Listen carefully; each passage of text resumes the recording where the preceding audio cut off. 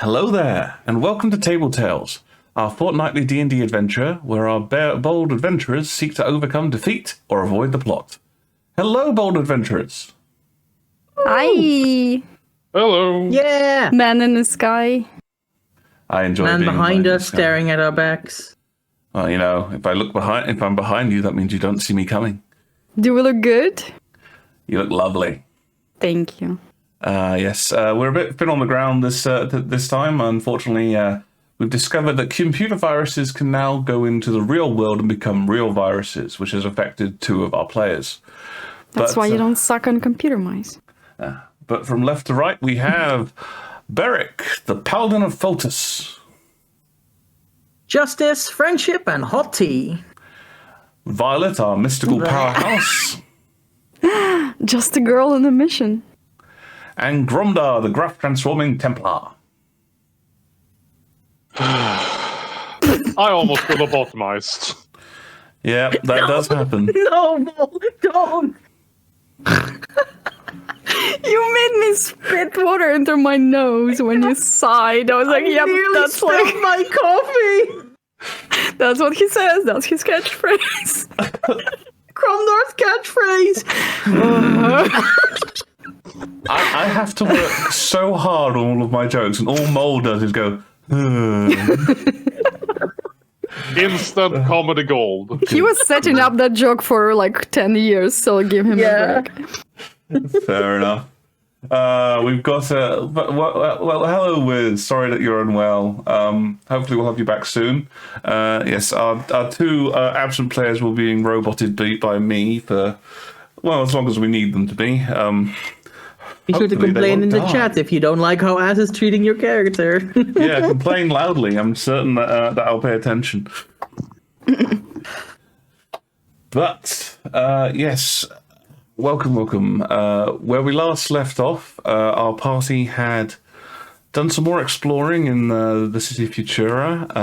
After leaving the Protector's guardhouse, they investigated the Collegica and attended a few lectures, and there may have been some almost brain surgery, as you may have seen. And eventually they left, had a nice pie, and took a break for the evening so that they could go and continue their investigations when the facilities they wanted to go to were open. All of this, of course, was in our lovely recap. Thank you, Sanakan and Rita. That was very well done. Sure. You're welcome. Glad to have done it. So, as the night passes and the day begins to come forth, you awaken in your flat to the sound of knocking on the front door. What the hell? Rush into the door if nobody's there first. No. I'll probably get up and lumber towards the door. Okay. Oh, if I'm there first. That sounds like If you're rushing, then you're going to be there first. sounds like you're the keenest. Yeah, I'm looking through the peephole. As you look through the peephole, you can see one of the servants in their servant's garb standing there with a covered tray. That could be a bomb. It's for you, Gromdar. Uh-huh. And she's gonna go back to her bed. Okay. Yeah, give her a strange look and then open the door. Good morning, sir. Good morning. You ask for breakfast. I suppose we did. Thank you very much. And I'll step aside so they can enter. yep, they enter and they push in the trolley. Okay, if she actually lets them in, I'm on guard. Did we order breakfast? I don't remember that. You do not recall ordering breakfast. No, I don't remember breakfast either. Can I see if this person is shifty? Sure, give me an insight roll. Thank I think you. it's natural for Violet to be somewhat suspicious. Yep. How did Gromdar survive? Inside. 19. 19. Okay, you have a look at this fellow. He doesn't seem to be acting, dodging in any way. He seems fairly practiced in his movements. He is looking around a little bit, but not sort of overtly so. I mean, you guys are a rather interesting figure. Hey, Ari. Hey, Ari. Yeah. Hey, Ari. Then, as he's setting up, I'm gonna go and close the door. Okay. I guess I'm looking Barrack at- would be in the kitchen making a tea. Yeah, it's a small kitchen area, but yeah, you can definitely make one of those. Yep. So you're brewing the tea, putting it together. There's a I'm just saying, like, that's where I am. You don't have to describe that part. I'm just. There's a little pedal powered device to heat the kettle. Oh no. Oh no, Ari said something in British in chat. I can't read it. Hello, What does Governor. it say? Sorry, continue. Yeah, but as you walk over and you go and close the door, the servant does kind of look at you a bit quizzically, but Gonna give him a wink. The door is now locked. I am not supposed to join you. There is not enough food for all. Yeah, I'm gonna go walk slowly towards him. And Wait, say, you look. I thought you were closing the door behind you. You're coming. the back towards outside us? door that he came through. Yeah, she's locked him in the apartment. Yeah, and I'm gonna slowly go towards him and say, that's an interesting thing that happens. Kinda wanted breakfast, but I know we never ordered one.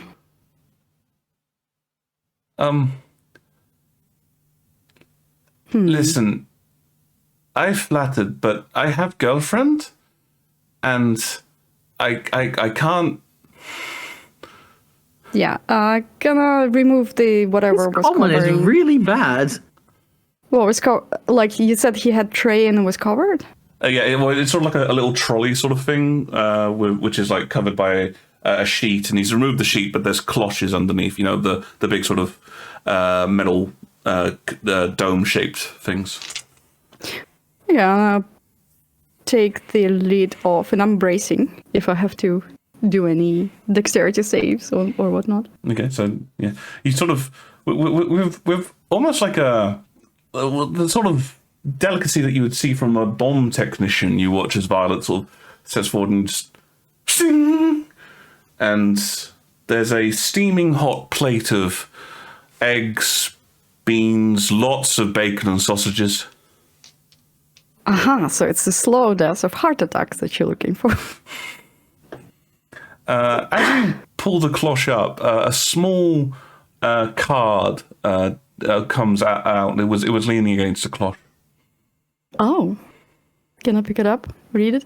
Sure. As you read it, it says, as thanks for your assistance with the fire and rescuing individuals, this is the least we could do. And it is signed the fire department. The hell? That is Okay. odd. Barrack will leave the kitchen and come closer.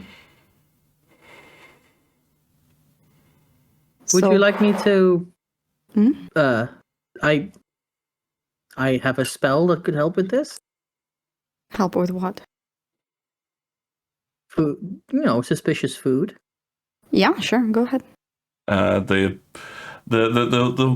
servant turns and says, "There's nothing wrong with food. Made this morning by chef." We're just taking our due diligence. Is what he's saying, does he believe what he's saying? I mean, you don't see any signs of deception from him. He just, if anything, he looks a little bit affronted right now by Barrack's. Barrack's Am I coming over. understanding this right? That his common is pretty bad. It's a little fractured. There's a hint of an accent. Is it Maybe an Paraxian investigation check. Investigation. It doesn't sound Paraxian, no. Interesting. Can I also... oh, that's for the guard, not for the accent. No, this is for the accent. But you can make an That's a investigation. 14. 14. His accent, he doesn't sound like a native speaker, and as you and Violet have a look at him, his coloration is wrong for Paraxis. He doesn't. He's probably not native to here. Where are you from? You? My name is Tomalis. I from Cyrilia. End of Cyrilia? Yeah, Cyrillian fleet. And he sort of, as he says that, he reaches up and he sort of flicks out this little braid that'd been hiding behind his ear, which well, Wesley sort of goes, yeah, that's a Cyrillian blade. He's off on his pilgrimage here. Ah. Right. You couldn't find yourself a boat to sail on, could you, lad? And you see him sort of flush. The waves, not so much. You go on pilgrimages? Yes, everyone. Journey to adulthood. Go out, find skills, bring something back. Is he human or something else? That investigation. He could possibly. It's kind of strange. Like a lot of him, he's very human, but there's a bit of an almost uncanny valley situation where his ears are slightly pointed. You also notice that his front incisors are somewhat more pointed. So there's nothing I recognize. It's something new. Something different about him, but you can't quite place it. I don't want to say this is not interesting. However, the breakfast is getting cold. I mean, you can eat. That will show us if it's safe. No, give me a moment. And Berg will shake free. Berg will shake free his bracelet with the moon and a sun bangle on it, and he'll hold his other hand to it, holding the moon. And you hear him say a couple of words in Celestial, and there's a blue calming light that suffuses this like sphere around the food, and then it vanishes. That should get rid of any poison or disease. That was remove poison, I take it, right? Purify food and drink. Purify food and drink. Okay. Yeah, you do that. As a light cascades over it, there's a bit of almost like a choir, like in the air. There, you look at this and you sort of, it doesn't appear any different. One of the sausages, which now looks slightly more cooked than it was previously, so you think that one might have been a bit undercooked. Wow. This spell is doing miles in Paraxis. Perhaps their stoves are paddle powered and thus not evilly hot. You're probably not wrong. What did you say your name was? Addressing the servant. Tomalin. That's right, Tomalin. Tomalin of ship Nyatu. Right. You're off the ship? It's his pilgrimage from the set? Ship? Where family we live. I wasn't aware that the Cyrillians lived on their ships. I assumed they lived on the archipelago. Oh, no. That's wrong. So, the archipelago, the islands, they be cursed. They shift. The curse shifts every now and then, but if you're on an island when the curse lands, the sea will claim your bones, your skin will rot, your eyes will melt out of your skull. it's a bad time, just basically in general. Yeah, sounds not very pleasant. Well, I'm sorry to have spooked you, Tomalin. No, it's fine. I go now? I suppose. Yeah. Go ahead. And he sort of walks over, and there's a bit of a brief moment where he sort of tries to open the door, and goes bang, and he goes and he just sort of fumbles with the lock, and then opens it, and then closes it behind him. You definitely think you freaked him out. Okay, good. She's going to grab the sausage that got cooked by the spell and eat that. Yeah, it's good. It's good sausage. This is very meaty. So, is that going to be a regular fixture? Is that going to be a regular fixture when we're offered food? Well, we were offered food that we didn't order, yeah. It could have been poisoned. At this point, you notice that Talon had already grabbed a plate and was eating it while all that was going on. It just looks up, goes, "What?" Yeah. Good morning to you too. It's just good stuff. And it's definitely not poisoned now. So enjoy. Courtesy of Barrick. If he took it before I purified it, it might still be poisoned. Can I inspect the card? Sure. It's made of a sort of fairly thick cardstock, and it's similar to a business card you'd sort of see, but the note is handwritten. Interesting. But does the card itself look like a legit official? Not that I know what it would look like in Paraxis. It's just sort of like a note card on it. There is a bit of closer investigation. You can see there's a bit of an embossed stamp that does sort of look like FDY. FDY? Yeah, it's sort of the three letters kind of stamped on top of each other. Fire department. I. Fair enough.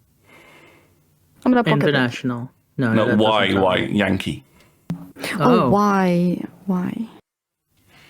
But that's still not neither Paraxis nor Futura starts with a Y. FDY. What do you think this means? Well, Wesley's been here before. Wesley, what do you think it means? Have I never been here before? You said that you were in Futura before. That's how you knew where the military sector was. Oh, no, lad. I've been to the ports, Right. and I mean, I know the area, but not long enough to stay. Federal Department. Why? Gromder. Do you know this? Do I know this? I think it's fire department. Make me a history department. But what is the Y? That's what I said. Fire department. Why doesn't? I make thought you sense. said federal department. I'm deaf. History. One of these days, I'm just going to make a mage scholar or something. 5. That would be a day. You have no idea what the heck this means. I'm going to shake my head. Okay. Still seems suspicious to me, but hey, it's a good sausage. Yeah. I feel like giving people breakfast is a weird way of thanking them. Yeah. I was expecting maybe flowers, or something like that, like a card, maybe a bounty, not breakfast. Talon sort of looks at you. Flowers? Would anyone give anyone flowers? They spit acid, they pull you underground, some of them walk. Damn, your place is nasty. And then he goes back to Have you breakfast. seen flowers do any of that while we've been outside of Kzetch, Talon? Yes. We literally fought 3 of them. What are you talking about? Those were not flowers, those were vines. And Plants are plants. Fair enough, I suppose. I still don't like this breakfast situation. Something doesn't make sense. Well, I think that now that the food is most definitely safe to eat, we should take advantage of it while we can. And Barrick will it was nice. get a plate and scoop up some eggs. While they eat, since Violet is finished, she will go pull the bell. Okay, there's a bit of a chime, and a few moments later, somewhat concerned, Tomlin returns. You rang? This is funny. I expected someone else. I newest, so Right. Are you assigned to us now? I assigned to early morning. I see. Well, you can go ahead. It's fine, Tomlin. Oh, before you go, do you know what the Y in FDY stands for? And I'll show him the card. No, sorry. Very new. Fair enough. You can move along. We could ask the general when he awakens. He doesn't sleep here. What? Yeah, you don't sleep in the same room as General Klinkerhofen. No, I meant when he awakens in his building. Why are we going to the general?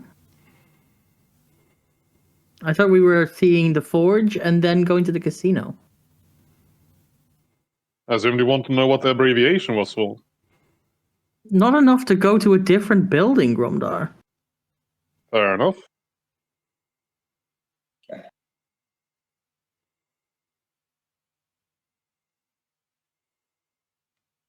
Anyway,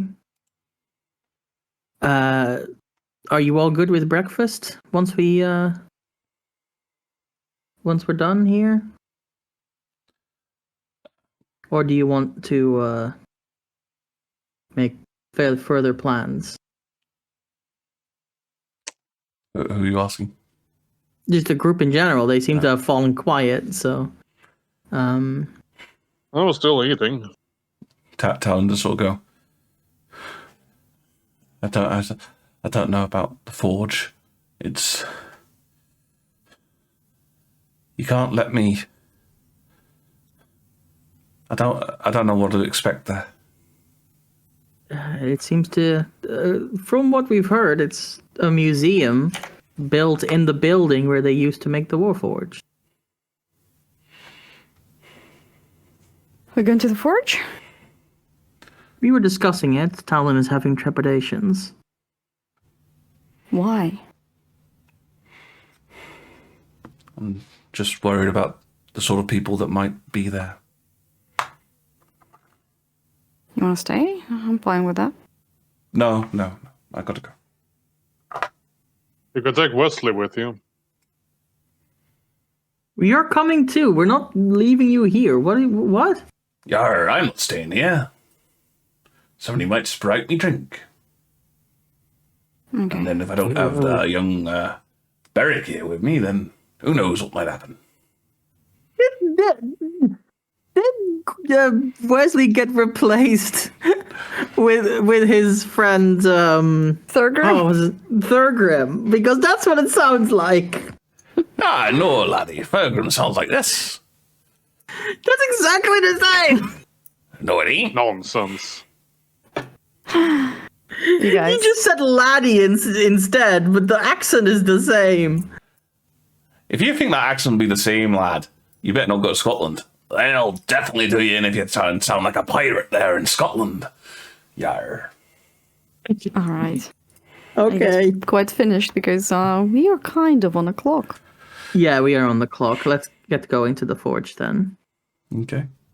So I suppose we'll take a pedal bus. Yep. The yellow line does not go to the forge in this particular instance. You're going to have to get the red line. Can we get to the red line by yellow line? We don't have. We had a day pass. It's gone. The day pass is gone, so you have to pay regardless. That's fine, but I'm just, you know what? Doesn't matter. No, the lines intersect at various points, and you can switch from one to the other. That's what I'm kind of after. Yeah. Can we get specifically a ticket that'll get us to the forge? We can get one of those rickshaw bicycles. I mean, you could take a rickshaw bike. Is that more that would be more expensive than a pedal bus, yes. Yeah. How much is that rickshaw? Well, if you're going to get a rickshaw for all 5 of you, that's either going to be 2 rickshaws or one of the larger rickshaws. The larger rickshaw is probably going to set you back about 2 gold each, so 10 gold total. Smaller rickshaws, probably looking at about 5 gold for each rickshaw. That is highway and it's robbery. coppers on to go on the battle bus. Yeah. Yeah, let's go battle bus. Battle bus then. I only take rickshaws when Klinkerhofen pays. Yes. And Klinkerhofen don't even pay, so Exactly. you're just like, charge the army. I should remember that one. Let's go. Okay. Yep. So you head out to the Red Line. They have it's 5 coppers for Red Line tickets. So just knock off 5 coppers on each of your sheets, and I will inform the others they have to do the same. And yeah, you pedal down towards the forge. It's close to the docks, so there's a bit of a sea breeze coming through the open windows. It's I can't believe we have to pedal our way there. Don't you read the walls? Mages don't pedal. And Violet chills. are you even faking pedaling, or are you literally just like keeping your legs up? No, not at all. Okay, there is some grumbling going around, and you do spot people shooting you dirty looks as you're not even faking pedaling. You're just like sort of kicking your legs up. Yeah. I'm gonna sigh at Violet. Oh no, not the sighing. That's the worst. Fine, I understand where you're coming from, but perhaps we should keep a low profile. It's hard to keep low profile with and she will gesture at her scars. Oh, and I almost forgot. And she will point at the gauntlet. I understand, but that doesn't change, that you're bringing additional attention to us by not pedaling. Cool. Okay. I do find it kind of funny that the almost 7-foot-tall, metallic-haired individual is informing someone you're making a scene. I know, right? I mean, he's always like that, though. I'm not making an additional scene. No. It's cool. Point. It's cool. Just want to check on that note, by the way. You're not wearing your armor, correct, Barrett? It's in the bag. It's in the bag. Okay. And just a reminder, this is obviously just a regular look bag, so it's quite large because it's got all the armor in it. Mm-hmm. And weaponry-wise, are you and Gromdar going about with your weapons in easy reach? I mean, the swords will be sheathed. Yeah, that's within easy reach. I'm talking about like not stowed in the bag or hidden in some fashion. No. Yeah. Gromdar? I have it sheathed. I am a Templar. We are allowed to carry weapons. Yeah, I know. And I assume you're wearing your Templar uniform. Yep. Cool. Yeah, not standing out at all. None of us. Yeah. The shield is probably in the bag with the armor. If the armor fits in there, the shield will. Okay, as well. the shield's in the bag as well. Okay, cool. But the sword is just in a sheath. Yep, that's fine. That's fine, Dandy. Just making sure I know. As long as you're okay with me saying that the shield comes out with the armor when I use its special effect. Technically, that is an effect of the armor, not the shield specifically. Yeah. But the armor is coming out. It's like flowing. The shield will come with. It's all good, right? No, it's not. I mean, tell you what, I'll make you a deal on this, right? I'll allow that to happen, but every time you pull out your shield with it, you roll a d10. On a roll of 3 or lower, the shield doesn't come out correctly and drops to the floor. How about I just hold the shield in my hand? Wise decision. They never want to have fun. If it was a random effect, maybe, but that's just have a inconvenience. Hey, if you want to roll a d10 and on 3 or lower, something random happens, I'll happily do that. Okay, then. On a 3 or lower, I roll on the 10,000 chaos burst effect table. No. Can I not be there when you do that? No, I'm kidding. No, I'll just hold the shield in my hand. Okay, you're holding the shield in hand. Fair enough. Yeah, you do think that people probably might actually talk, try and... They're sort of... You do get a few people sort of start wandering over to talk to you, but they notice Gromdar and they sort of walk away, Violet, in a kind of sort of, don't want to mess with that situation. Exactly. Yeah. And you arrive at the forge, the outside of the forge. It's a very large, sort of, almost like a cube building with thick, heavy, metallic walls all around the outside. But you notice that there are individuals, protectors with crime scene tape, barricades. They appear to be in front of the front door to the forge as you guys approach it. What? Barricades? My great-great-great-grandfather Barrack invented those. Yes. What's his last name? AIDS? Yeah, but no, barricade. They as you approach, they stick their hands up and sort of gesture for you to stop. What seems to be the the trouble, officer? There has been a break-in of sorts. The forge. A break-in? It is a museum. There are items of historical and cultural relevance, but that is all I am able to say at this juncture. No one has been harmed. This will all be reported in the media. Looking at Barrick and at Gromdar and like, come on, do your thing. Yeah, I'm gonna step forward and say, is there any indication that this was perpetrated by particular groups of interest? I am sorry, I am unable to comment on an ongoing investigation. Can I speak with your superior? Concerning... Our investigation. I am Barrack Lightsworn. I deputized Templar and envoy of the Bay. And you wouldn't reveal that last part so openly. No, it's this isn't an international. I was not fair enough. And this is Gromdar, the knight errant. Well, it is always appreciative to have members of the Templars present. However, we do not believe there is any mystical nature to the burglary. This is a protector matter, internal Paraxian. I'll shake my head and step backwards and look at Violet. I don't think we can bully our way in here without making a fuss. Are you saying anything, Gromdar? No, they made it clear that Templars don't currently have jurisdiction over this, so their help is not wanted, not needed.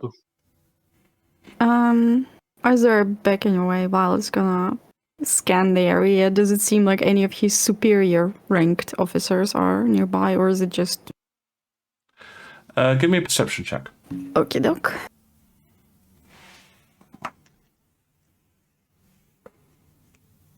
Did I close the freaking roll 20? Always a question, that one. We all do it, and we all go, why did I do that?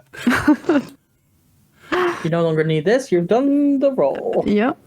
Out of sight, out of mind. I clicked, oh, there we go. 14. 14. It's above 10. You're sort of having a look around.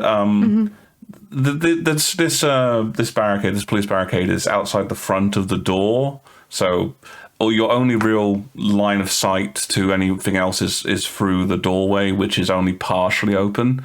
You do think you can see some protectors in there. You can't really get any identifications of rank because it's too dark and too far away. You would imagine, however, and in fact I imagine Gromdar would probably confirm to you that, generally speaking, it's the bottom of the totem pole that gets stuck with guard duty. Right. Well, we can always go to a casino, I suppose. Yar, I want to try my skills. Yeah, not No, good with that. to talk to Proctor. The proctor guy. Yeah, our lead. Not to gamble. We're not gambling away your money. Who You says don't we even can't have do both? money, Wesley. Sit down. Well, that's why I'm going to gamble. With what? Your ponytail? Talon, lad, would you lend me some cash? I'm gonna No, give Talon no. like a very stern look. I don't think Talon has any money either. Yeah, He has Talon. 5 gold I gave him. That's why I'm giving him the look. I see. I don't know. Barrick was not paying that much attention to that part. He will walk over to the bus stop where we exited. What route would we need to get to the casino from here? You need a boo line. Completely different line again. Great. Do you think we should ask Klingerhofen about what happened? You could send a missive, but going all the way to the military district and get an appointment with him might be an ill use of our time. Yeah, Fair enough. Let's go to the Grondar. casino. Grondar, lad. Would the military, is the military involved with the Protectors?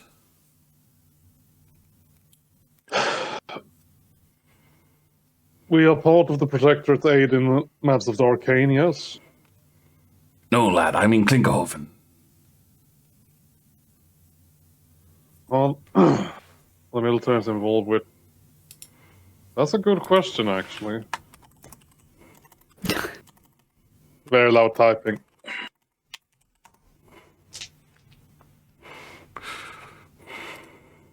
No, they're not. Yeah. Fair enough. Well, let's go. Casino. Casino. And so you guys wait at the stop until the blue line bus comes on. It's another 5 copper. This city is gonna bleed us dry. 5 copper at a time. Bleed us dry. If only I could ride Gleam around. And Violet's gonna sit down again, demonstratively not pedaling. I should also probably ask on that front. I mean, you didn't take Gleam, so I'm assuming that Gleam is still at the. Is it the stable near the stable near the apartment? apartment? Yeah. There's a stable near the apartment. Yeah. Okay. Just like I say, I just want to make sure because you know how it is. You can only visualize things once you've actually asked where they are. Because otherwise, it's like, no, Gleam's here, the whole time. Well, I mean, it's always good to have that in your back pocket in case I need Gleam. Yeah, just takes 10 minutes. It's like, if only we were playing D&D 1. Charge! No, wait a second. Wait. No, not yet. Actually, I did read a manga on one of those whole ones set in an MMO world where the guy gets a new skill and goes, "This is so powerful," and uses it in the middle of battle and then goes, "Takes 10 minutes." No! Cannot be interrupted. Yeah. Oh, you just stand there for 10 minutes? Basically, yes. The rest of his party has to block for him while he's doing this ridiculously long skill. All right. But yeah, so you get on the bus again. Very similar situation. Violet pedaling. Actually, make me a bit of a this would be a perception check, I'd say. Okay. 6. Yeah, you're kind of. I need another one. You're focusing on just looking out the window as this is going on. So you're not really paying attention to anything happening in the bus. I paid money. I can coast. Oh, do any of us see what's happening? This would be a specific Violet sort of thing. Okay. No, damn it! No, I hate missing those. Do I have inspiration? Hold on. I have inspiration. Can I spend it? I mean, certainly it's your inspiration. Oh, god damn it, that feels wrong, but okay. 18. Okay. However, as you sort of turn to look in, you sort of glance at the mirror at the front of the bus, which the driver uses to keep note on people. The driver has also been sort of going every time they look at your non-pedaling self. Right. and you sort of spot something in the mirror as you're looking at it. There's a guy. He's pedaling, but he's also got like a flip book out, and you weren't certain what he was doing, but as you look in the mirror, you can see that he's drawing, and one of his drawings, it resembles you. Oh my god. She immediately goes back to the time where Justin said that all he had to go by is a drawing. When he had to ambush us with the mimics. Do I recognize the guy? The person doing the drawing? You don't think you've seen him before?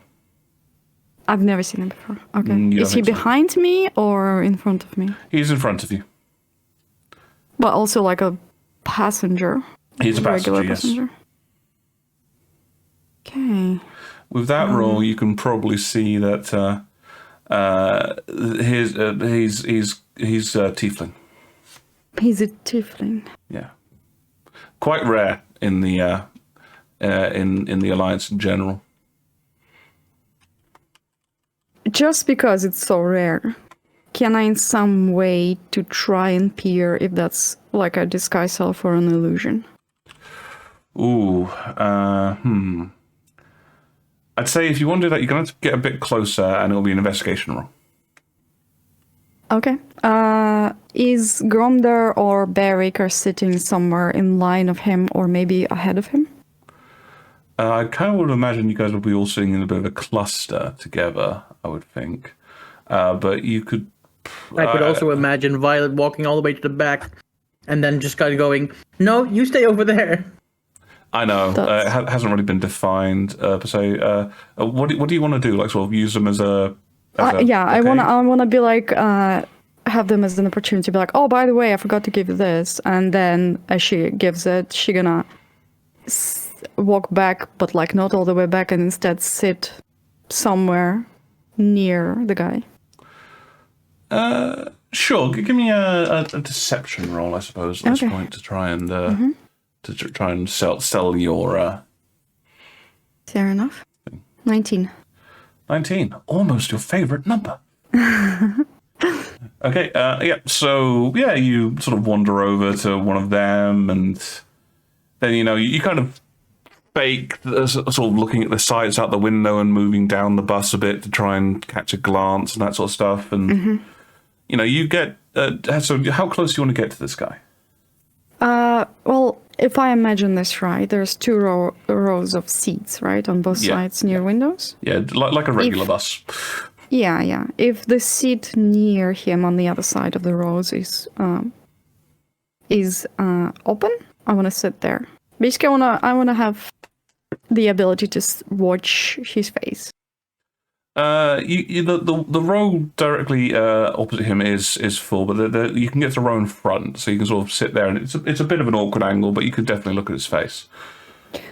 Okay, then I'm gonna take that one. Okay. And then you want to try and pierce the illusion. Yeah. Okay, so that is an investigation roll. Okay, doc. Come on. 15.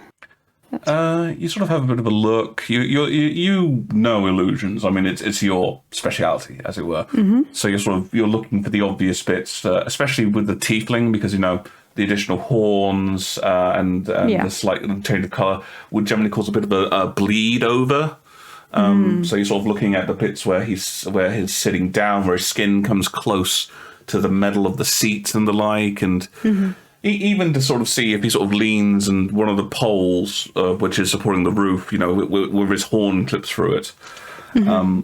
After about, call it 5 minutes or so of occasional glances and sort of eyeing him up a bit, which he gets a roll for as well. You don't think that's an illusion. That looks real. That looks real. Okay, so can I have the closer look at the notebook or flip book? He is definitively not. So you can see the front of it, but he's making sure that you can't see the back of it. Got it. Okay, so here's the deal.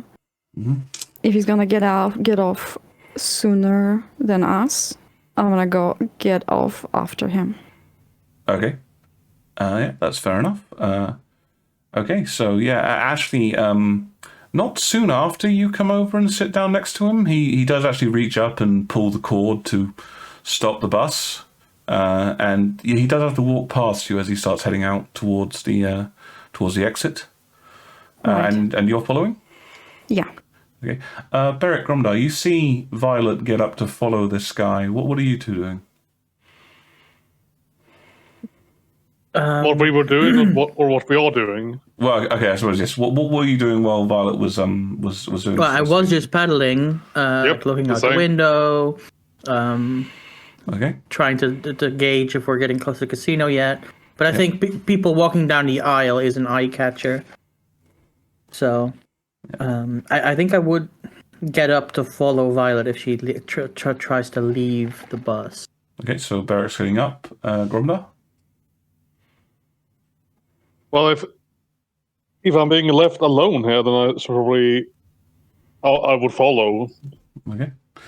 All right, and now I need to make a couple intelligence rolls for Wesley and Talon. Oh no! Oh God! Oh no! Oh Talon, no!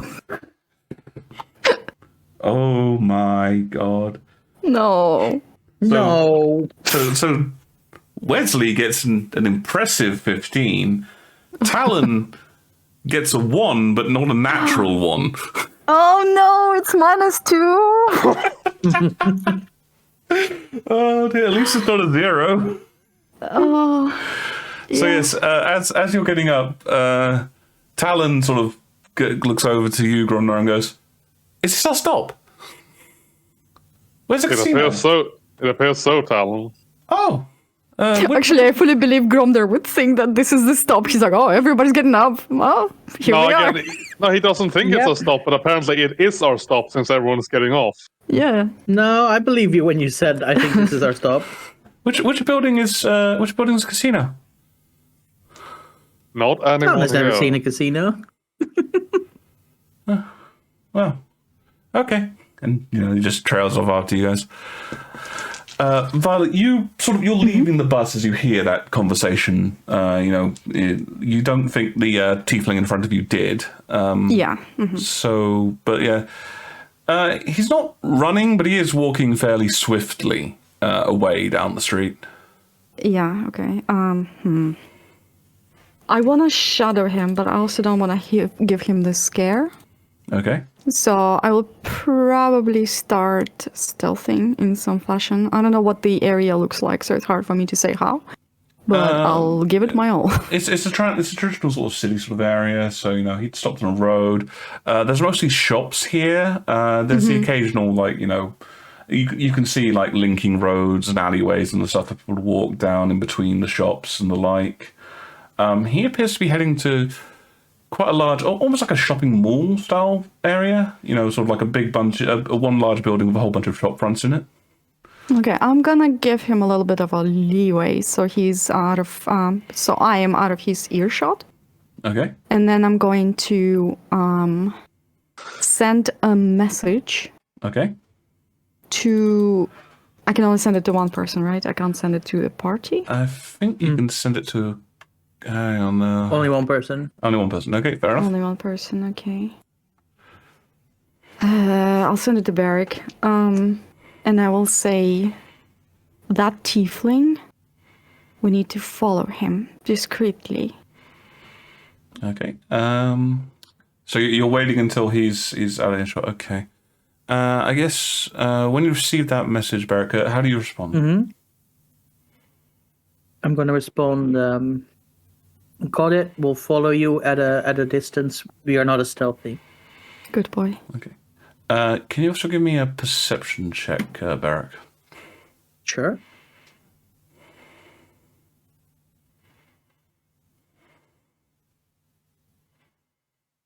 That's a 5. So yeah, you sort of you say that, and as you're sort of looking around, glancing through the people, you can't spot the tiefling that she's talking about. Okay. Is it still enough to add to the message? I don't see him. I'll let that be. Yeah. So at the end of me, just sort of sticking out. I don't see him. Okay. Then. But that's fine, I suppose. Do I see everyone? Did the rest of the group leave the bus? Is Cromdar, Wesley, and Dallin here? They all are. Yes. Wesley is sort of.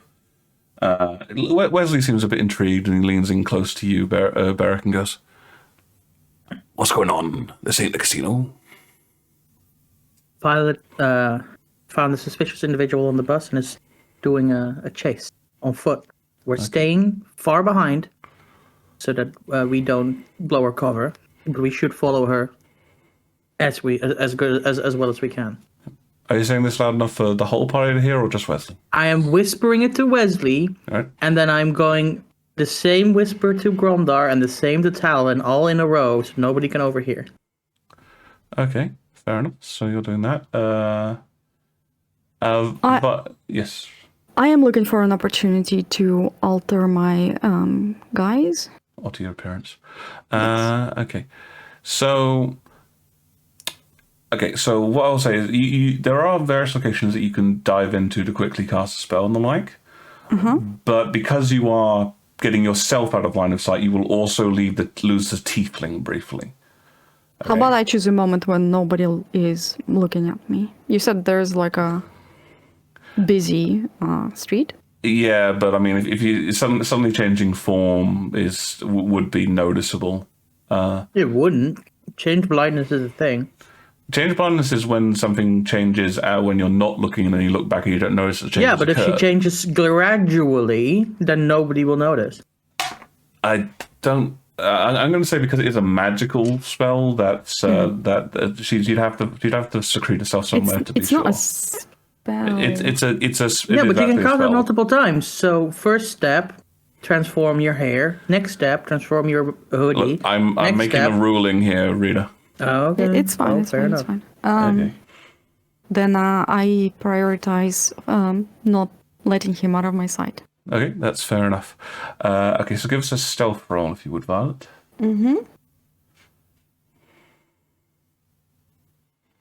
Oh, that's not very good. 13. 13. Okay. So you start moving along behind him.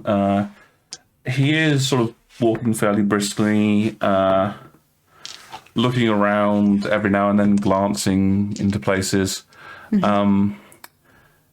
You notice that he starts to pick up his pace, sort of not running again, but like moving faster than he was a few moments ago. You also notice that he starts making swift movements to get, basically into a store suddenly, like no indication he was going towards a door, then he walks into it and starts walking through and then getting out of a different exit and the like. It is getting kind of hard to follow him. Trying to think about what the best following roll is in this particular. I guess it's a perception roll again. Oh, survival. Yeah, I think that's a fair point. Survival. How Tracking, about that's survival. I want to take that chance.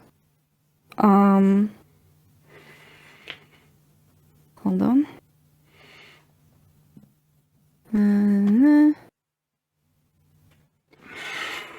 I am going to... Shit, I don't have anything that can stop him. Okay, fuck. I'm gonna send him a message. It's okay, so you're sending him a message? Yes. Okay, what are you saying? You dropped something. You dropped something. Interesting. I guess give me a deception roll on this. Okay.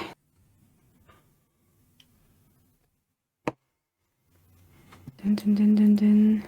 Deception. I wish I was transformed for this. Come on. 16. 16, okay. All right, you send the message. You drop something to him. The reaction is almost instantaneous.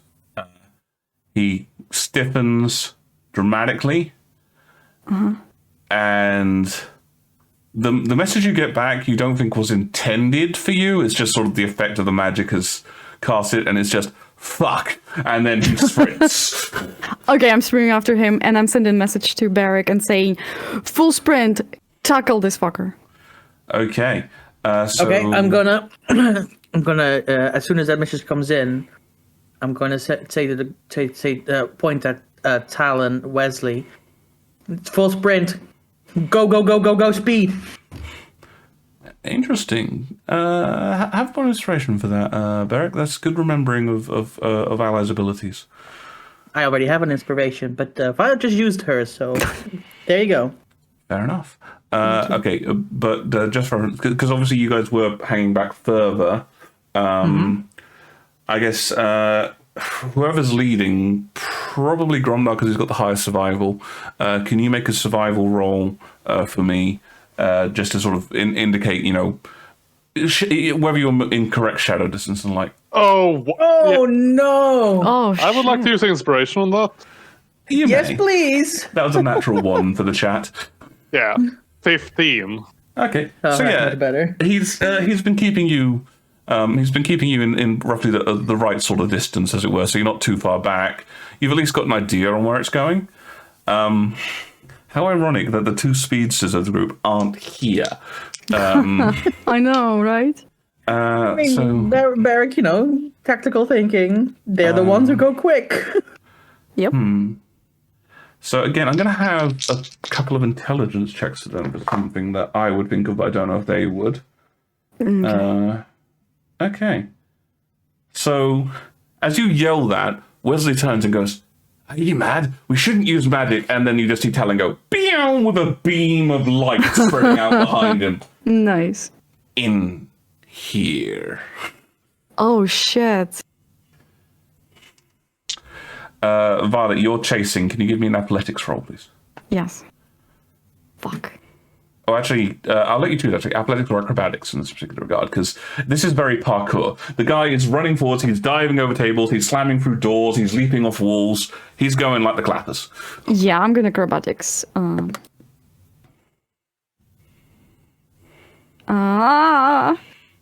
7. How can I spend an inspiration? I really don't The want one to you get just away. got? Sure. Yes. Come on. Oh no, natural 1. Oh no. So, Violet, you sort of see this guy going like, not so fast. You run forwards, and then you just hear someone go, "Watch out!" And this enormous sort of, you'd think almost potentially half giant lady, just sort of holding this huge stack of clothing, just. You slam into her, clothes go flying everywhere. Oh no. Can I do something, or not on a natural 1, I'm afraid. Okay. You've been knocked prone on this one. It's like I was knocked prone? oh yeah, slammed into each other, bump, everything's gone flying. So Talon is the one chasing, so I'm going to need to use Talon's perception on this. No, actually, survival. We assigned survival for this, didn't we? So Do I see Talon speeding by as I'm on the ground? literally everyone sees Talon speeding by as you're lying on the ground. There's a glowing trail of white behind him. You also gain 2 temporary hit points as he shoots past you. Thanks, Talon. That is the weirdest shit ever. Yeah, you see Talon go by and you think, I feel better. They don't stack though, right? So 2. Okay. Yeah. Well, any temporary points you had previously would have gone by now because you had a long rest. Yeah, that's right. You're right. What do you want to do when Talon ran past? I wanted to send him a message. Okay, yeah, that's fine. Yeah, you see him go past, you yank a shirt off your face, and you're like, point at him and go, and you yell or message. And I yelled the description to the best of my ability and best of what I think Talon will understand. Give me an Tiefling, example. horns, skin color, and colors of his clothes. He's green, for reference, and his clothing were sort of, well, to be honest, they were nondescript, sort of dark greeny brown. So I'm describing that not in fancy words, but in the words that Talon would understand. Green, blah, blah, blah, horns, because I don't know if he knows what tiefling is. And that's it. Cool. He probably knows what a tiefling is, but thinks it's a giant octopus with teeth on I all just its said tentacles. horns and green skin. Cool. Yeah. Yep, they've got that as well. That could still work. Yeah, exactly. Well, either way, with a 19 survival and your shouted description, which I would have given an advantage, but 19 is what you rolled anyway. Okay. He does seem to be on the move. I am going to have a tackle off, I suppose, on this one. So shit. Talon's going to try and tackle him. That's a 10 for Talon's tackle. Okay. And this guy that's cocked. You have to match that. Yeah, they both rolled 10. So, but the defender has to match the number given by the attacker, so which he did. So Talon goes to grab the guy. The guy manages to duck aside at the last moment. Can we do something, or maybe we should have one initiative? Have I caught up at all to this situation? So I would say at this point, because you were knocked prone, Violet, and Beric and Gromdar and Wesley were on the run, Wesley has not cast haste on himself. So basically, Violet, as you've just finished getting up, Beric, Gromdar, and Wesley, you guys arrive next to her. I'll try to help her to her feet. Yep. You are also hearing around several shouting noises of, "What the hell was that? Somebody call the protectors!" I was actually gonna do something else instead of getting up. Oh, sure. She's gonna get really angry because this is a frustrating situation. She's gonna go, and instead of getting up, she will cast Lyrium Charge. Lyrium Charge. And teleport to the guy. I don't know how far away it is, but the I'm range going is that direction. 30 feet, right? For Lyrium Charge? It's 40, I think. Is it 30? I can't remember offhand, so... Yep. I'm about to tell you. Either way, they're about 60 away from you at this point, so, but you can definitely use it to get closer. Yeah. Okay, so I arrive saying Violet sit rep, and she 40 vamooses. feet. Okay, fair enough. So yeah, as you guys are getting close, you just see Violet vanish off the ground, and there's another scream from somebody nearby as this happens. Let me just check. You can choose to make a melee spell attack, because I'm assuming you're not attacking anyone as you teleport past them? Is grapple an attack? I can't grapple from this distance. You can't grapple that's from, it. yeah. That's it. Okay, cool. But I teleport from prone to standing position. Are there any And she looks pissed off. Are there any mattresses in the way? Yes, dozens of mattresses just sheer to death as you shoot past them. No. Oh yeah, and she would have to transform. So she's Fuck. You don't have to transform to use your spells, I don't think, do you? I have to transform to use Illyrian spell. Oh yes, you do. To use the claws, right? I thought No. you Use the Illyrian spells, you've got to be So transformed. it's bonus and action, and she is glowing, and she is angry, and she's going after him. Yeah, okay, so loud screaming from everyone. Yeah, sorry, I forgot. But she's angry. Gromdar, you actually hear somebody yell, "Do something, Mr. Templar!" Gromdar, we're going to have to fake arrest her before they actually call Templars in. I also have my movement, right? So I would reach him on that turn. Yeah, you basically you Talon and him are now in this sort of odd threesome like catching, but this guy is now yelling at the top of his lungs, "Help! Crazed mage!"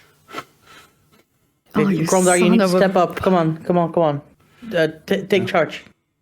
Yeah, so Gromdar, Beric, it's roughly your turn again. We're doing rough turn order here. What are you guys doing? Beric that was Beric saying to Gromdar in a slightly lower tone, like, come on, you need to take charge here. These people are going to panic, and we need to arrest all three of them. Pretend it's an official situation, otherwise there's going to be a panic.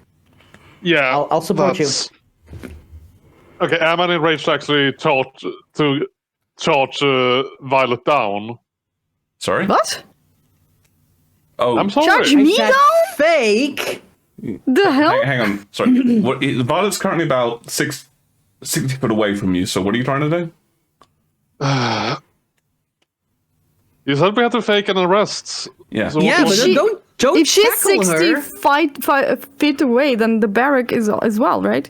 Yeah, Barrett, Gromdar, and Wesley are 60 feet away from you. Oh, they're in the same. Oh, Yeah. okay. Okay. Over there, yell at them. Don't tackle them. What? Okay. Yeah.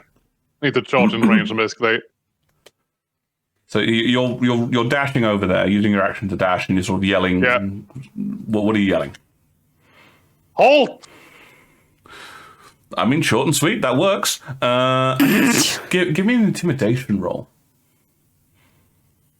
Intimidation, you say? Intimidation, I say. 21.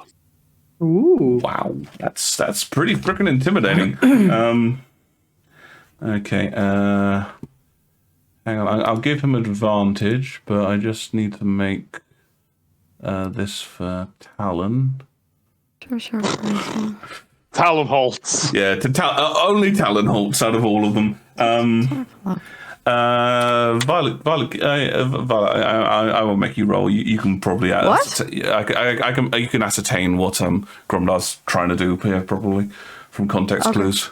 The tiefling, on the other hand, looks confused. Actually, with that intimidation roll, confused but relieved, and he just yells, "Quick, arrest him!" to you, Gromdar. What's going on here? So, Violet, are you doing anything at this juncture? Yeah, I'm marching towards this guy. That was my last action. I don't know if I got there. Oh, no, you got to him, but like sort of, and then Yeah, Gromdar, you're in a tangle with Talon. Yeah, you, him, and Talon are sort of all together, and then Gromdar rushes up and yells, "Halt!" And this guy just points at you and yells, "Arrest her!" Okay, as I get close to him, I will look him in the face and without looking, grab the flip book out of his hands. I say, make me an athletics with advantage on this one because he's not expecting this.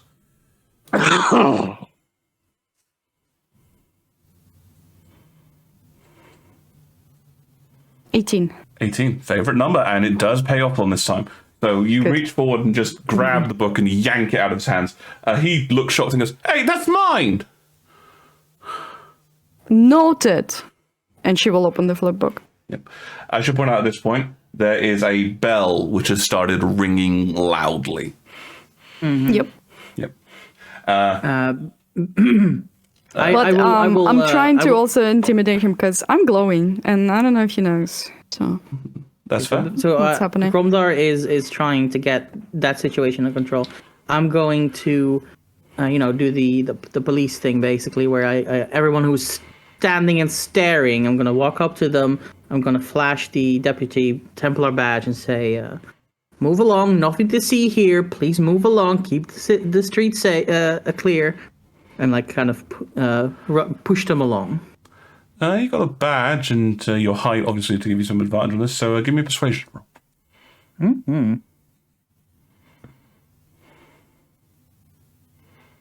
With advantage. Sorry, I thought that was clear. Oh, okay. Sorry, my bad. Let's roll again. Because that was a 3, even though I have a really high bonus. 21. 21. Nice. Okay. Yeah, so you're sort of standing there, backing things up. Talon, at this point, let's make a quick roll for him. Talon, at this point, is turning to people and go, No, it's fine. See, I'm not wearing a gauntlet. I'm fine. No! No, don't. Ouch, Talon, no. You could see him doing it. Hey, Zori. Welcome to the nightmare of low intelligence score. Shouldn't it be wisdom for him? His knowledge. Self-preservation. his knowledge is that if because he's not wearing a gauntlet, he's fine. Did you roll his advantage? Because I specifically warned him about casting spells in Paraxis. That ship sailed on this one, but I can give another one on this one. He's still sort of gesturing to people. This is fine. Don't worry, don't panic. He is, however, still glowing as well, as are you. Okay. Yep, and So. Violet has just grabbed the book of the guy, Gromdal. What are you going to do at this stage? Yeah, I'm just going to march up to make sure that I'm in range of both of them. Both of you explain yourselves. What is this about? Are you trying to lay hands on either of them, or...? That standard arresting practice is to secure the suspect. Yeah, both of them. In a sense, I want to know what's going on. I don't want either of them to run away. So hand on the shoulder sort of thing for both of them? Yes. Okay. Can I ask you a question? Do you expect Violet to run away? No, but if I only put a hand on his shoulder, it will be suspicious. As in, I'm trying to play the cop responding to the situation sort of thing. I think I don't expect you to run away. Not being part of the group, in this situation might actually be to our advantage. Go for it. Okay, cool. He looks and goes, I didn't do shit. They just came after me. Look at them. They're glowing. And I want my notebook back. By the way, has it been a turn? Because I think at this point Violet's glow fades. It does start fading as you start flipping. Okay. I assume you're flipping through the notebook? I am flipping, yeah. Okay. You see a variety of drawings and doodles on the page, as it were. And one thing that does look very familiar, in fact. You remember seeing it in an alleyway. There is an artistic drawing, something that he's clearly spent a lot of time on, of mages don't pedal. What? Oh. God damn it. Ma'am, why did you take his notebook? She's gonna look up at him and say, seriously? Freedom of speech. She's going to flip to where her image was. It's a drawing of you, sort of with your feet up in the air. He's scrawled the mages don't pedal thing. He clearly has a lot of practice with that particular drawing. And he's sort of drawn an arrow towards you and some stink lines coming off your head and the like. Right. He's gonna slam it into his chest. Here. Hey, she attacked me. Yes, I'm sorry, but you're going to have to come down to the station and answer some questions about this. You can't just chase people down out of nowhere like this. Yeah, she's not even reacting. She's like deep in thought of like, shit, what just happened? Okay, I will gently try to steer her away from the situation and try to pretend like I'm basically, manhandling her in the sense that I'm holding her hands behind her back. Okay. I'll try to whisper, just play along, please. Yeah.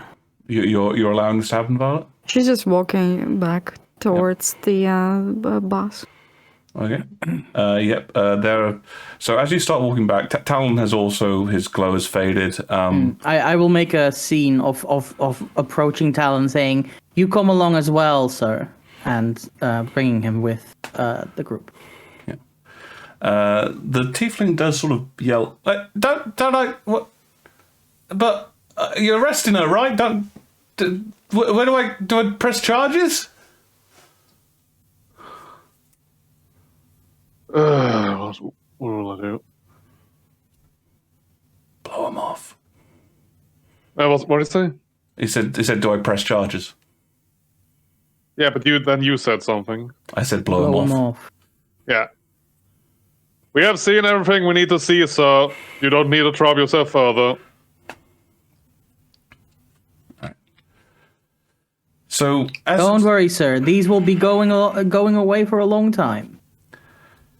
So as the two of you start guiding Violet and Talon out, you can see various people sort of looking. There's kind of like a mobbish sensation going on, and as you start heading out towards the front of so you can get out the shop, but like I say, this was the mall thing. No, you get out the shop specifically, but like I said, this was a big mall area. So by the time you guys actually get to the exit to the mall, this not kind of like a very a sort of armored pedal rickshaw comes up, and a couple of protectors pile out of it, and they look somewhat out of breath. They've been pedaling quite hard to get here, clearly. Oh, God. This is not useful for police. Why don't they just use horses at least for the police? Come on. It makes no sense. So Beric has a bit of an existential crisis. But as they get out, they sort of come up, and they're drawing club. What's the word I'm looking for? Billy clubs. Truncheons. That's the word I'm looking for. They're drawing truncheons, and they sort of come up and just go, and they look at you, Grondar, because you're the one in uniform. You can't really wave your badge around while you're guiding Talon. Beric. No, I think that if we see them, we should stop the guiding thing because they will notice what we're doing, and we don't want to leave a paper trail. Well, that's going to be hard. Again, this is like a big scene, so a crowd has kind of formed. If you suddenly stop going, there's no real Fair way enough. to, I thought that, because we had left the area, they weren't like following us. Oh no, the bell that was ringing was for the entire mall. Oh, I see. Ugh, fine. Yep. And they walk up, they look at you, Gromdar, and they walk up and go, what's happened? Everything all right? Sorry, what has happened? Is everything all right? Oh, God damn it. No one was hurt, but this girl is guilty of disturbing the peace, so to speak. Oh. We can, do you need to take her in? We can give you a lift. A lift will be appreciated. Okay. Back to the Protector's office? To the Protector's office. Grondar. Don't go along with them. What the hell? Now again, we're going as a group. We need to lose the mob and then get your disguise. What? Okay. And they sort of look at the pair of you, and they produce some manacles. Oh my God. Why? Manacles. And they... I'm just gonna... Violet is gonna wriggle away from Gromdar and say, but I was charged with nothing. There was attempted theft. There was a misunderstanding, and I don't understand why I'm being arrested. So goodbye, sirs. And she will start trying to go to the bus station. Gromdar, are you letting her go? The mob and the guardsmen are still watching, aren't they? Well, the mob's backed off a little bit, but they're still present. But yeah, the guardsmen are definitely watching and close by. Can I, if I go away far enough, can I message Gromdar? I need to find out if he's letting you go first, because if he's not letting you go, then you can't leave. No, that's fair. All that will be cleared up at the station. Now, please come quietly. So you're holding on to her. Okay. I'll be attempting to hold on to her. Okay. Are you trying to fight free, Violet? Yeah. Okay. I guess. Can I intentionally take disadvantage on it and try? So are you trying to fake her escaping, as it were? Yes, so to speak. Okay, I will allow you to make a sort of like, so both of you basically make, actually, I'll say you can either both make a performance roll, or one of you can make a performance roll with advantage. Okay, can I try and, without message, can I whisper something to him, because this is getting ridiculous? Sure, give me I guess a sleight of hand is the closest thing to this roll.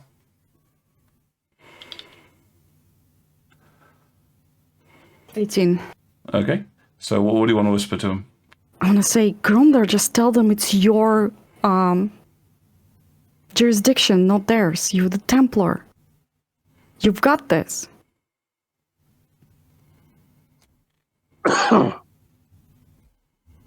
Okay. I'll turn to the gods. I can take to the station on my own. You need to. This isn't that high case. This isn't that high profile of a case. You need to be ready in case something else happens.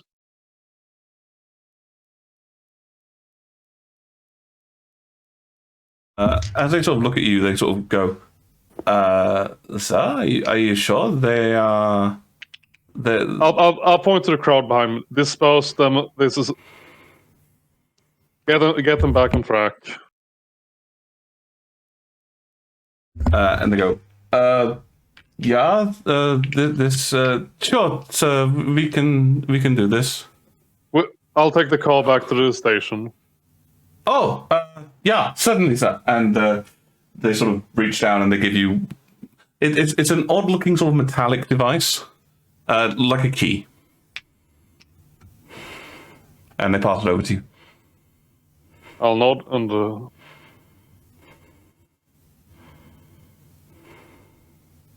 Right. So, what kind of car is this? It's an armored rickshaw. So there's basically pedals at the front, and there's like basically like a mini jail cell sort of area at the back. Like it's actually got equipment in it at the moment, so you think it's sort of like a multi-purpose thing, just sort of a storage room. But there are seats for people to sit in. You would imagine from your training that you would put the prisoners in the back there, and then the guards would pedal. Okay, so me and Barrett will be pedaling then, and Talon and Violet go in the back. It will be such a... No, you should definitely be driving as we leave.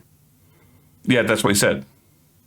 Me and No, he Barrett. said I thought you said we were pedaling. Yeah, pedaling and driving. That's the driving position. Oh, the prisoners okay. don't In my pedal. head, the prisoners were the ones who were pedaling. Imagine would the they? tricycle, if you will. Look, the bus system can't make Violet pedal. Do you honestly think the prison system can? I don't know. For some reason, I thought that there was one person on front who's like controlling it, and then everybody in the back is pedaling. No, it's not like that. Okay, so I assume you guys stick Talon and Violet into the rear and then sort of clamber onto it. Yeah. Where's Wesley? Wesley has left, I guess. As you start pulling away, Wesley kind of drifts over from where he's been hiding and just leaps onto the back of the police car as you guys pedal off. Fair enough.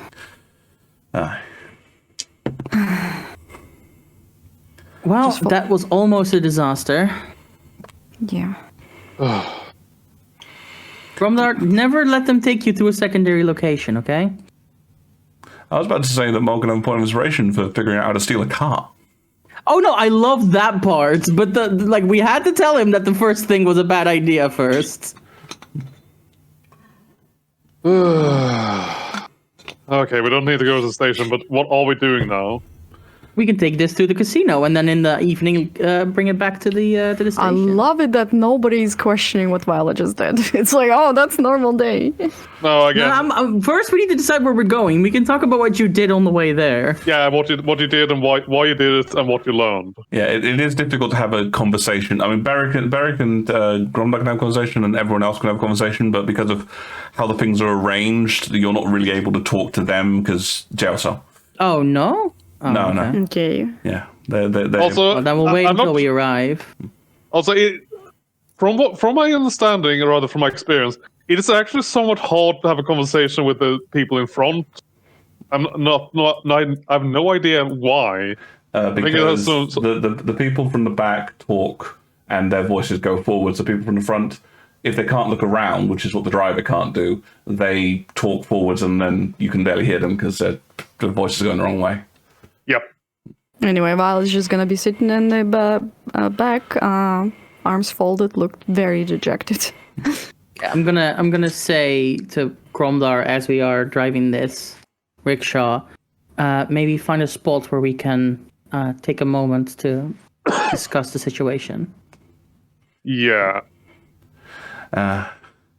And Wesley, leaning into the rear, just sort of looks at you, Violet, and goes, "Aye, don't worry, Violet. It's not all doom and gloom. We can have a good old sailing song shanty on the way. Oh, what do you do with it?" Violet's gonna open the door and roll out. Unfortunately, you can't open the door from this side. No! It's a prison! Amazing. Okay, we just need artwork of like Violet trying to break out with Wesley singing in the background. Oh, God. Oh, what did I do with a drunken sailor? Oh, dear. We're going to kick me himself out! for missing this part. Okay, so you guys pedal around for a little bit, and after a bit of maneuvering, you manage to find somewhere where you can park up the rickshaw. The key-like thing which the protector gave you, Gromdar, it has two purposes. First off, it opens the back of the prison cell where Violet and Talon are, and secondly, in order for the rickshaw to actually move, you have to have that inserted. Otherwise, the pedals are locked. Oh my! Security system there. Yep. But yes, you sort of Gotta insert it. squeeze it down an alleyway where you get to a calmer part of town, squeeze it down an alleyway where you don't think anyone's looking, and you can get out and let Violet and Talon out. Wesley, as you approach, is just finishing. Is just saying, 4 green bottles singing on the wall. Wow. Dear Lord, I'm gonna look at Violet. He hasn't been singing the entire way, has he? He has. Oh, I am so sorry we put you through that. Yeah, thanks. Yeah. Look, I'm sorry about what I had to do back there, but I don't care about that. okay. I think we need a briefer to like talk things out. What happened back then? So what actually did happen? Why did you chase him? What did you learn? There's something I didn't tell you about what I found out from Justin. Right? Do you remember that day when he led us inside the vault? Yeah. Right. He said that they had a drawing of me. Right. And the instruction And in the was... notebook. The instruction was to kill me. And... Specifically you?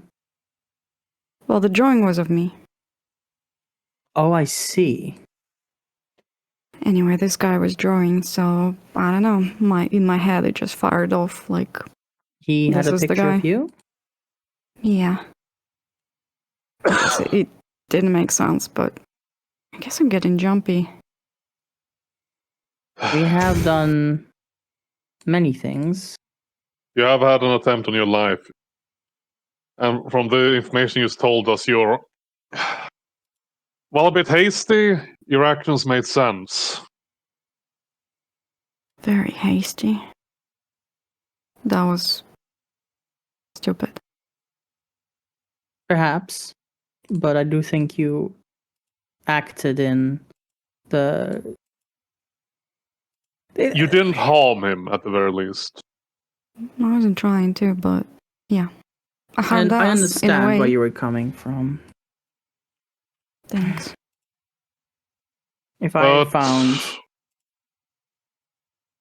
We now have a problem on our hand in that regard, and Yeah. Hold on. She's gonna sit back into the car. And go prone a little bit and alter her appearance. Sure, yep, there's definitely an area to hide in the car, so... Yeah. She's just gonna... different girl, red hair. No, wait, not red. Darker skin. And like a summer dress. Let's go with that. Okay. As you come out of the car with red hair, so didn't you have red hair within the disguise you used that is now wanted due to the fire? Fuck. She's gonna go back inside, lie down prone, change the hair to blue, and then come out again. I'm running out of colors. I'm sorry, okay, but I noticed and I was like, okay, I need to tell you this after. I can't right now. Yep. I can't wait until the eventual point where you finally have to pick violet as a hair color. I know. I mean, you could just go shades of brown and blonde. You don't have to take a primary color. Or I do when we're about to do something notable. I suppose so, yeah. Okay. All right. Let's go. Okay, yeah. So the five of you you parked up pretty close to the casino, and you start making your way down there. At which point, if you would like to switch over to Telspar. Oh shit! Oh shit! That's my line. Well, yeah, we hang out too much together. We have all the same reactions. True that. So yes, and I will now summon you to the board. Something that I remember. I'm launching it. I'm sorry. Oh, it's all right. These things happen. A golden dragon. Well, yes, you remember that the Golden Dragon was indeed the name of the casino. Yeah. Yes. And yes,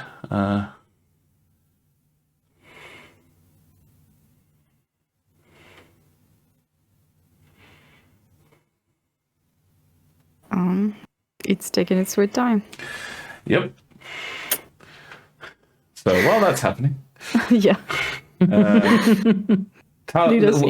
Wesley just appears to be humming and going, "Gotta make me some money, gotta gamble all night long." Da, da, da, da, da. And you see him sort of sidle over to Tal and go, "So lad, should I teach you how to gamble?" No, you're not corrupting him. Oh, there's nothing corrupt about gambling. Perfectly legal. How is it legal? Well, yeah. What are the Alliance rules about gambling? Well, it varies from place to place, but I'm not asking Wesley. I don't think he knows. I want to know about my memory of the law. I'm an accomplished gambler. I'll have you know. Did they gamble at the port? Because last time I've heard, that's the only place you visit. Well, yes. There's a lot of gambling that happens at ports. That's what I thought. Dice, cards, Spragget. The hell is Spracket? Oh, see, doesn't know that much about gambling, does he? Doesn't even know how to play Spragget. I wasn't thinking about gambling. I was thinking about the laws concerning gambling. Yeah, it is basically, as Wesley says, it varies from place to place. Most places have some form of legalized gambling. I would say only some of the more strict places that don't have it. For instance, Falumia is tries to keep itself pure in that regard, so gambling is illegal there. Knowing Polumia, gambling is illegal, but there's also a gambling den under every bar, and they pay taxes to the local lord. Yep, and in fact, not all of them pay taxes. No, okay, some of them are legal and some of them are extra illegal, but it's still going to happen everywhere, is what I'm trying to say. Oh, finally it loaded. But yeah, in fact, that is one of the reasons that people give about legalized gambling in their nations is if it's going to happen anyway, we might as well tax it. Right. Summon you. I'm in, I think. Okay, I'll summon you to the board. Players are being summoned. Mm-hmm. So yes, you sort of come out to the casino. It's a somewhat squat building. You can hear music coming up from the inside of a sort of, traditional Duke style nature. There is I couldn't find one, unfortunately, but actually, now that I think about it, there's one place I didn't look. I think I should reload myself on this board because I'm only seeing pirates. Yeah, give that a go. The Ubiquitous Inn.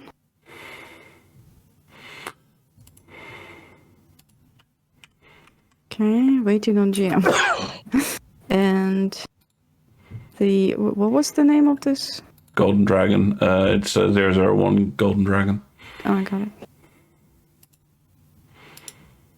Yes, now I'm seeing everyone. So yes. Hey, that's the garbage bin, just the one like I drew it. So yeah, it's exactly the same. Picture of this dragon is actually gold, and that's the sort of situation that you have. That's gigantic. Yeah, I can't see it. No, we can't see. We're too far away. You need to make it visible globally. It's okay. I see it on the stream. There you go. How did they pay for a gigantic golden dragon on the roof? It's not made out of real gold, Beric. Clearly not. But yes, and as you approach, you can see that there are several guards outside the doors. One human, one looks orcish. All right. Is this the front? This is the front, back? yeah. Okay. Do they look like security? Yeah, definitely. They're clearly guarding the entrance. They both have weaponry. Okay, then I'm gonna put my arm through Beric's arm, because he's right there, and say, play along. And dragging him towards the entrance. I'm gonna just hide my Templar badge. Like, just stow it within. Your You're wearing armor. Uniform. All right. And pretending like he just told me the funniest joke of my life. Oh, gross. You're so silly. Okay. Oh, of course, dear. Oh, well, there we are. Ah, the Gilded Dragon. Let's go in. Ooh, I can't wait. As you sort of start taking a couple steps forwards, the human guard steps forward and goes, sorry, we're closed right now. Open in about 5 hours. 5 hours? But we just had an all-nighter, and we want to spend some gold on games of chance. An all-nighter? Oh, blimey, you guys have got the stamina, ain't you?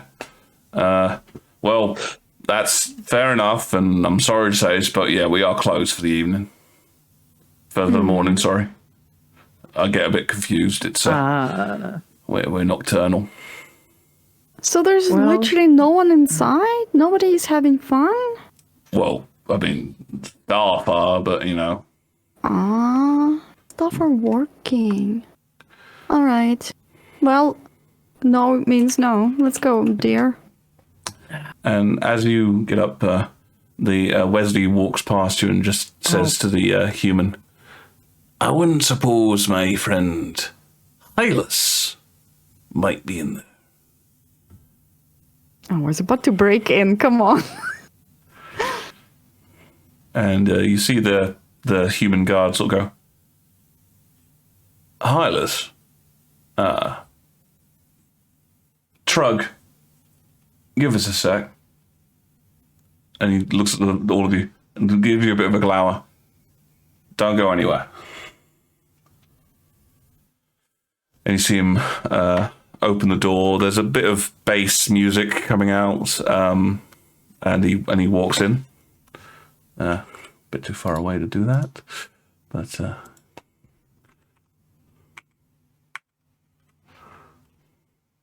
you guys shouldn't see that yet. Okay. And closes the door behind himself. Trug, as he's apparently known, just goes and stands in front of the door. Trug. A rug. Okay. Trug. He just goes,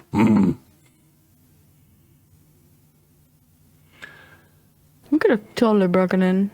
Look at those low-hanging balconies.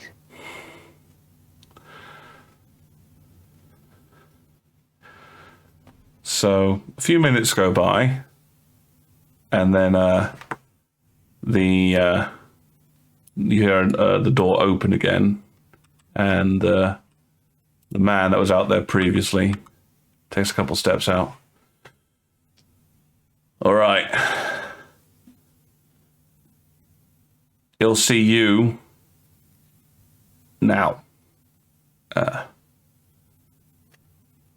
What's going on? Who is this man? And you just, are you talking to Wesley? Talking about Wesley, sorry? Yeah, well, he just walked up to this loving couple, having a morning stroll, saying a weird word. I'm not sure what is happening. The guard looks at the pair of you and goes, "Don't you worry about it. Look, you can come in." And Wesley goes, I got me traveling companion over there." He gestures to Talon, who walks next to him. "We just gonna have a chat with a fella." And then Wesley leans in to you, Violet, and says, "Let's try and be bit quieter than this morning, perhaps. Let me have a chat with the fella, and you come back during opening hours." At the remark about being quieter today morning, Violet is going to put her heeled boot on his soft boot and press really hard on his big toe. Ow. You see him sort of go a couple shades of red and white as you do that. And she will say, "Of course." And let him pass. So the man walks in after first bumping into Wesley briefly, and Wesley and Talon follow. As Talon passes by, Violet will give him the angry "don't spend the 5 gold" look, because it's a reoccurring thing. I shall have Talon roll an insight roll to see if he understands what that look means. Advantage! It's not the first time. Fair enough. An advantage like insight time, roll to see if he knows what that means. Thank God for that advantage. Natural 1 on the first one. Oh no. Oh shit. But 15 total. Okay. And yes, Talon sort of nods, but also looks kind of intrigued as to what's going on. And as he walks past and heads into the door, the last thing you hear from him is him going, "Oh my God, they're all naked!" Ass? No. Bad The deal. staff? Trug All of this stuff? Trug looks down. "It's the strip club and a I casino." wasn't expecting. It's closed. Oh. But you said it was closed. Why are they naked? Oh, their choices. I don't really gain on that sort of thing. Okay, fair enough. Well, let's go, dear. We'll be back to see them later, I suppose. Yeah. Adventurous couple. Okay. So we're going up. You're gonna go up the. You're trying to go up the staircase. Yep. Okay. So ignoring what Wesley asked. Wesley asked to be quieter than this morning. We're doing this stealthily. Yeah, that's way quieter. Sure. Give me a couple stealth rolls. Gromdar, what are you doing while this is all going down?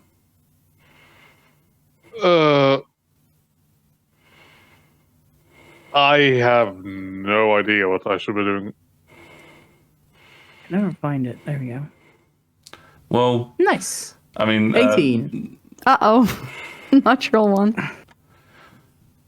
7. 7. Okay.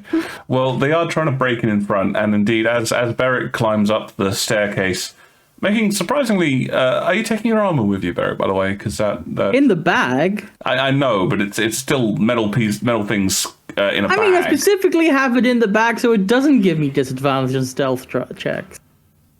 I don't remember that being a feature of the bag. I mean, wearing the armor gives you disadvantage on stealth checks, so I assume. Okay, quick question. If you put a whole bunch of pots and pans into a rucksack and ran with it, do you think that would make no noise or lots of noise? Less noise than banging them as you ran. Well, yeah. You would be surprised. I don't mean just when you run in your armor, do you just pound your chest? That's what all my limbs pound all the pieces of me. Yeah, that's kind of what happens. My God, that would be a terrifying thing to watch happen. That's the thing. You could technically move quiet, as in if you moved slowly with a bag of pans. But the moment you start running, that is going to clatter and bang and all of the things. Yeah, so what I'll say is because you are trying to be stealthy, I'm not going to give you disadvantage, but, if something happens which is exuberant, you will make noise. It's not a soundproof bag. Okay. Can't wait to get that ring of arming. I don't know if Beric even knows what that is. But yes, as you...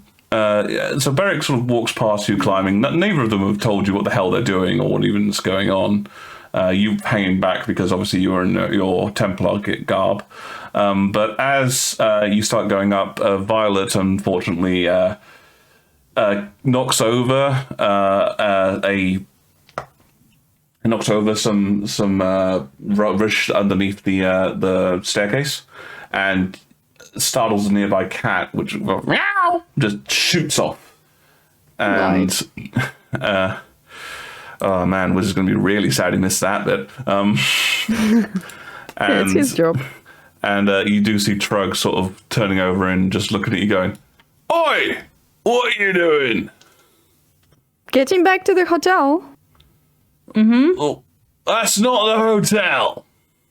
What? It looks just like it. Look, get off that thing. Okay. Damn. All the buildings in this town look the same. Maybe I should have another drink. Okay, well, I hope Oz has fun with his NPCs in there. Yeah, I don't know what's going on. Gonna go on with that, but okay. Okay, so Gromnall, what are you up to? Sorry, you didn't really get a chance to say anything. I'll just wait for them to go down and then ask most of them, maybe we should leave this neighborhood before we plan the next move. Wesley went inside. Apparently his port friends are in there. And then we'll meet up with him when the place opens tonight. So what are we gonna be doing until then? The one thing that we have left to do, and that is checking out the station the train arrived in. See if anything happened, anything suspicious happened when that train was unloaded. It's a wagon train. There might not even be a station. We won't know until we check. Fine, I guess. I guess so. I'm gonna send a message to Wesley. No, you know what? To Talon. Mm-hmm. And say we're going to check out the train station because we can't get in. Keep an eye on Wesley. And don't cast spells. Talon sort of... You hear a reply from Talon. Yeah, that's fine. I'll take care of Wesley. I won't give him any gold. Oh, bollocks. Sorry, message is a spell. I'm sorry. I cast one. I shouldn't have. I don't know what to do now. Oh my god. I'm gonna cast him another message and say, if it just looks like you're talking to yourself, then it's not a spell. You're fine. Gotcha. I'll keep talking to myself. No one will notice anything. I am walking towards Ethel. Oh, that really? is an interesting looking thing. Okay, fair enough. They'll be fine. Let's go. Okay. So you guys head off from the Golden Dragon, heading towards the this wagon train area. Do you go back in the Protectomobile, or are you leaving that there? I guess we will use it. Yeah, I guess we'll use it. Okay. I'm going to assume, based on every other single instance where pedaling has been involved, that Violet chooses not to. Of course not. Mages don't pedal. If, they don't want me to pedal, I want to pedal.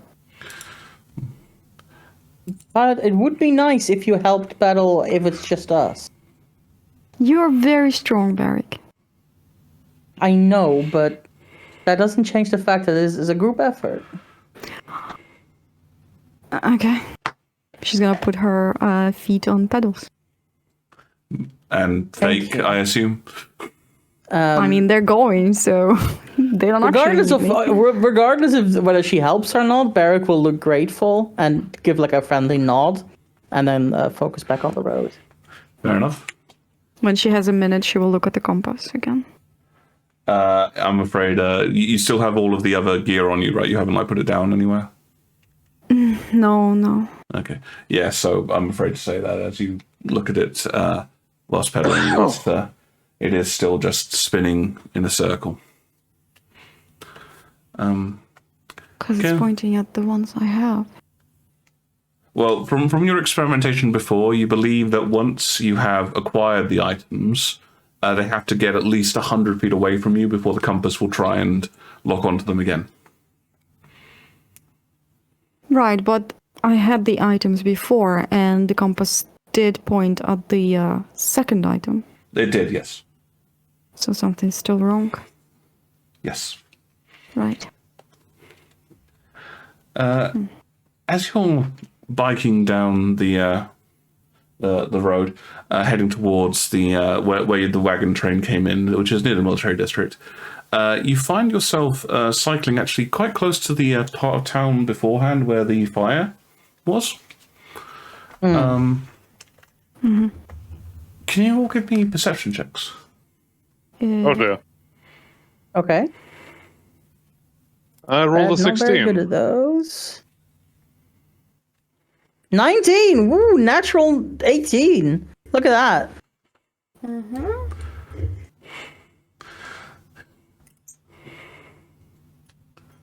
10. Okay, I am distracted by continuous failure today. Well, I was going to say you're focusing on your compass, so yeah, you're... That also works. As you're focusing on your compass, you don't really notice this, but Beric, Gromdal, you both do. As you're biking into the area, somebody on the road sort of sees you and starts waving and trying to flag you down. Oh, hello. Oh, you're stopping? Because we are in a car. Rickshaw. A protector rickshaw? Yeah. So, but he said hello, so assuming that he means a stop, but I think we should talk about that I think he's passing by and saying hello. Oh, that's also fair. I'm going to look at Barrack. Should we? They're going to assume we're protectors. We're not. Wait, can I see into the car? Is the question? Yeah, there's no window or anything. It's open air. Yeah, so they could be that, or they could be seeing it's us. Yeah, I suppose so. Couldn't hurt to have a chat with them. What is going on? Okay. So you see them conversing, and are you guys stopping as well, or? I mean, if he's convinced me, so yeah, I'll stop the rickshaw nearby. Stop pedaling. Yes, you stop pedaling.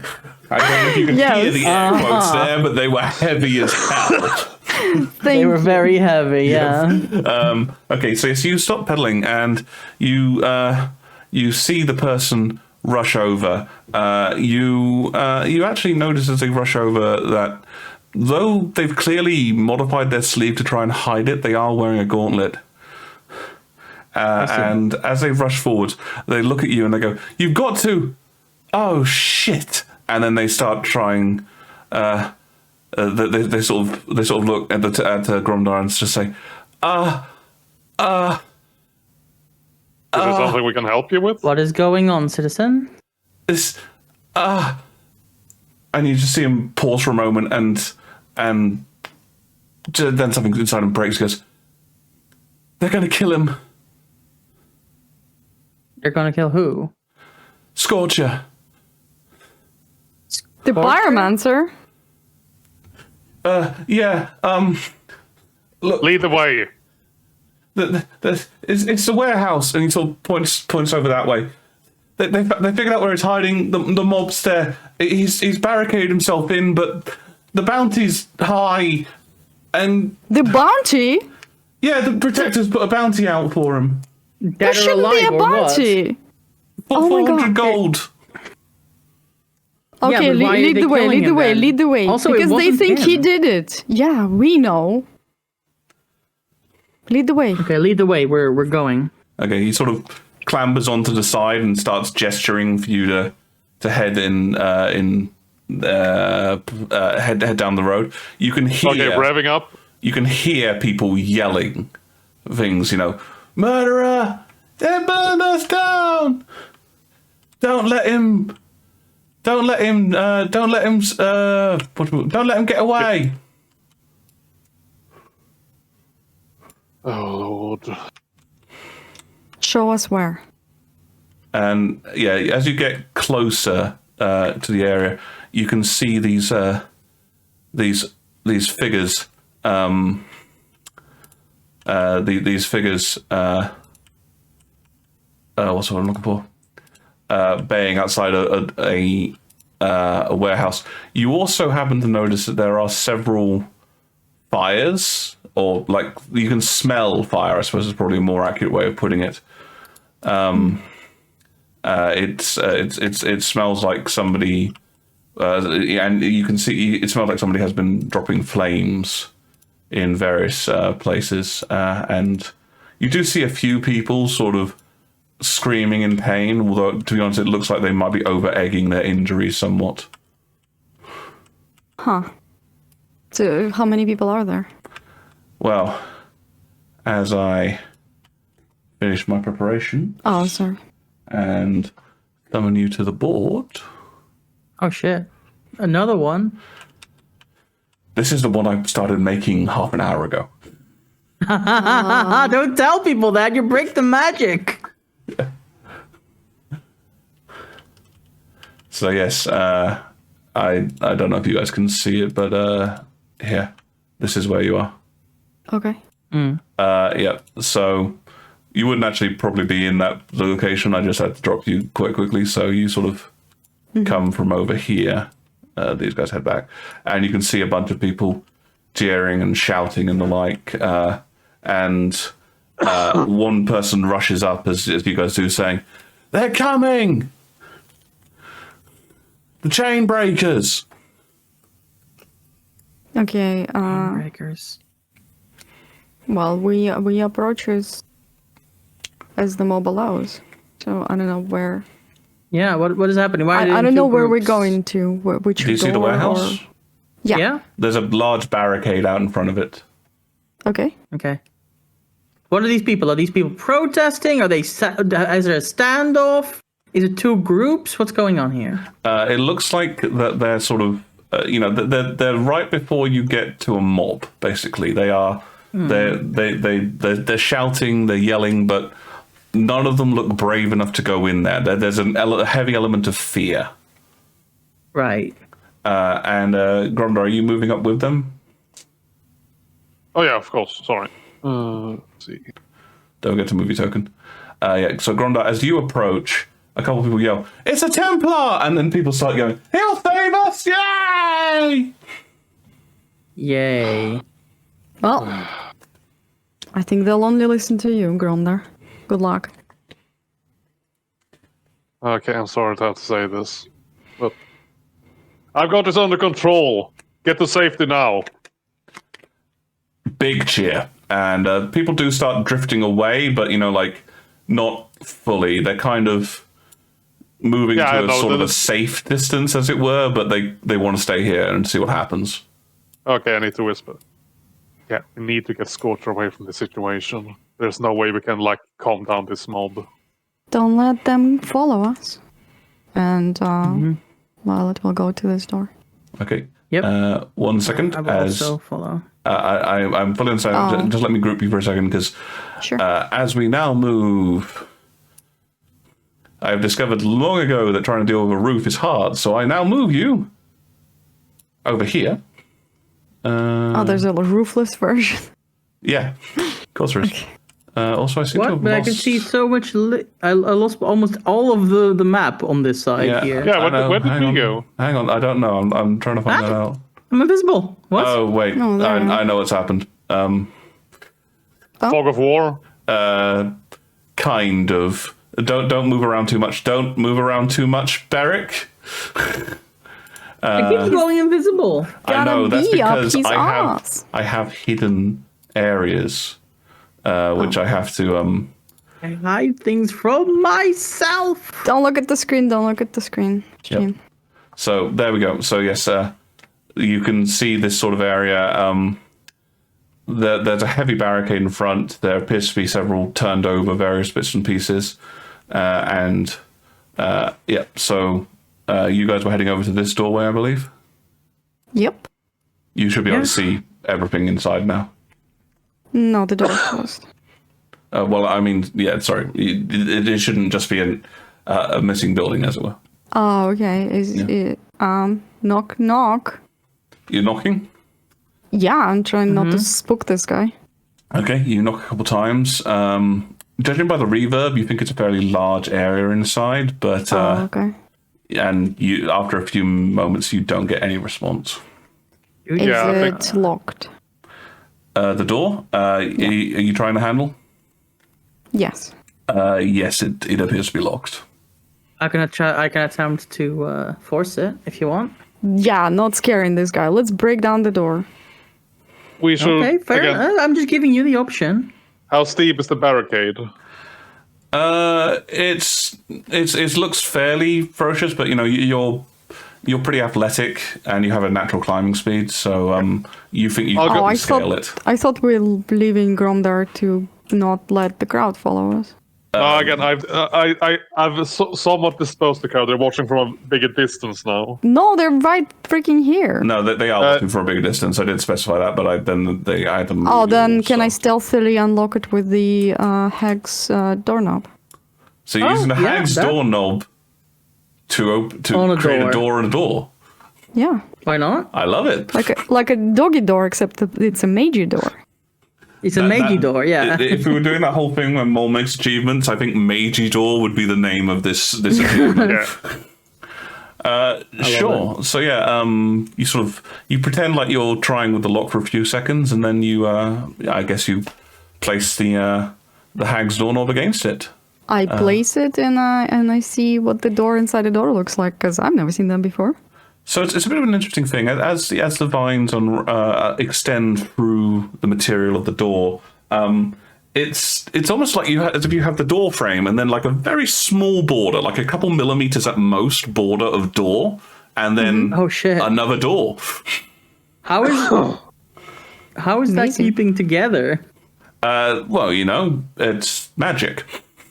Magic! Oh, I forgot about magic. Violet steps in, looks around, because the last time she did that, she triggered a trap. Well, as you go to open the door, you open the door and then you hear it go tunk as it slams into something on the other side. You can pull it, by the way, the other way if you want to. Oh, okay. Then I'll pull it. Yeah, you pull it. I thought I would be able to know which way it opens because it opens both ways. I just assumed that you push first. Oh, I got you. It swings both ways. It is a by door. I see. It is a berry door. Yeah, as you open the door, basically, it wasn't just locked. He's also barricaded it. With the Barricaded it. Yeah. Barricaded with a pile of parakeets. Well, while Beric's ancestor created the barricade, down in Durantis, another man named Peric created the barricade. Fair. Yes. But yes, as you open it with a pull, there are large, heavy boxes stacked in front of it. Okay. And as she looks around to see if there are any traps. Sure, make me an investigation roll. Thank you.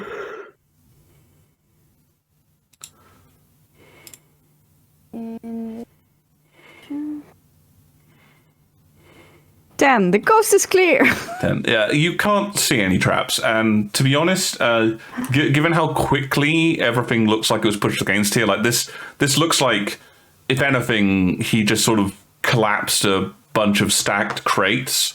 You don't think that there was probably a lot of time to create this, but you can tell with that roll that these crates, they don't look very.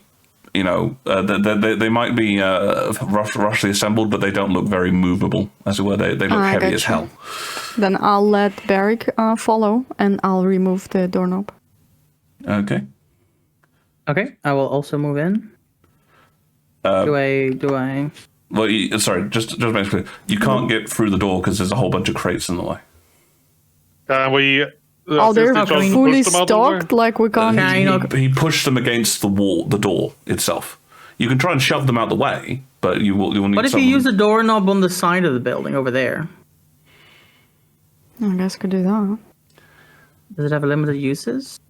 I believe it's free a day, but there's also the whole factor of if you do it from the side, then this is less noticeable, whereas doing it from the side, there's going to be a lot of people going, what the hell is that? Fair enough. Okay, this is not my day. We climb over this barricade? Like, can we climb up this? Yeah, sure. You can certainly give it a try. Violet, Gromdar, should I climb this? Well, Gromdar was already climbing. I thought he went. Oh, was he? I thought he was just I can climb that. No problem. Okay, give me an athletics with advantage because you have a climb speed, Gromdar. Okay. 24. 24. Yeah, it is a tricky climb, but and you Violet and Beric, you do see that occasionally certain bits and pieces get knocked down, but Gromdar, you do make it up to the top. The warehouse looks, it's abandoned of people, but it's a mess, and it looks like various shelving units have been collapsed to prevent people from getting through it easily. Can you make me I guess this would probably be a perception roll? Perception or survival? Survival. 27. 27. Okay. As you sort of get up there and you're pausing for a few moments, you hear a voice far from the back saying, "Just leave me alone!" And a streak of fire launches towards you. This is not with advantage because you saw it coming. But it is a natural 20. Ow! Sorry about that, buddy. You take... Wow. I assume my adamantine plate does not work against magic. Actually, it does. Well, cool. Yay! Okay, so that drops that from being... 24 to being 12. Ouch. Well played, though, Mole. Good. I'd forgotten about that. Good, well remembered. Thank you. Yes, adamantine negates critical blows. So yes, no, I knew that, but I'm just surprised I'm saying it for that's the the first stream. time. Right. I thought you were reacting to me going, huh? But yes, yeah. So you guys see Gromdar sort of stagger backwards as his armor sort of glows, taking the hit, and the crowd behind you just goes, "Oh my god, he shot a Templar!" Ah! And some of them run away, but others of them are sort of, going, "Where are those chain breakers?" Okay. Can I? Oh. No, it's right. violent barrack over turn now. Mol. Okay. Yep. I will cast a message to the Scorcher. You can't see him, and I believe you do need to identify or at least to know where they are, don't you? Mm-mm. It just needs to be within range. Who it is, I think. Let me just double check that for. Sure. Well, it says you point a finger towards a creature in range, just for a message. Target only has a message. You can go through walls and everything. You're not familiar with the target. You're aware of the target and you know his name, but you're not familiar with him. Oh, okay. Never mind then. Yep. Familiar with the target is very vague. I'm gonna look if there's any rulings on that. My ruling on it is I don't think it will apply in this situation. Fair enough. Yep. Okay, Barrick, are you doing anything? I guess I will yell into the building. We are not here to hurt you. Lay down your arms, and we will help you. Okay. Violet, are you doing anything? Because I know you can't do the message, but is there anything else you'd like to? Not much I can do. Okay. Beric, I'm going to say give me persuasion, but I'm going to say with disadvantage given the situation. Oh, okay. Fair enough. Sure. Disadvantage.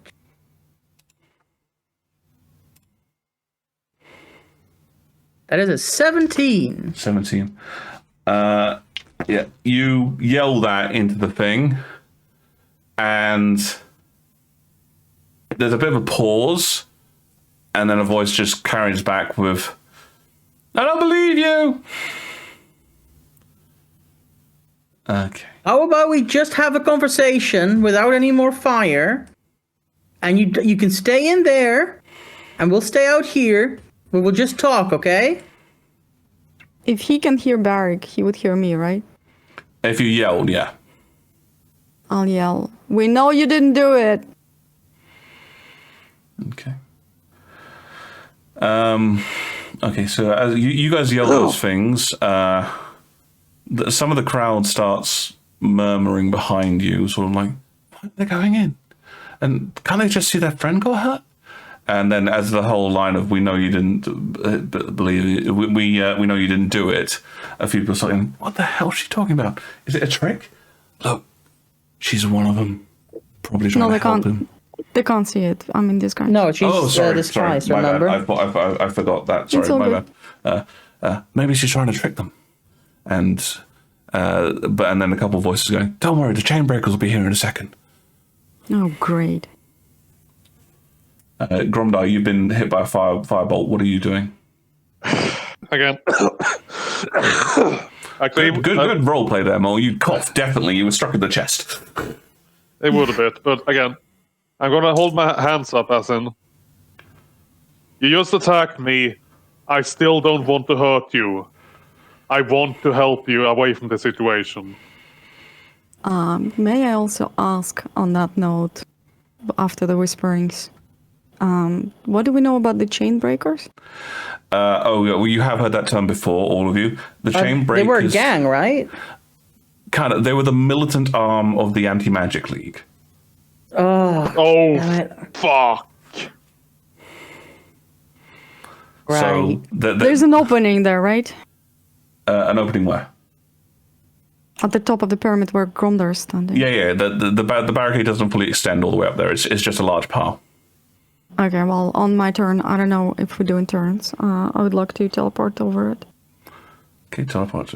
Okay, sure. So we are kind of doing turns. It's sort of a vague narrative one in my head, but it would be Scorchers now. So answering all of what you guys have yelled, he basically sort of says, just leave me alone! And he does sort of go, I didn't do anything!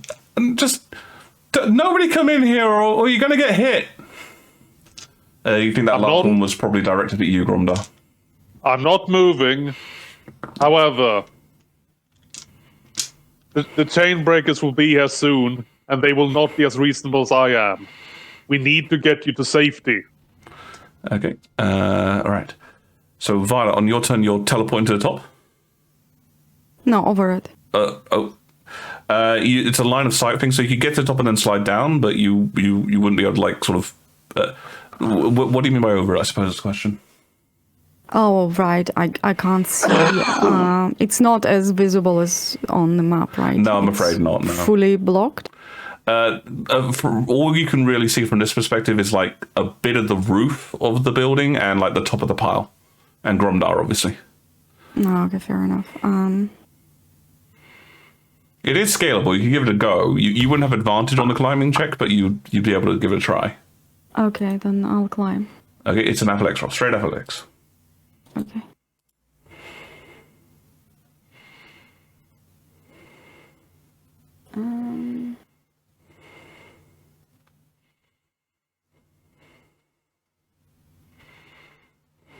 16. Okay. It is a bit of a tricky thing, but you do manage to scale up next to Gromdar. Beric, what about yourself? What are you doing? Can I see him?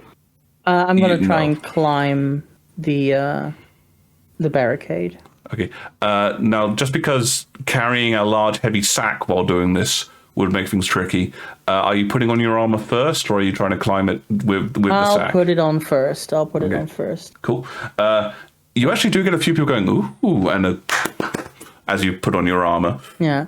And as I go up, I'll use my talkie action to say, I'm going to start moving in. I hope you won't hit me, but if you do, I will not hold it against you. I know you are scared. We are here to help. Okay. Sure, make me an athletics roll, straight athletics. And you do hear a few voices going, they're being too nice about this. Just go in and kill him. 13. I'm going to say with that roll, you do start climbing up. You don't quite make it as far as the others. Like, you're most of the way up, but you're still like a couple steps behind them. Okay. All right. And Violet, to answer your question, you can't really see him per se. Like, there's a lot of like piles of goods and barricades and stuff in the way. Gromdar, you didn't in fact see him either. You just saw a flash of fire launch towards you. I did promise him I won't move any further forward, so that's what I'm doing. Yep, but Violet does walk up next to you. I didn't make such promises. She will jump down. Okay, so you start moving down. Okay, as you start jumping down, Violet... gonna be saying something, though. Sure, what are you saying as you jump down? I'm going to say, I'm just like you, Scorcher. I know there's some prejudice, but you are doing a stupid thing right now. I need to talk to you. Are you dropping the illusion around your arm as you're doing that? I am dropping the entire illusion. Dropping the entire illusion. Okay. I'm going to say, again, because it's a very high pressure situation, it's with disadvantage, but I'll let you have a persuasion roll. Oh, shit. Why disadvantage? High pressure situation. Yeah, but I'm of his kind. He's scared. People lash out when they're scared. He's cornered. 11. Okay. You start dropping down, and even as you're saying that, you're not even sure if he's actually listening fully, per se. Like, you just see him go, I said stay back! And, like, another bolt of fire launches towards you. But I'm going to guess a 13 probably isn't going to hit. No. Okay, yeah, so the bolt launches out, you duck to the side, it splashes against the barricade. Okay. I didn't do anything! Look, stay back or I'll blow the whole building! You're making me angry! I'm here to help you! Okay. Gromdar, what are you doing? Violet's climbed down.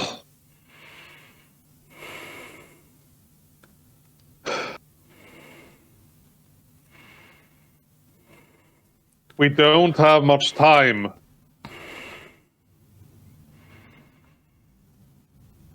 Are you just AML will be here soon. Okay. Are you just saying that, or are you doing anything as well? Again, I'm maintaining my hands up, as in giving him the sense that he has control of the situation, at least when talking to us. Okay. All right, you're doing that. Beric, how about yourself? Well, I'm not all the way up there yet, so I'm going to keep climbing, and I'm going to just try and keep calm tone of voice. I'm going to look. Yeah. We know you're scared. We've all been there. Some of our best friends in this exact situation. We just need to talk to you. We know we know you didn't do it. Okay. Yeah. So you easily manage to scale as you're saying these things, and you, Grondar and Violet are all yelling the appropriate thing to say, but you just keep hearing sort of shouts about, "I'll blow up the whole building! Stay back! I know what I'm doing!"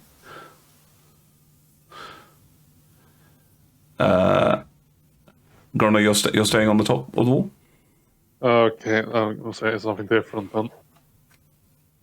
Don't let them turn you into what they think you are. Be better, please. Okay. Violet, you're sort of on the floor now. He hasn't sent a bolt of fire your way again, but you give me a perception roll, I suppose, at this point. Because you saw where the fire came from, so you got a chance.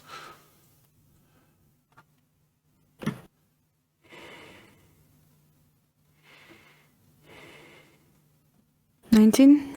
19. Well, it's above your favourite number. And yes, as you sort of look down, behind a whole load of collapsed bits and pieces, there's like a hastily constructed wall of tables at the very back of the warehouse. You can see a figure sort of behind the back of it, yelling at you. Okay. Well, it doesn't make sense now, cast message, because I kind of said what I wanted to say. Yep. In yells. Okay. But I will continue moving towards him. Fair enough. How far are you going? Are you full move? Full movement, which is 60? If you're dashing, then yes. Yeah. Where is he? Which way? If I... That away. Okay. So I move 60 that way. If you could please move me, because I'm not sure where 60 is. Or measure it and I'll move there. So what normally is just do the arrow, so 5, 10, 15, 20, 25. It's going to take double movement to get over this barricade. I assume you're climbing over the barricade? Yeah. Okay, 20, so that's 35 to get to there. And are you going to keep just running down this straight corridor, or are you going to... Yeah, I'm not running. I don't want to spook him. I'm just walking like I'm inevitable. And I'm holding my hands up. I would say if you want to walk, that is only going to be about 30 foot of movement. That dashing would imply that you are running towards him. What? Yep, that makes sense. Really? Yeah, well, that's the difference. When you dash, you run. When you just do your movement speed, you go at a quick pace, but you don't run. Okay, then hold on. Let me think what I'm gonna do with the rest of it. Do you want to stop there or before the barricade as well? No, after the barricade. After the barricade, okay. And I will cast Mage Hand, so he can see I am a mage, and move some lighter boxes away, like from my way. Okay. Yeah. So you can conjure the Mage Hand, no issue, and you sort of start moving it through the area. It can only move about 5 pounds, and pretty much all these boxes weigh more than that. But damn it! It's the limitation of the spell. I know, but like, can I move paper or anything? Yeah. There's stuff you can move with it, and it is a large glowing hand as well, so it's obvious. Yeah. Okay. Yeah. I'm gonna say we need to go. I'm here to help you, and now I'm in danger as well. We can't linger. I would say that that could either be an intimidation or a persuasion roll at this stage, I'd say. I am with all myself trying not to intimidate him, so I'm gonna say persuasion. Go for it. Is this flat roll? I'll let it be a flat roll, but it is still a pretty high DC at this point. The kid is scared. 18. 18. I think that's a double lucky number. Double lucky number. Yeah. Yep. With double 18, you gain the power of 18s. No, we just add them together, it becomes 32. I'm kidding. I am kidding. I am kidding. Okay. No Dixie's backsies. At this point, so Gromdar, you're making yourself as obvious as you can on the top of the thing there? Yep. Okay. You're walking towards him, Violet, as this happens. All of you have been saying calming statements. But as you get closer, you see the kid, and it is a child at this point. You realize, like, teenager, I suppose, probably more appropriate statement, like 14, 15 at most. Oh, shit. Stick his head out and just sort of go, look, you know I know, but they're gonna... And then you see his eyes track upwards, and his face just crunches into a pattern of misery as he goes, "As a Templar, you're lying!" No! And as you are screaming that no, you see his hands jut out in front of himself, and this sphere of fire energy appears, crunches into a small moat, and he hurls it forwards. As he's about to do that, Violet's hand shoots up on the same level as the moat. And you see a little ripple in the air. Counterspell. I don't think you're in range. What? Fireball's got a much longer range than Counterspell does. Are you serious? Counterspell's a 60-foot range. Fireball, I think, is like 120, 200?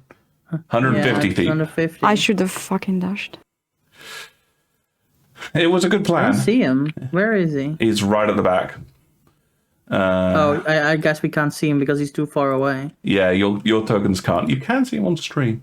So he's going to try and 30-foot range for a fireball, if memory serves. Yeah, that's all of you. That's less than 150 feet, yeah. Yeah, no, you're right. Can all three of you make a dexterity saving throw, please? Yep. I mean, it will be slightly in the air because he has to aim above us. Otherwise, there's stuff in the way. Yeah. 7. 7. Oof.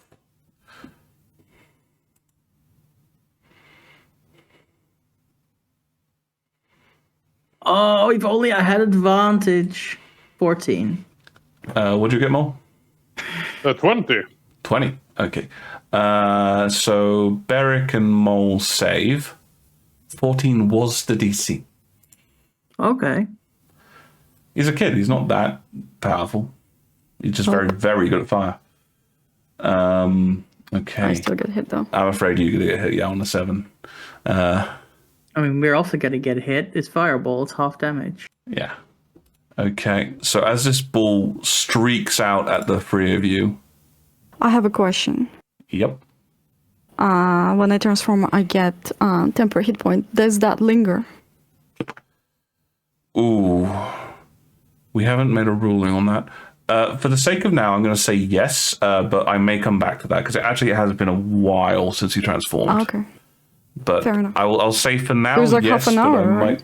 Well, generally speaking, most temporary hit points, so I know you're used to Inspiring Leader, which stick around until like short rest, but most temporary hit points tend to only last like half an hour at most. But for now, I'm saying yes, but we may come back to that, okay? Okay, fair enough. All right, so that is 20 points of damage to Violet. 20? 86. So that's 20 points of damage to Violet, and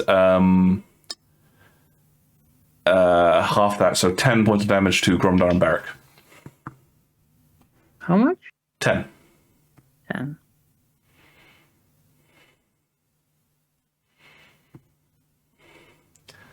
At this point, I think we should probably roll initiative because it is a combat situation. The hell? It's still narrative, so if you want to do something narrative on your turn, you can. But we're gonna get a turn order in now. Okay. Okay.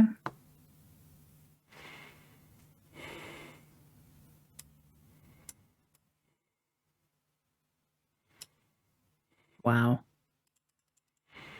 That was a 2 on my initiative. We need to select the token, right? Yeah, select your token and then click the initiative button. Where is my token? I'll pull a new one.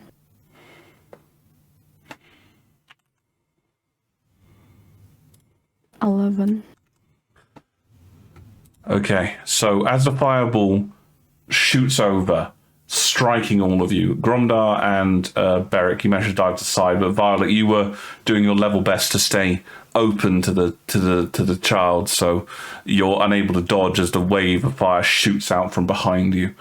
Gromdar, you're up first with a 20. What do you do? Yeah, I'm sorry. At this point, I'm not going to kill him, but I need to stop him. I'm sorry. You did hear him say, "Oh no, there's a Templar." You lied to me, right? Yeah, but his reasoning is still sound. Is his reasoning sound? You're making it worse by confirming his fears. You're not going to get him calm down. He's a child. He's trying to calm down the situation. I mean, and it's his roleplay decision as well. No, he's trying to bully down. It's his roleplay decision as well.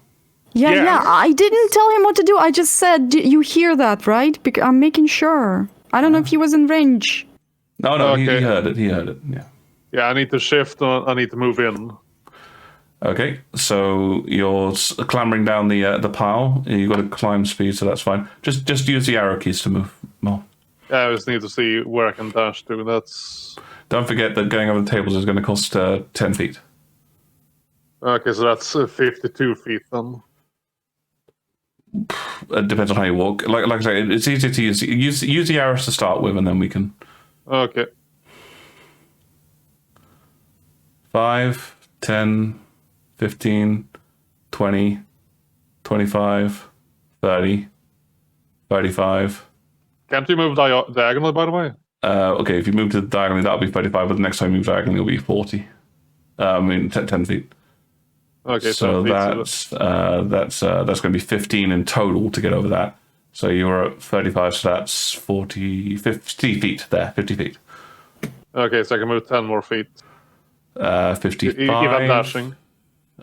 60. That's as far as you can run. Okay.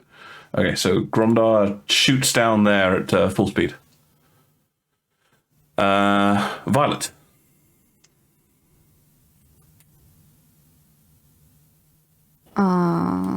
I'm gonna say to Gromdar, he's scared of you. He might put the warehouse at flame, and we need to get him out now. That's a fair point, actually. Several of the boxes which are using the barricade are burning now, because Fireball does set things on fire.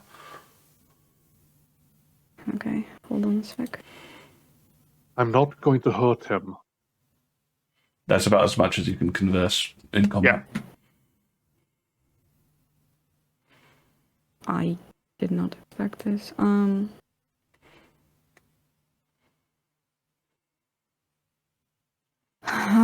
continuing to go 30 feet forward. Okay. 5, 10, Then 15, 20, 25, 30. Where is he? I can't see him. So do you see the pile of tables, or is that also out of your sightline? Yeah, I do see it. Oh, well, I see it. Violet doesn't. So it's over here. You've seen him sort of stick his head out from behind there.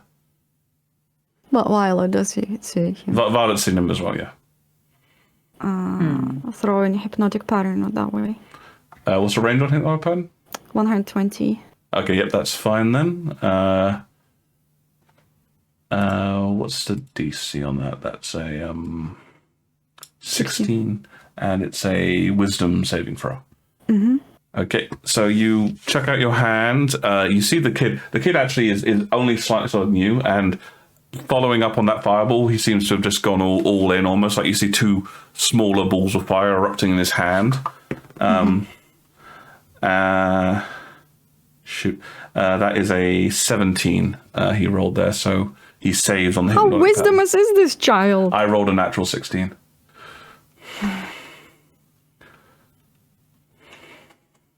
Not a single thing went right today. Yeah, that's my turn. Okay. You know what? I'm gonna transform because, ow. Yep, I assume fire resistance is on the list? Yeah, fire. Let's make it fire, electricity, and explosions. I mean, bludgeoning technically is the explosion damage, if that's what you're after, yeah? Is it explosion? Okay, then bludgeoning. Okay, so fire, lightning, and bludgeoning. Mm-hmm. Okay, and that's probably a sensible thing, because, yeah, he does... seeing as you're the closest target, the Templar having gone and hidden behind a barricade, he is going to throw his firebolt at you. That is a 15 to hit? No. Yep. So as you transform, you sort of drop down slightly, and the firebolt just launches over your head. Give me an intimidation roll, by the way, Violet, while you're there. Okay.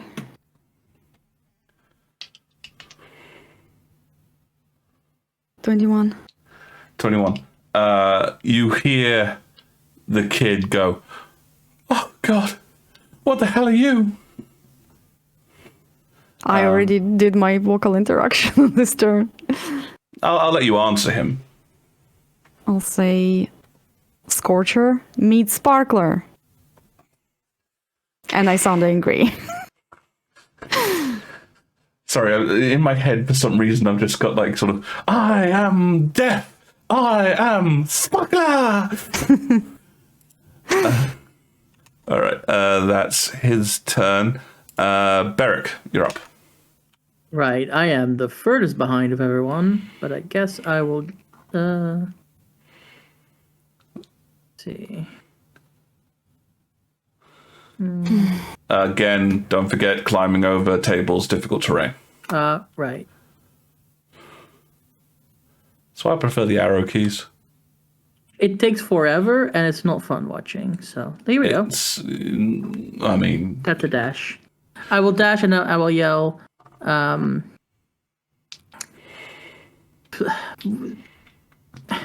If you must attack us, I understand this is an outlet for your frustration, but the building might be in danger. Please. And keep it at that. okay.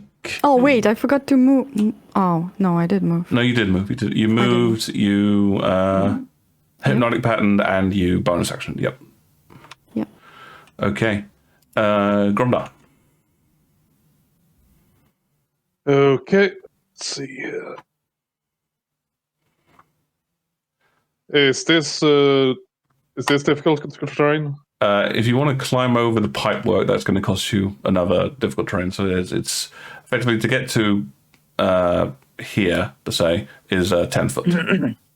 Okay, 10 foot. Is this difficult terrain? That's just a bit of parkour. So okay, so 15, 20, 25, 30, 30, 40, 40, 50, and let's take cover behind these bags. 60. Okay, continuing your dash forwards. Right. Violet.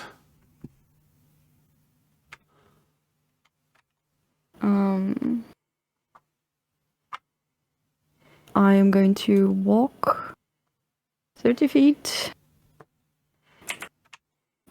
3, 4, 5, 6. Yep. I'm gonna charge into his stupid little barricade.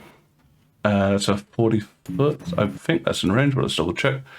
Slightly out of range, I'm afraid. That's a 50 foot range, I believe. Yeah, fuck me. You can charge to... Oh, I get speed boost. Hold on. Oh, when you're transformed. Yes, you do, don't you? Yeah, so I think that's one more square. I can't remember It's offhand. 40. Oh, that's So, 2 more squares. 2 more squares, yes. You can... Yep. There. 2, and let's have a quick measure again from there. Just inside, I think. Okay. Sort of, you'll basically be perched on top of the platform. Yeah. Do you want to attack anything en route, or are you? I would love to attack the table because I want to stay in this form. I'll allow it because it's narrative. Okay. Give me a. I'm going to say an attack roll with advantage because it's a table. Fair enough.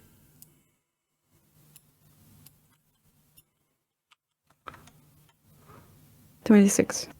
26. Yeah, so you flash down, then that's a D10 damage to it. Mm-hmm. That's a 3 plus my charisma, 5, 8. No, not on the charge. Charisma's only on the claws. Oh, okay. Yep, so 3 points of damage. Yes, you slash at the table as you stand on it, and you sort of land perched over this kid. This is the first time you've really had a look at him. I hope he's visible on your screen now. He is terrified. He's slammed against the back wall as you appear. I'm going to give him a concentration check because it's... and yeah, the spell that he was gathering in his hand vanishes. He and looks I'm gonna scared to hell. We have to go now. He looks at you and goes, "Please, I didn't do anything." I know. Come on. We'll get you out of here. Okay. And at that point... Can I roll persuasion, or...? Yeah, well, yeah, you can roll persuasion. He looks quite defeated, actually, as you have a look at it. Oh, okay. Well, if you want to call it narrative... Yeah. Okay. But as that is happening, Beric, you're going to be the one closest to this. Can you make me a perception roll? Oh, no.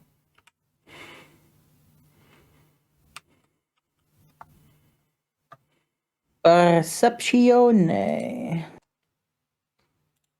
19. Oh, the 18 rolls keep going in. Okay, Beric, as Violet has shot off to do these things, you hear a voice behind you. In fact, you hear a number of voices behind you. "We're here! Let's get that filthy caster!" And a... A what? That was a noise that the creature behind you made. As you look behind you... I'm looking behind. I don't see it. What? They brought Kermit. Yeah, they brought a Murloc Kermit or something. Sorry, you don't see... No. I now see nothing. It's cutscene mode, and I'm not in the right spot. You guys don't see this? Oh, now we see, but now we can't control to zoom in. No, I don't see it. Really? I'm too far away, I guess. That's an See it on the orc, stream. and Conan, and Let's some see. armor lady.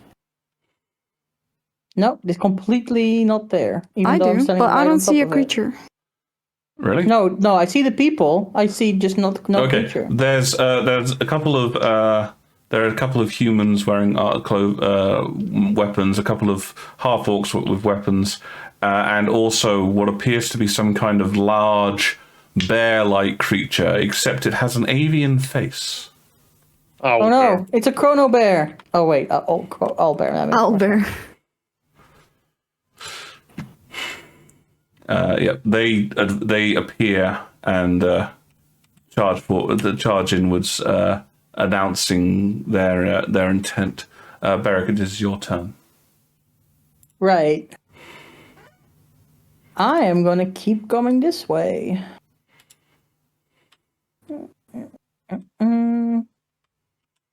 And then I'll say, from here I can see Violet, right? Just about. Yeah, just about.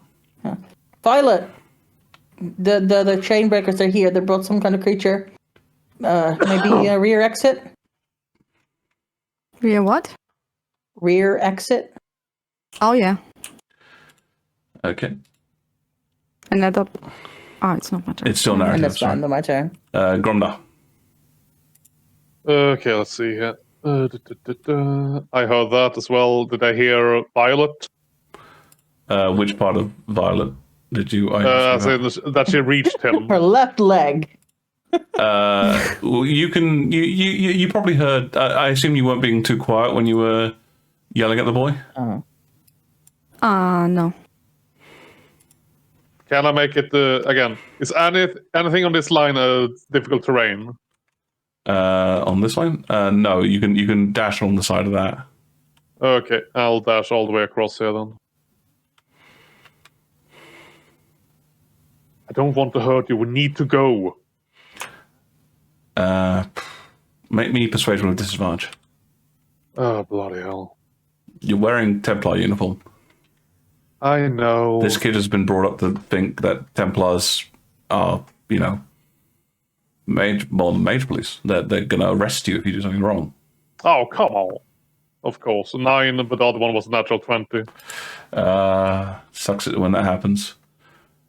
The kid just looks at Gromdar and Violet, you just see him sort of go into a little almost fetalish ball, just cowering, trying to get away.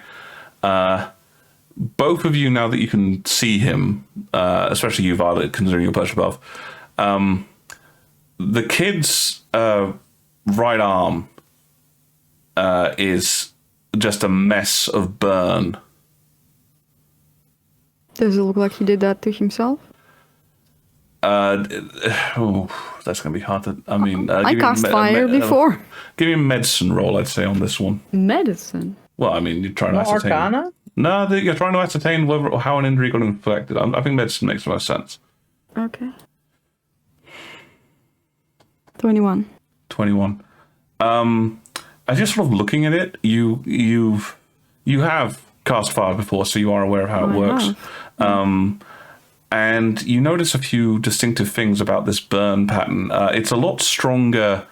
There seems to be sort of like a patch where the burn is less, sort of covering the middle part of his forearm. And it's at this point that you realize that the bit which is less burnt is where the gauntlet would normally sit. It looks like he burned it off. Oh, shit. Clever boy.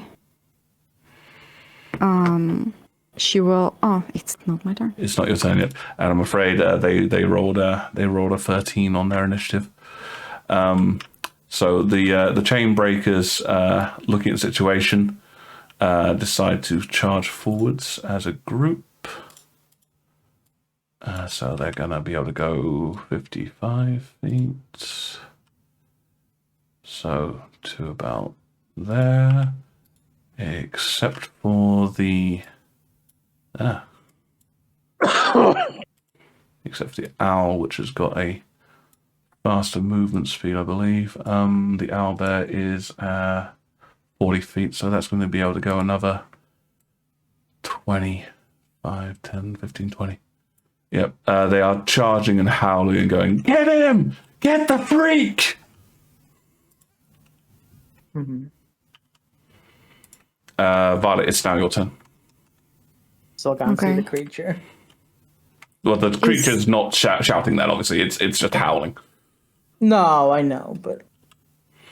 Can I see them from here? From your perch, you can definitely see the owlbear. You can probably get a glimpse of them, but you can definitely hear them.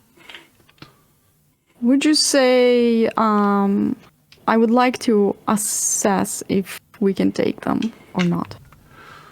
Ooh, that's a bit of an interesting question. I suppose... What's the correct skill for this one, I suppose? I guess either an intelligence check or a wisdom check, I think, probably make the most sense.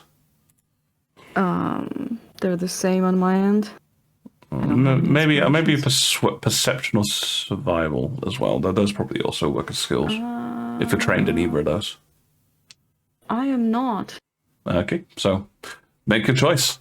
Do you think it is an intelligent thing or a wise thing?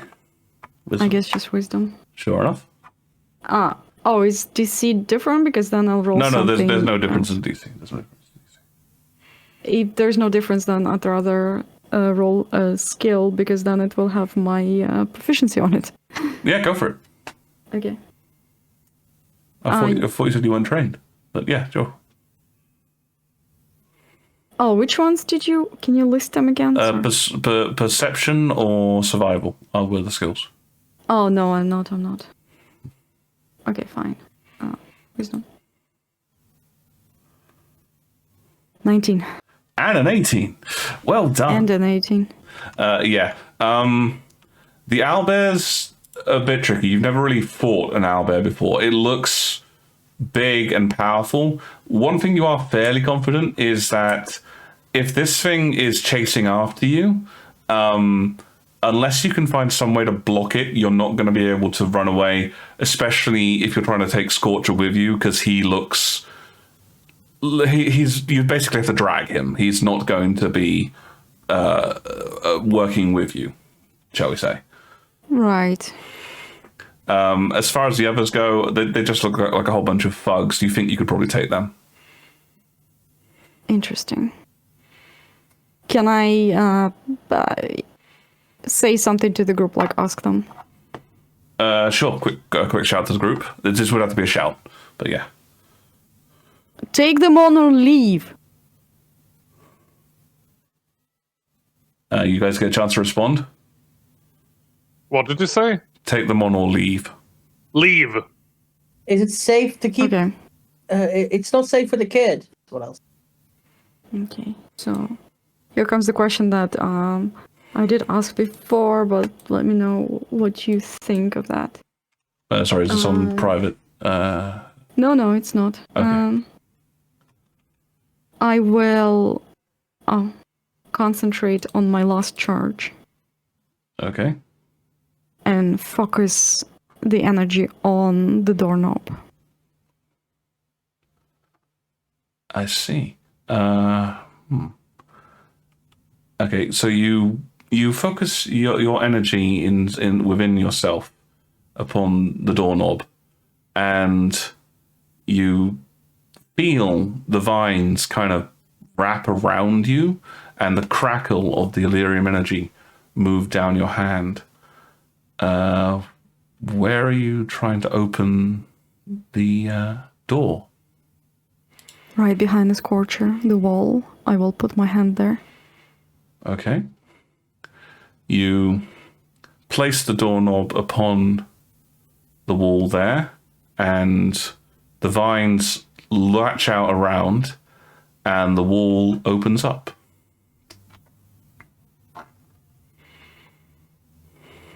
Does it look just open? The air door thing that we talked about, that's sort of something where you open a door in thin air to another location. It mixes with your Illyrium charge. Right. I will extend my hand to the boy and say, come with me if you want to leave. Oh God. God damn it. You should get inspiration for that one-liner. She made a pun, so I've got to give her inspiration. Those are the rules. Yeah. Even worse, because the Hag's doorknob does have a tree-like nature to it, the whole "come with me if you want to leave" also works. Nice. Oh dear. Okay, I'm going to give Scorcher. Given what you've been saying, what you've been doing, and how you've been acting, I'm going to give him advantage on this. I'm going to give him a wisdom saving throw to see if he can break out of this fear. Oh, okay. Sphere? Fear. Fear. Oh, fear. With an F. Okay. Oh, that's a 7. Oh, come on. Why is this a roll? I will carry him if I have to. He looks... You've opened the door, he looks at it, but he just sort of stays curled up, just going, I don't want to die. I don't want to die. I don't want to die. I'm guessing I can't do anything else. You can try and drag him as part of your movement. It'll be half speed, though.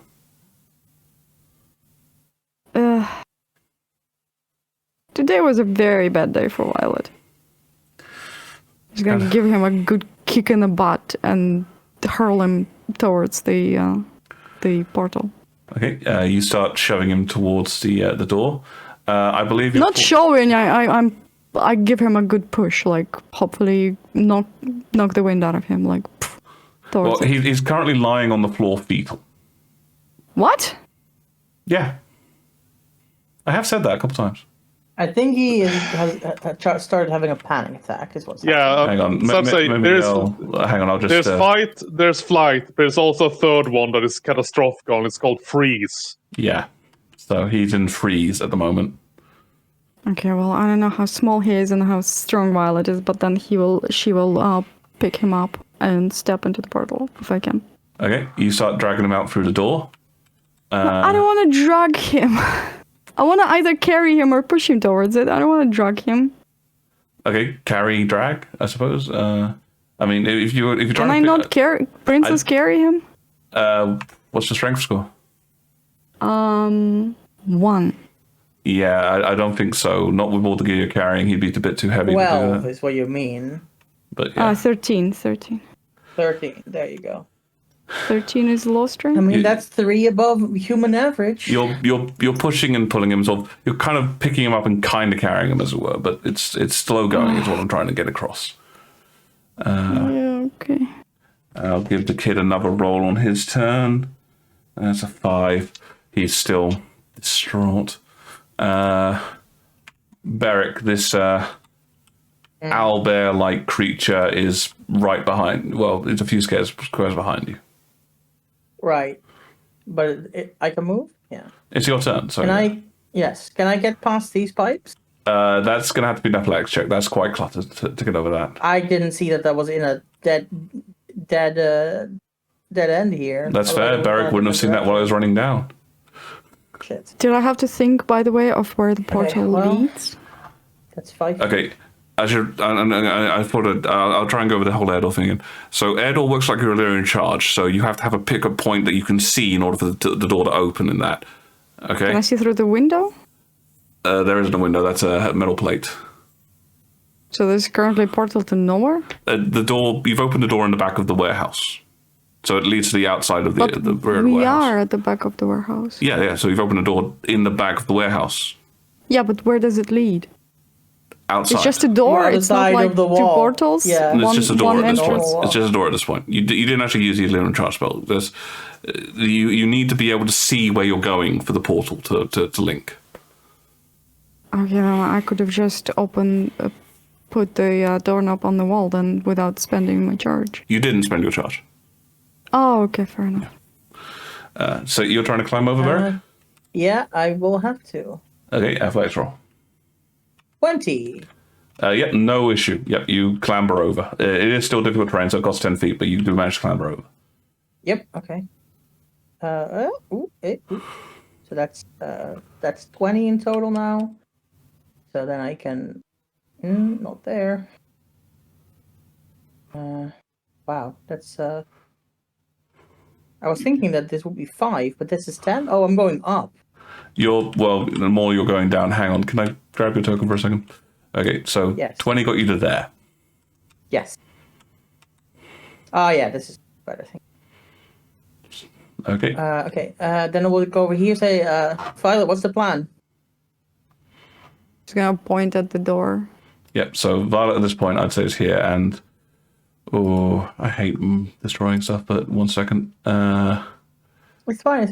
We can. Let's just say the door's over there. Fair enough.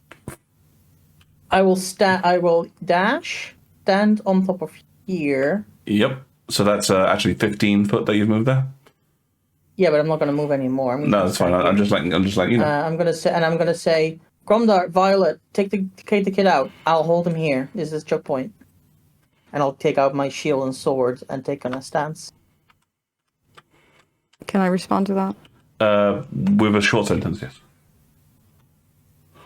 You won't just come with us. I'm coming with you as soon as everyone is through. That's about all I can allow in conversation. Okay. Gromdar, you heard Beric yell out as he took up a defensive stance.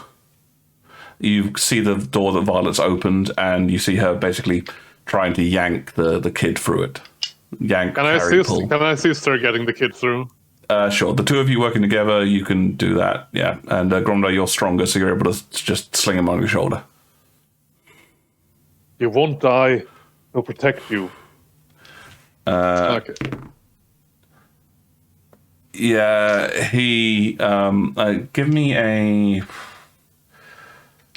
persuasion roll with disadvantage, Gromdar. You could make him roll intimidation, and if he fails, then he succeeds.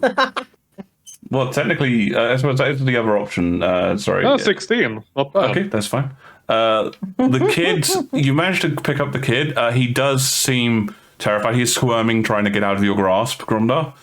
But he is obeying you for the sake of it, shall we say. Okay. Okay, we go. Right. So hang on, you move from there, so that's 5, 10, 15, 20 to go over. Are you dashing through the door? If I can take both Violet and the kid with me, You can take the kid with you. You can't take both of them. Okay, the kid. Okay, so it's only half speed, so you basically just make it through the doorway at this stage. Okay. Yep. All right, and then it is their turn. Let's see. The owlbear is going to. So you watch as the owlbear sort of leaps, and although owlbears can't technically fly, it is basically using the wing-like sections of its arms, you know, sort of like the feathery sections to glide somewhat as it launches itself over to here. That is, let me just double check the range. Okay, so it will actually be able to make it to you in a single movement. So, Barrick, are you definitely positioning yourself in the way? You position yourself in the way, yes. Right? Okay. This creature, now that it's close enough, you can see that there appears to be some kind of iron and silver collar around its neck, and its eyes are maddened red. It looks to be almost berserk. So it is just going to launch in and try and hit you. It streaks forwards and its claws shoot forwards trying to strike you. That is a 9 to hit, so I'm assuming that's a miss. Nope, bounces off my shield. Yep. As it bounces off, its head rears back and its beak slams towards your neck. That is a 19 to hit. Ooh, that one I need to check. Nope, that's still not enough. Okay. At the last second, you manage to interpose your shield and block it, but it is still enormously strong. You feel its beak slam against you. These guys are going to dash, which I think will get them to basically there, shall we say. So they move forward as a group to here, charging and jeering and... Shoot, I think I lost one. How fast are they? It took us like 3 turns to get They dash 60 feet. Hang on, I've lost one. This is their... Yeah, this is also their third turn in the building. Yeah, they reached about the same speed as we did. The fact that the owlbear got to me this turn is the only aberration here. Well, it's 40-foot movement speed as opposed to 30, so they can move fast. Yeah, no, it's so good. Yep, and they start yelling, "Yeah, get it! Kill the mage! Kill him! He killed all those kids in that building."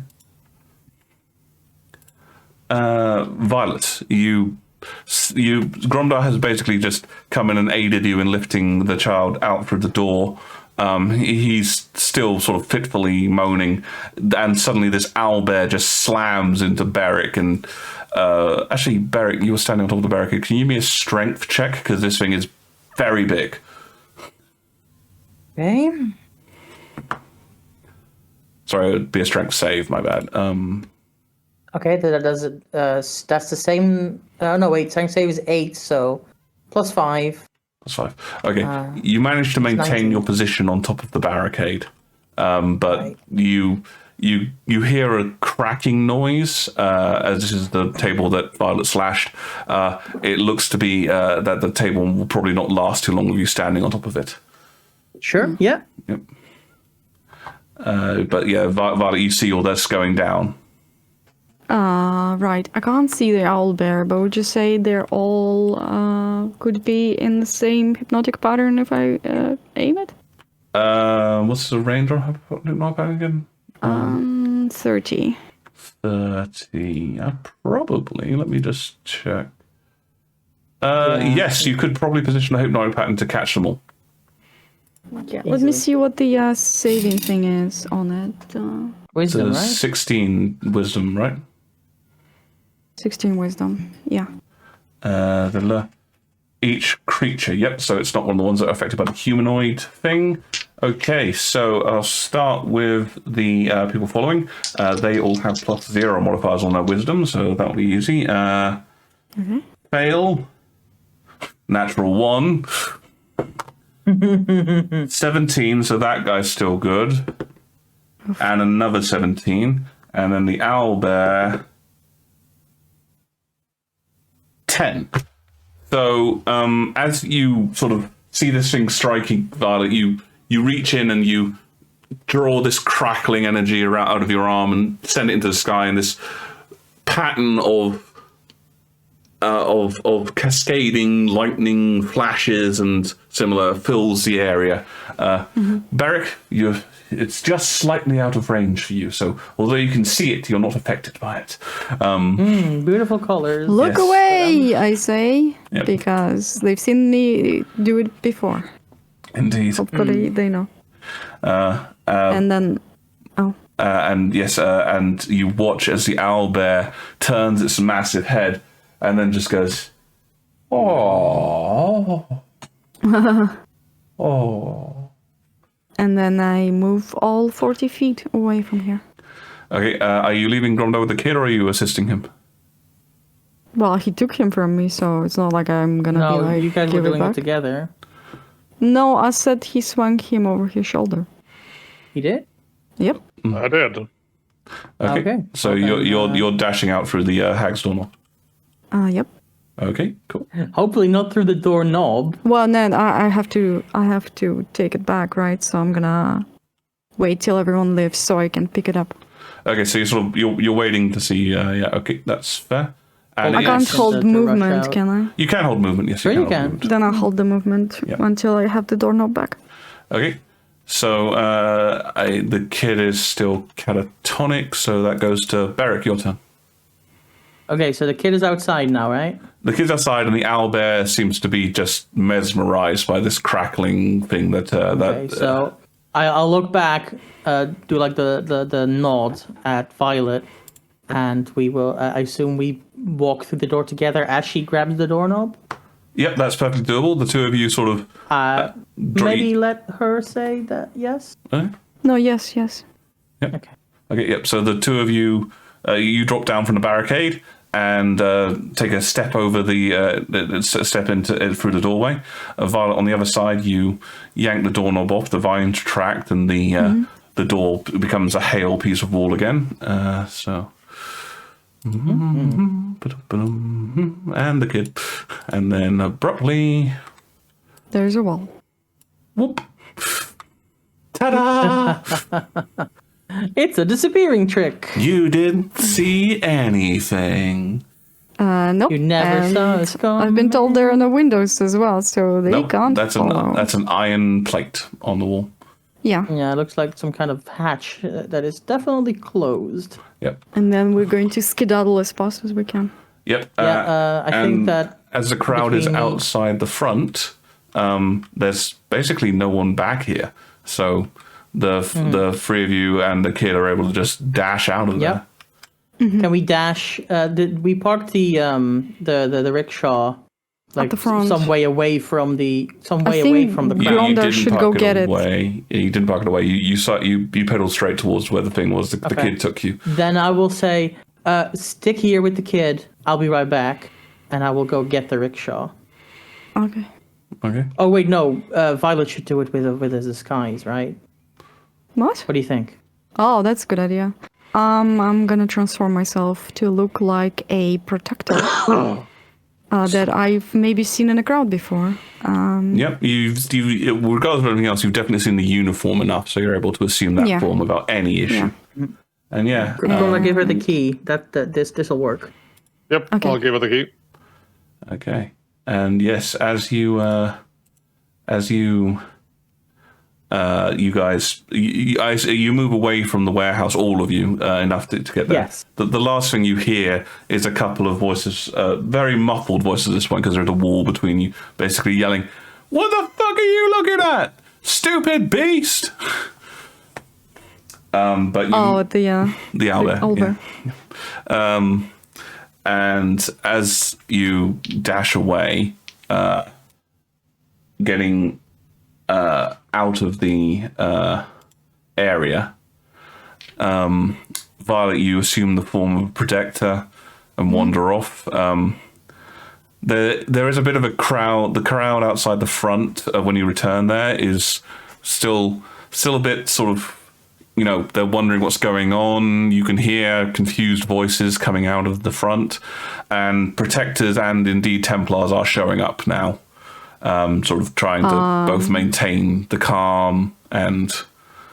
She's just gonna, like, just act like you belong. She's just gonna walk past, like nothing is bothering her.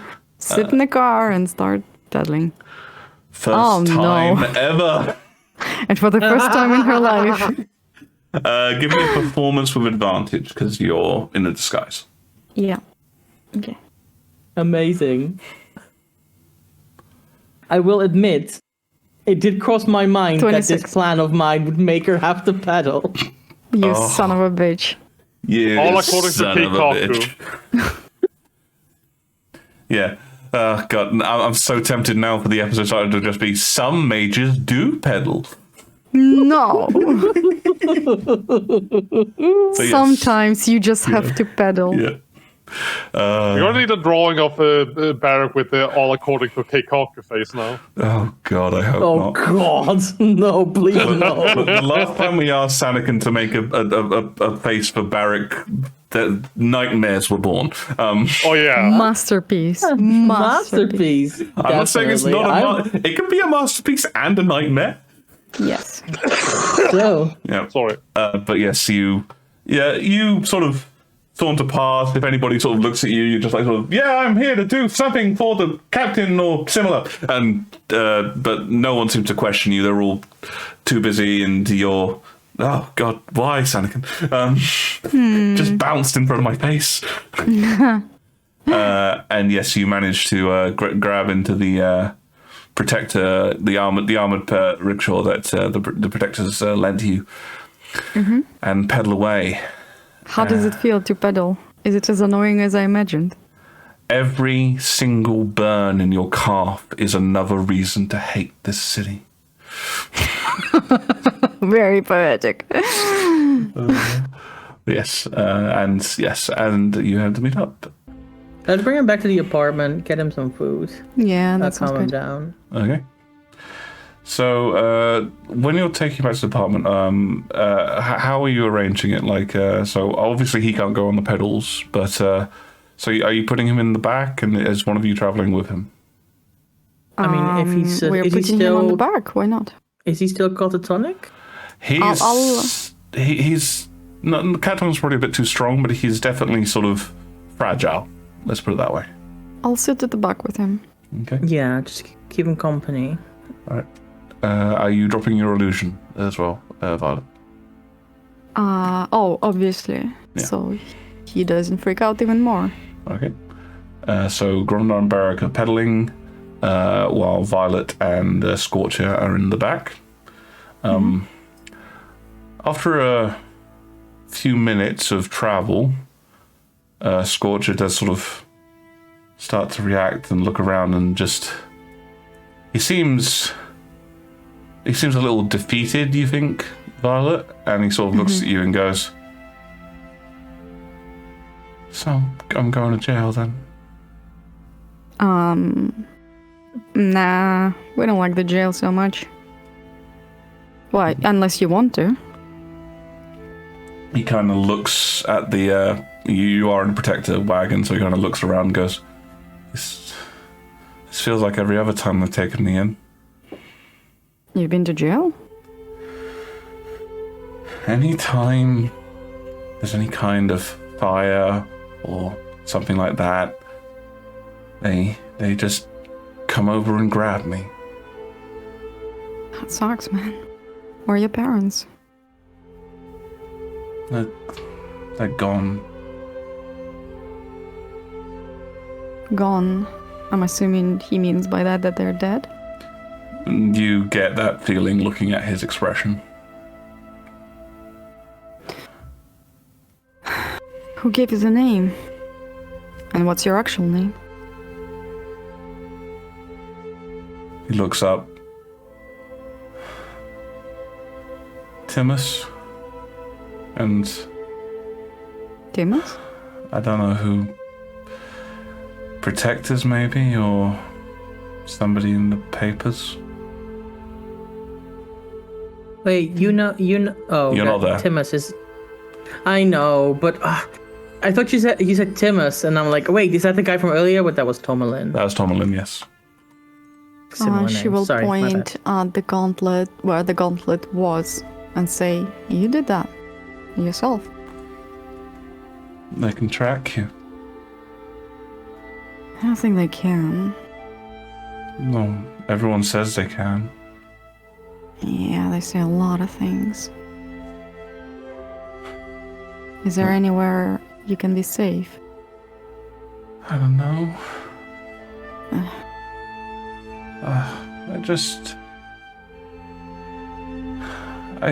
They won't let me leave. If I leave, they arrest me.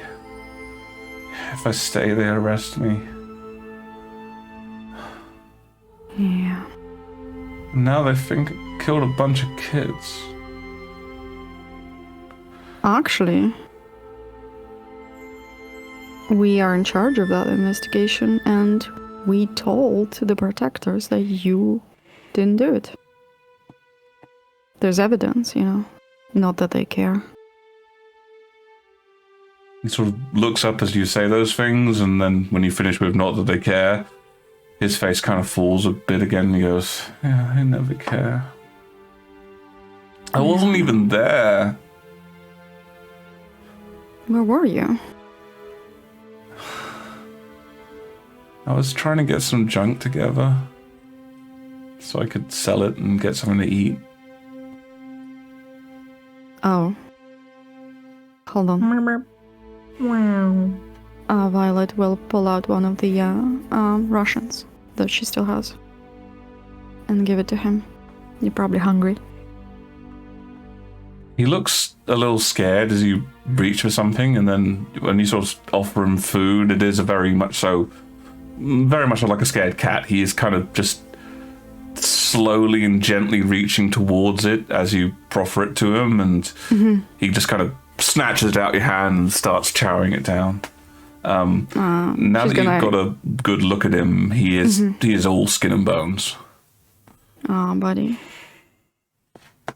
I'm just gonna think for a second how many other kids are just like that because of their gift.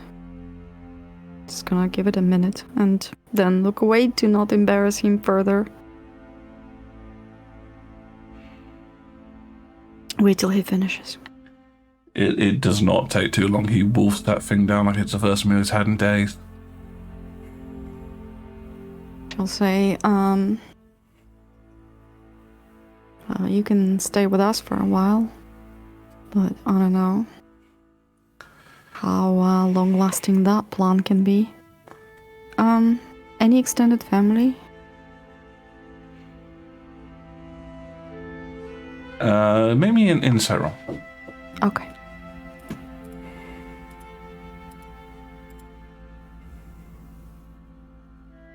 Come on, open. Okay.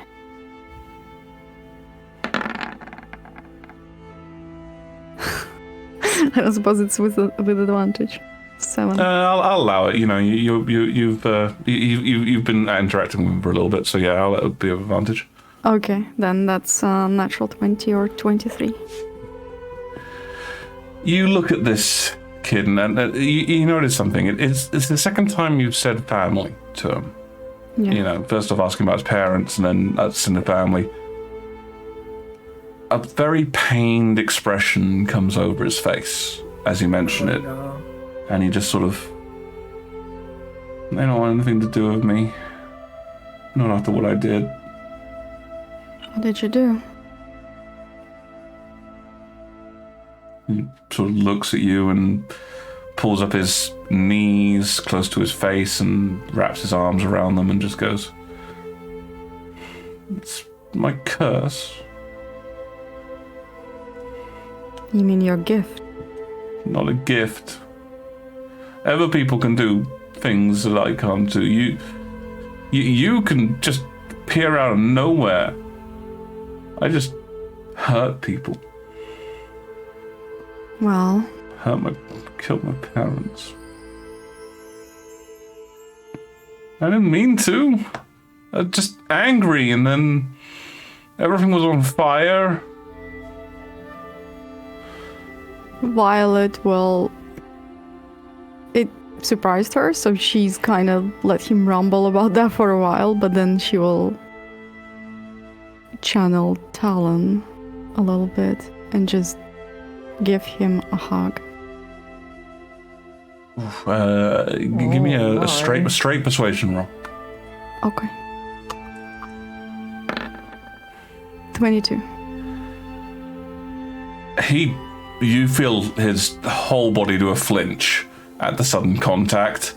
You know, like you can feel his heart rate pumping, but after a few seconds of you holding him, you can feel some of the tension start to leave his arms, his legs, and he just starts. I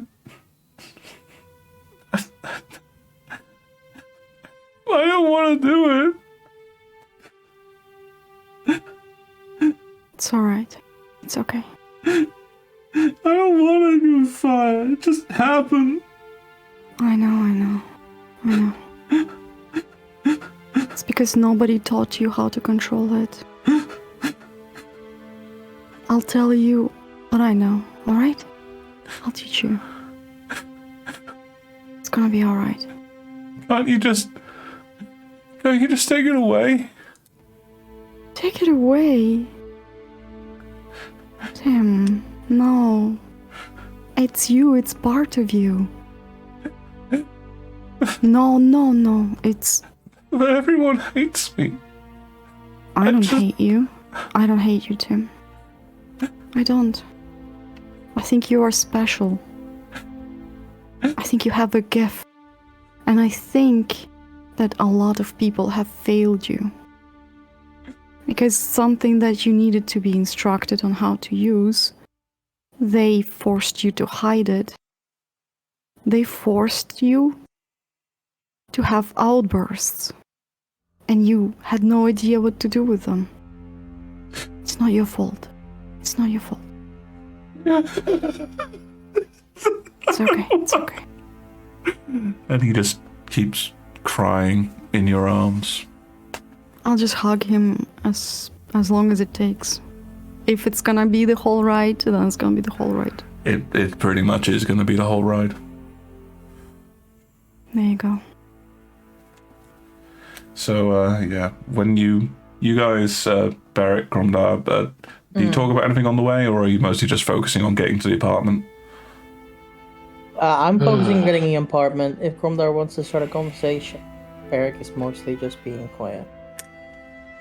Yeah, Gromdar is quiet. Like he's focused on driving, but it's clear he has things on his mind. Barrett's face is grim. This whole situation. He knew this happened, but children. It's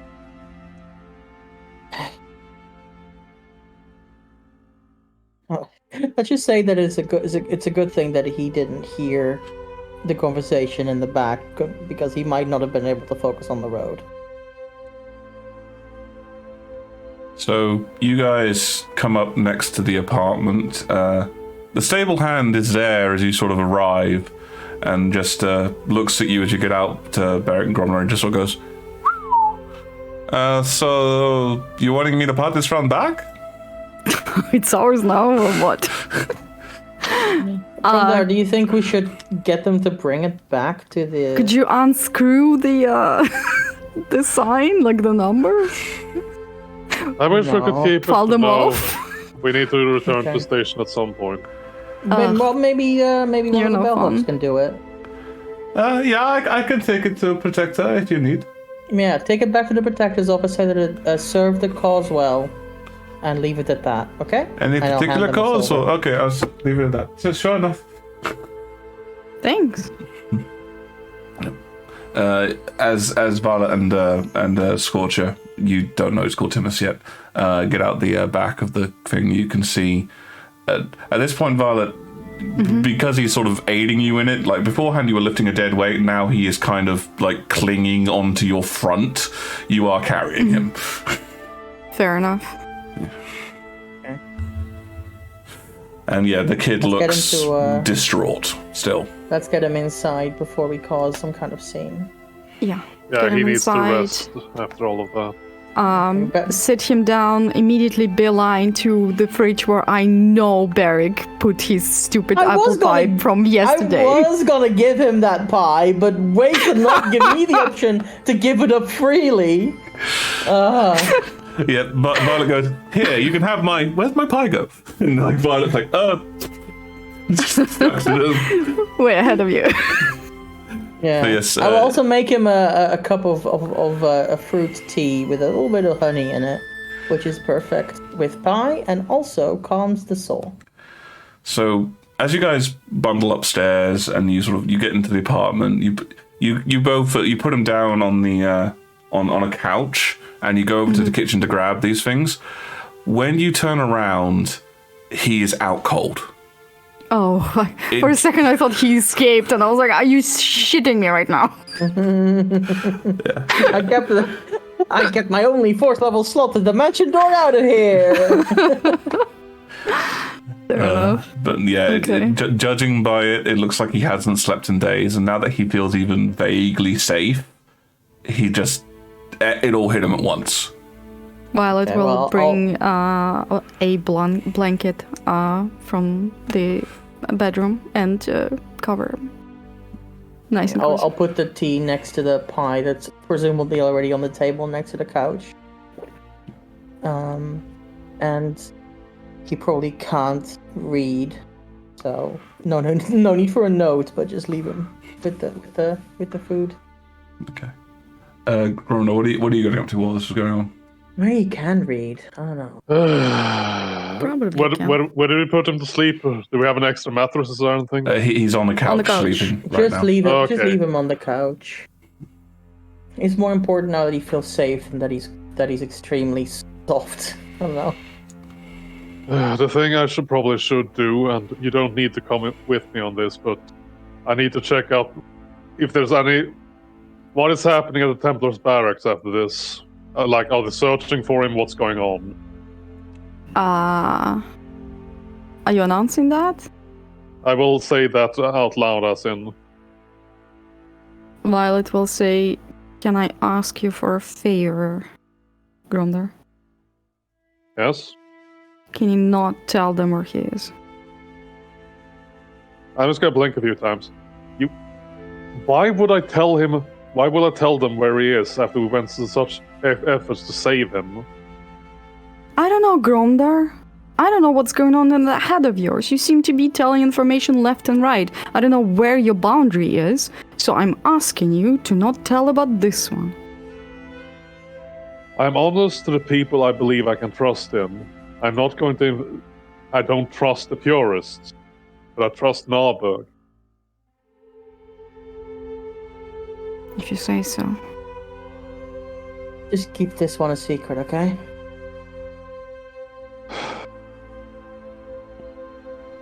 It's good to know what they are, how they are dealing with the situation. There's a burning warehouse. There's gang violence. There's a lot of people yelling for mage blood. The Templars are probably involved, but that's a good idea. But I'm with Violet on this one. Don't tell them anything. He said he's been in and out of jail. They suspect him for every time there's fire. They don't give a crap about if he did it or not. If they ask, I don't know where he is. I'm just there to check out what they're doing. As in, are they searching for him?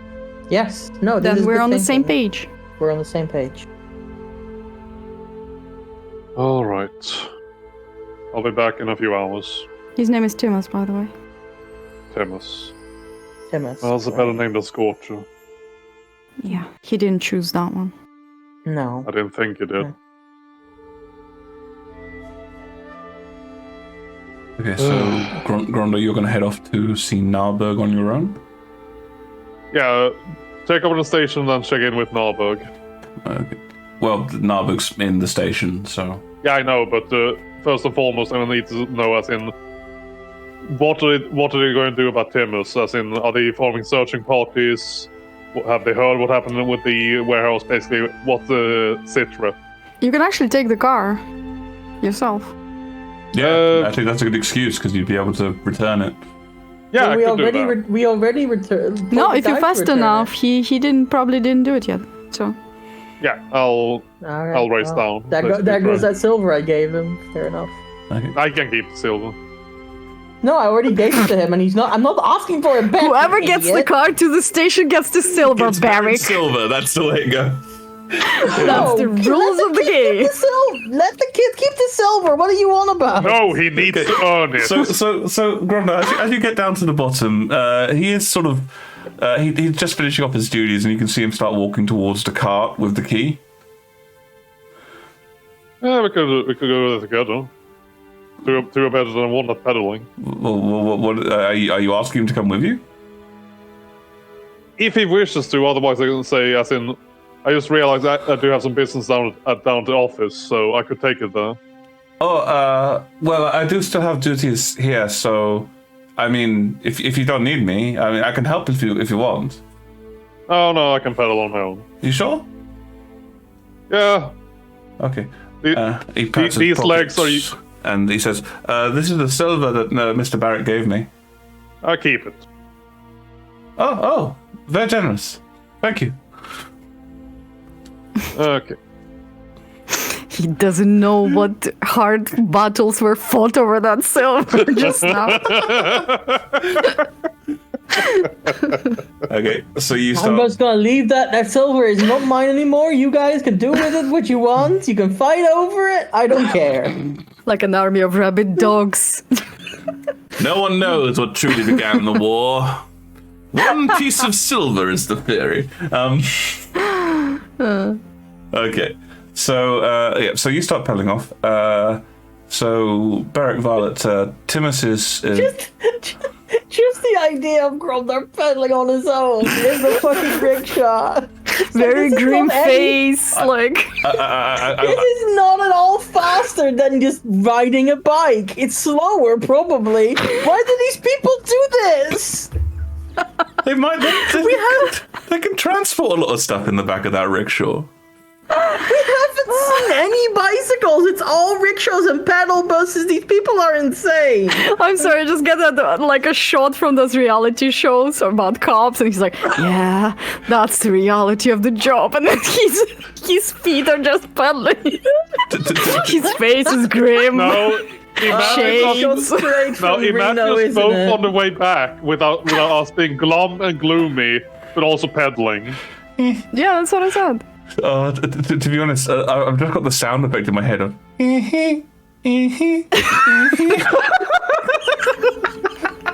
Yes, and then sometimes tin tin. Yeah, little bicycle bell going on. But anyhow, that's my favorite part of the most recent recap. By the way, is that the bus goes. Ding ding! That's dear. just a bicycle noise. Oh Yep. dear. Okay, but very good. But so as Gromdar's pedaling off, Violet, Barrack, you're still in the apartment. Obviously, Timus looks to be unconscious. Like this is someone who has not slept in days. Okay, while he's unconscious, I will step over and give him 5 points of healing to get rid of any diseases he might have. Infections, that kind of thing. Okay, yeah. So you rest your hand upon him, and you feel the light of Foltus move through you. The sort of a palish glow of the moon surrounding both you and Timus as you impart the energy into him. You don't think you can see this, but as you look down towards the pretty horrific burn scar on his arm, you see parts of it seem to sort of flake off a little bit and knit together. It is beyond your magic to fully restore him, but you think you've at least healed some of the damage that might have been inside there. I was thinking infections from burn wounds are really nasty, and that's technically a poison. So I was hoping that would help. Yeah, you think it definitely has. But it doesn't disturb him at all.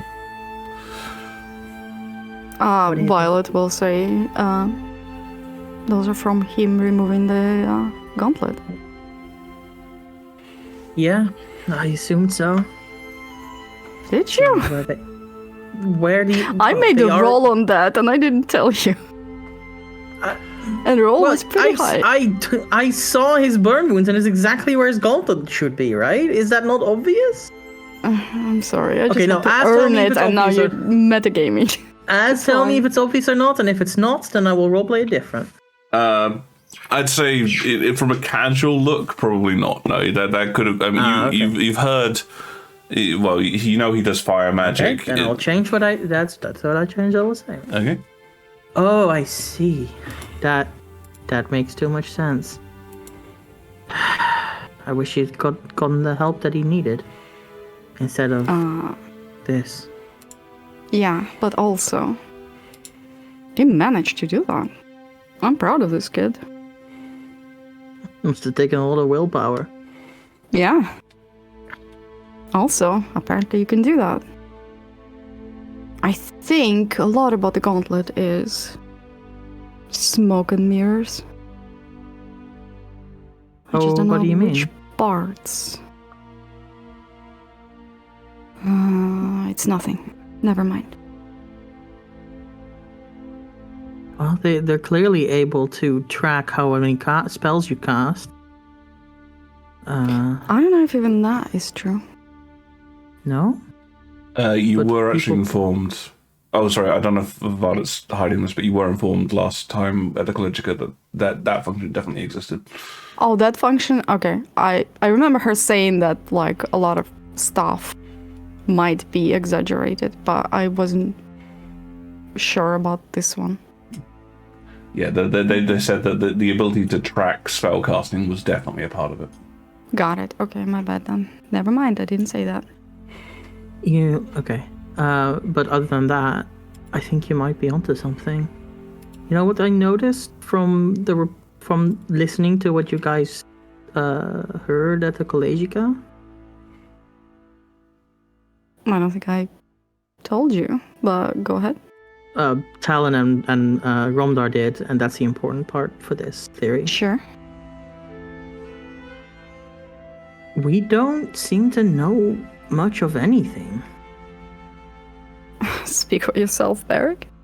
No, I mean, how do Warforged work?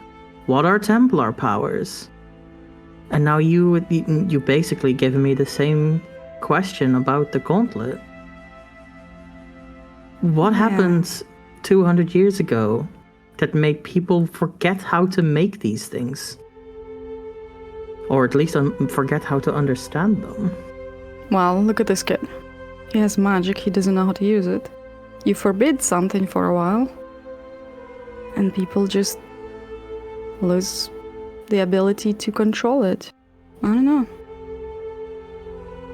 When I was in training in Lyceus, they had libraries full of religious texts and arcane texts on religious magic and all kinds. Why isn't there such a thing for this magic? Why does it all seem to have been shoved aside? It just seems irresponsible. Yeah. Does more damage than good. I don't think it has ever done any good. Maybe not, no. How strong are you? Physically? Yeah. I mean, I've done physical training, but most of my training was in statecraft, talking, and as religious he's talking, Violet will slowly pull out the core, second generation core that she's got. Okay. Oh, the thingy. Can you break it for me? I mean, it seems to be made out of metal and glass. That shouldn't be too hard. Do you see that thing inside? The bluish thing? Yeah. Yeah? I'll get to it. You want me to break it without breaking the middle bit? Oh, that's gonna be more difficult. All right, yeah, I can try. Do you think it's gonna blow up? I kind of think this kid has had enough explosions for today. Let's do it in the bedroom then. Look, close the door. Oh my. Okay, so you guys head into the bedroom. Are you trying to get any tools or anything, or? I have thieves' tools. Can I assist with those? If you're trying to break into it, thieves' tools won't really help too much. Also, I should point out that the bedroom doesn't really have like a strong flat surface. It's mostly like, you know. There's no end table. Like that's one of the strongest types of tables because it has such a small surface area. Yeah, but it's still made out of wood. This is a metal sort of container. Metal versus wood. Metal wins. Okay, I was planning on trying to slice off the end of one bit without touching the middle. So, just to reiterate how this thing looks, as it were. Okay. Imagine like a lantern, as it were, with a middle top, a middle bottom, and like a series of metal strips coming down from either side, and like glass in between the metal strips. So it's a cylinder, but with like a more of an octagon sort of pattern around the outside. Okay, so is it something like this? So is it possible to break just the glass? I don't know what this is in Readers. I drew it in the thingy. This is what I imagined it looking like. Where did you link it? He put it. It didn't link it. I drew it in the Roll20. Oh, okay. That's actually a fair point. I wonder if I can just draw it in this. Is it possible to just break the glass? So it is. This is going to appear on the stream, as I should say. Yeah. Okay, so these bits at the top and bottom, these are metal. Here and here. It was connected by something at this point and this point. That's the bit that Violet broke off. And it has a series of metal strips going around here to give it that sort of octagon-like shape. Yes, I get that part. And like, little rounding bits on the middle. So like that, and it's just glass. And inside that area there is just liquid. Like you can feel it sloshing about. Oh, liquid. Oh, it's not an actual central piece. It's liquid. So it's all blue. It's all blue, all liquid. I thought the blue was floating in the water. Yes, me too. I thought it was a blue thing in the middle of the glass. It's a blue liquid floating. It's a blue liquid which is just sloshing about in the middle of the container. Okay, so just opening it up sounds like a terrible idea. Then we need more precision. Let's get hold on. Well, since that's what it is, can I just sit in a bed and try and concentrate on it? See if that does anything? Well, you can send me some priority one, but what are you trying to do? I'm trying to agitate the liquid inside because it reminds me of something. Okay. I guess give me a charisma arcana roll. So arcana. How do I do that? I thought you'd set up with that as a. No, you said you're gonna set it up for me. Okay, 1 second. Let me just let me just do that for you now. Thanks. So it's going to be called C Arcana. It'll be in your custom skills section. How about Carcana? I mean, you'll be able to adjust it on your own. Fair enough. Okay, and you're proficient in Arcana, right? No, I'm not. Okay, so I'm not proficient in Intelligence Arcana, if that matters. That doesn't matter. I'll let you have a Jack of Trades on it because I actually the only options are proficiency, expertise, or Jack of Trades, which is kind of funny. Oh, okay.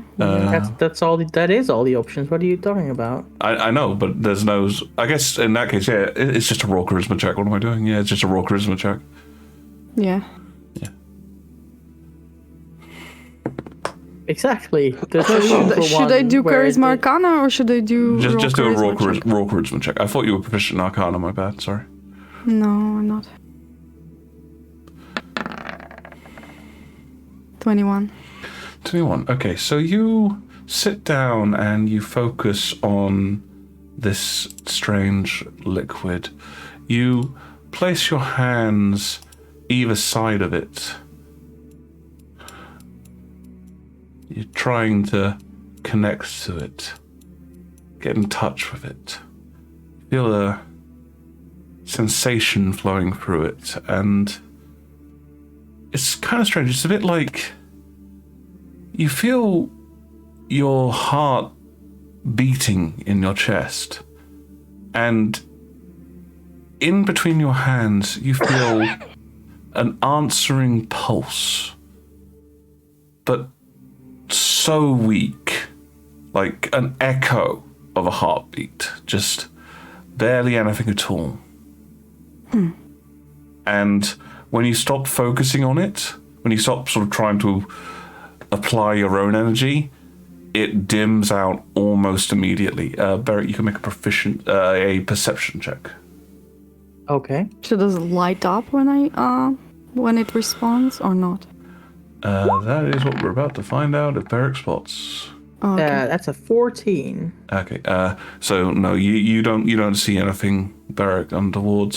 Really? No, it is such a dimly flickering light, and for some reason, it is slightly easier for you to see it, Violet, than it is for Barrett. Even with my dark vision, I don't see any of like a glitter. It's not dark vision, and it's not necromancy, which, as we now have found out, involves glitter. Well, I did see the pulse of light. It's a very, very faint pulse of light, and the second you stop applying energy to it, it dims out almost immediately. And I'll turn to Barrack and say, "Did you see that?" I was peering really closely, but I didn't see anything. It was like a flicker. It was so much brighter and active when I was inside. I don't understand what powered it. Wait, and I will turn on my divine sense. Okay. That detects and see if that. Yep. It's not visual. Mm-hmm. It is a separate sense. Like they've used some metaphors, but in reality, it's like not actually anything. Yes. Like the senses that it's in, and it's any celestial, fiendish, or undead energy within 60 feet. As well as I believe hallowed and unhallowed things. Yes, hallowed and unhallowed things. Okay, so you cast your gaze towards it, and as you sort of focus, a slight sheen comes over Barrack's eyes, a kind of a pale glow. Mm-hmm. And you sort of you look at it, and it's almost like if you've ever seen that thing where like it's a sunny day but there's clouds and like the shafts of light just shoot down through it. Mm-hmm. You kind of get that sensation emanating from Barrack's eyes as you look over at Barrack and try and feel it deep inside. You don't think it's any of those things which your divine sense triggers on. Well, whatever it is not of holy or unholy energy, nor of the main outsider energies from beyond the physical. This is holy alien. Angels and demons, fiends and celestials. And of course the undead who lives in the shadows. Well, I could tell you that it's not undead. Although I mean, I only have so much expertise when it comes to things of a more arcane nature. But I tried to help you. Damn it. Az, I need to ask you a private question, so I'm gonna type it out, okay? Sure. You two just spend a few moments puzzling over it. It does seem to be... Barrack will say as well, like, man, I know who would know, who would probably figure this out. If only Shallan Ordo was here.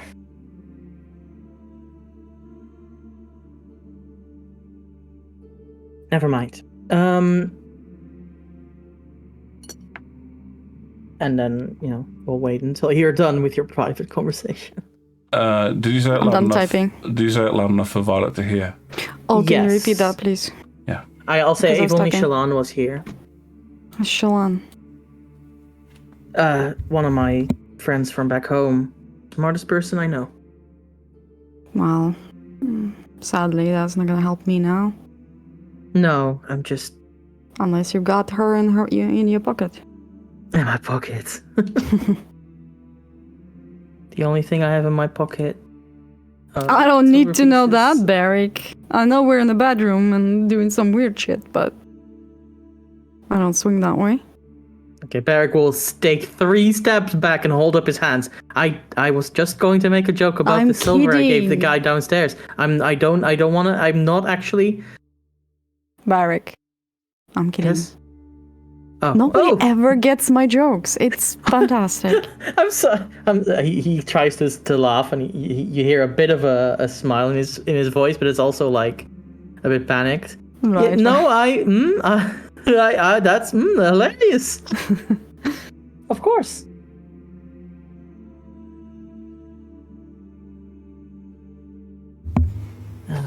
Yeah, no.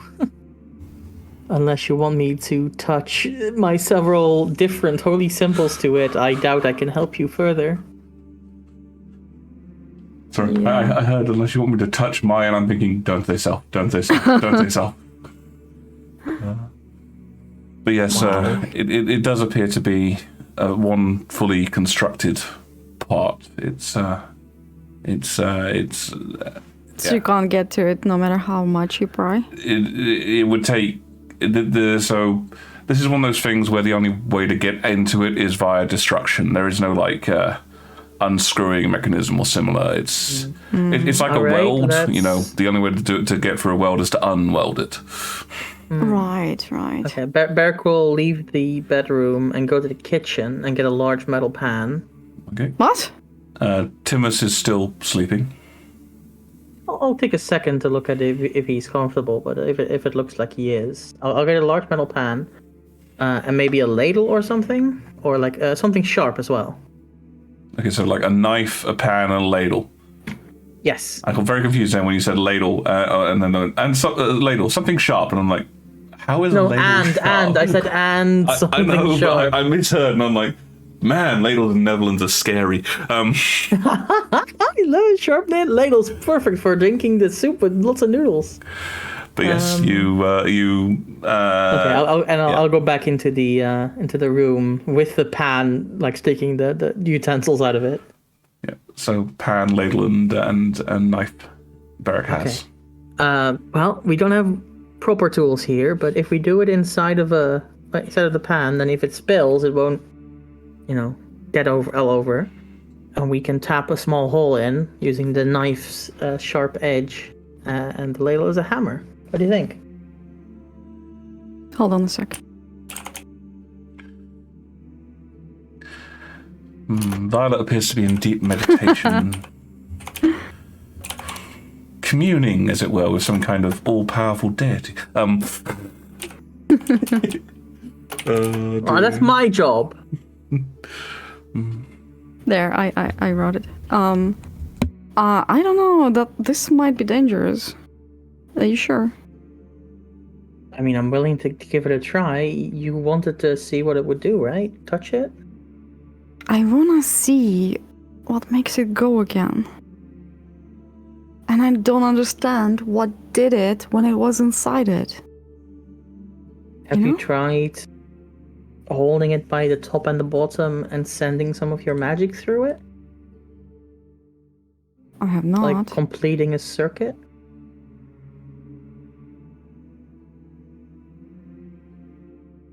I haven't, no. I will... well, let's try that before we bust it open, I guess. I guess so. Okay. So what are you doing exactly? I am transforming. Okay. I'm gonna stand up from the bed. I'm not destroying another mattress. So much explaining to poor Klinkerhofen. Why does this keep Violet Bane of... Yeah. Violet Bane of Mattresses is one of her titles, yeah. And I will send through it the highest spell I got right now, which is level 3. I will spend Delirium Whip on it. I'll make sure that it's a compatible spell. And I will hold it by the metal bits. Maybe this is a better conductor. And I will pulse it inside. Oh, I see. So you're not actually casting it at the object. You're sort of trying to use it as a conduit. Yes. Okay, that's interesting. Let me think about that. So you do that.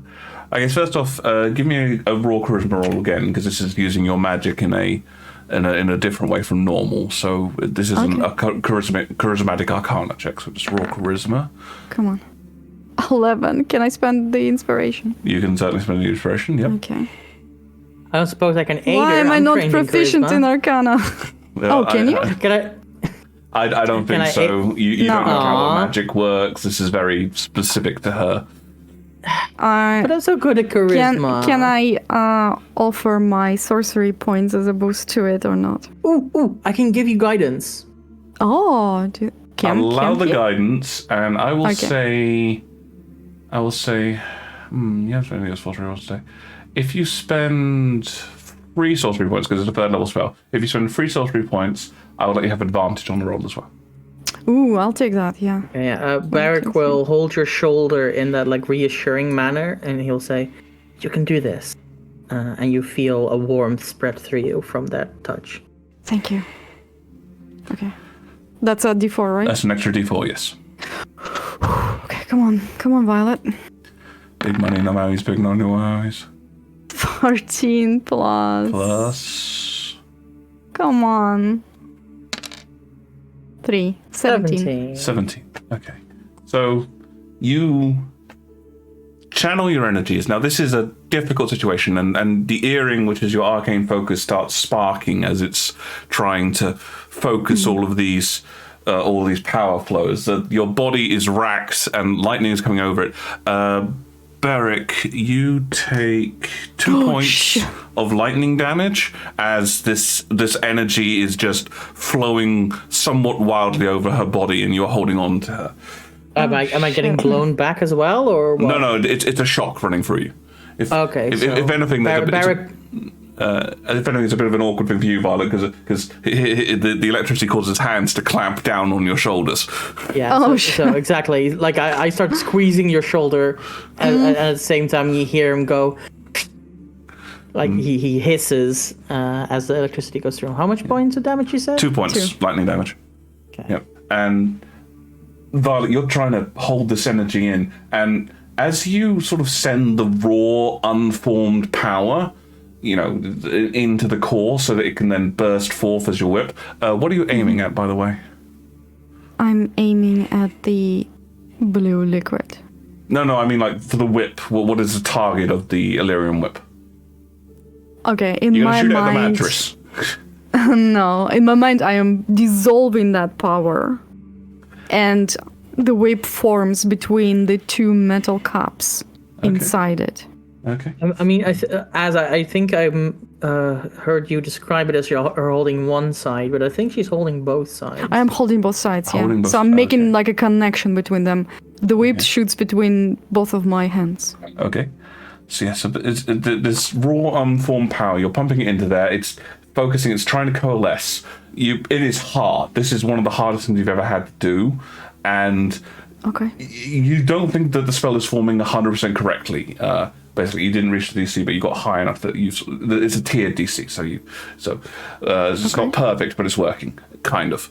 And as you feel this energy flow into you, the core suddenly erupts into a brilliant light. The same light that you saw it when it was inside the clanker.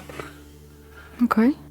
And at that point, you suddenly feel the inner part of this core. And it's a strange thing. It's almost like you're sort of sensing it as being inside a large container, like a water tank, but like a vast water tank, like a city. And it is bone dry, like there's nothing in here. But as your power flows through it, you start to feel it suck upon you. And it starts to hurt. This is not quite the most painful thing you've ever experienced, but it's up there. You know what the most painful thing you've ever experienced was. I know.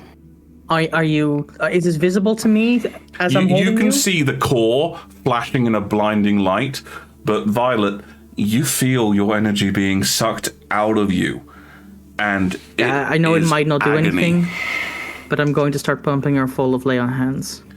I'm gonna hold on as much as I can. Okay, how much lay on hands are you putting in? All of it, but like slowly. So like every few seconds, another 5. Okay. All right, so in the first round, so we're kind of doing this in a round, so you're putting in 5 points in as a round. In the first round, you take 9 points of damage from this. Beric, you heal her for 5. Okay. So -4. -4, yep. So 11 And this is untyped 4. damage, so no matter what you'd stuck in as your thing, this is just straight out of you. So that's 7. Okay. Yep. In the second round, 8 gets siphoned from you. Beric again heals you for 5, but you feel like the suction has increased. Okay. Is anything else? Am I feeling? Hold on. What are my damages? So you took 9 the first round, 8 the second. 8 minus 5, right? Because 8 minus 5, so 3. Yes. So 3. So you've taken 7 so far total. But is something happening, or is it looks like it is becoming, it is powering, but the sensation you get, you don't think you have enough power to power this thing again. That something about it, you don't possess the necessary. It's too much. You're pretty sure this thing's going to suck you dry. Come on, you little piece of shit! I'm gonna hold it another round. Okay. I'm gonna increase the healing to 15. Probably a good shout, because she just took 24. I'm rolling d12s. 24. Yeah. 24 points of damage, minus 15. I'm on 3 hit points. Did you put 18. the 15 back from Beric? Oh, 15. Okay, then I'm on 18. Yeah, but you get the feeling that the next one's going to be a lot worse. Okay, that one didn't do anything. It's still siphoning power from you, but again, it's just this is one situation. You feel like you're trying to fill a water tank with a jug. You don't have the energy. With the frustrated, she will drop it on the bed. It is hard to do that. You get the sensation that it's trying to hold on to you. Can you give me this would be a charisma roll again, because it's your magic shit, set. I can't let go? Oh. 22. 22. The second one was an 8. Holy crap, it rolled a 21. The fuck is it rolling? Yeah, so at the last instant, you basically managed to cast it to the side, but there's a sort of an odd sensation, because beforehand, whenever you let go of the energy flowing through, it died almost immediately. Now you can see this sort of flashing, sort of almost like a spiral of light going around, and then just as quickly as it was there, it sort of slows, and then it's gone again. The glow. The glow, yeah. For good measure, I'll give her another 30 hit points. Wow. I'm at full. And yeah, and as he just before Beric does that, as he's flowing the healing into him, you can see almost burned into the palms of your hands where they were holding onto the device, the connection marks that were on the top and the bottom, and you can just about make out that there are like fragments of the metal fused into your palms before Beric heals you, and they sort of are pushed out by the new flesh. Right. Did that do anything? It's like a container you cannot fill, or I cannot fill. He wants something from me, but I'm not enough. like a big reservoir, trying to fill it with the blood from one person? I suppose so. Yeah, that seems unlikely to be used to be fruitful. I don't know. Do you know of a place where that energy you use naturally occurs?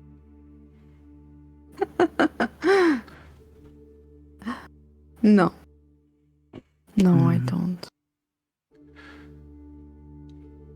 This little thing.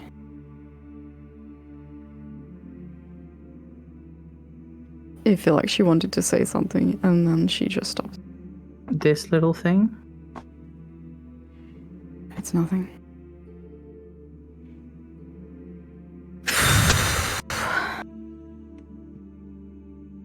Tell me what you feel comfortable with. Alright.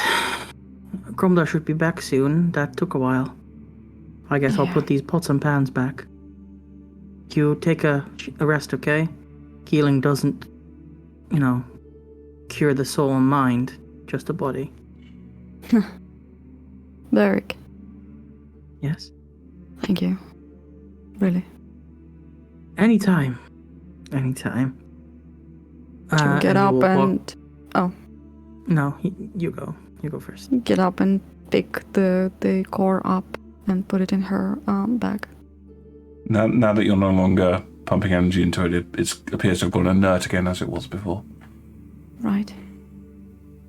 Eric will take the pot and the pan and the ladle and go back to the kitchen and leave Violet to rest if she wants to, or to make her own decision if she don't. As you... Go ahead. She'll go back to the room where Tim is and just sit in the couch at his feet and just nap if she can. Yeah, you certainly can. And as you both return into that room, you do notice that while Tim is still fast asleep, the remains of the pie are around his face and on the plate. And you're not entirely certain if he woke up to eat that. He just seems to have inhaled it.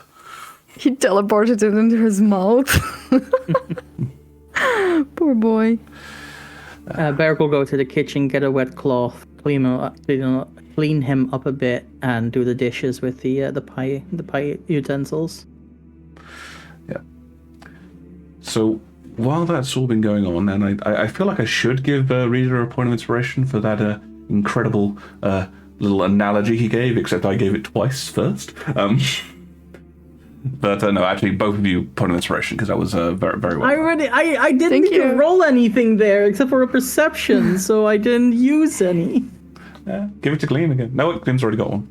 Timus can have it. Okay, fine, Timus. I'm the only one spending it in this party. I don't know why. I would have spent, if I had rolled under a 10, I would have spent it on the perception, but 14 on a +1 seems like a good roll.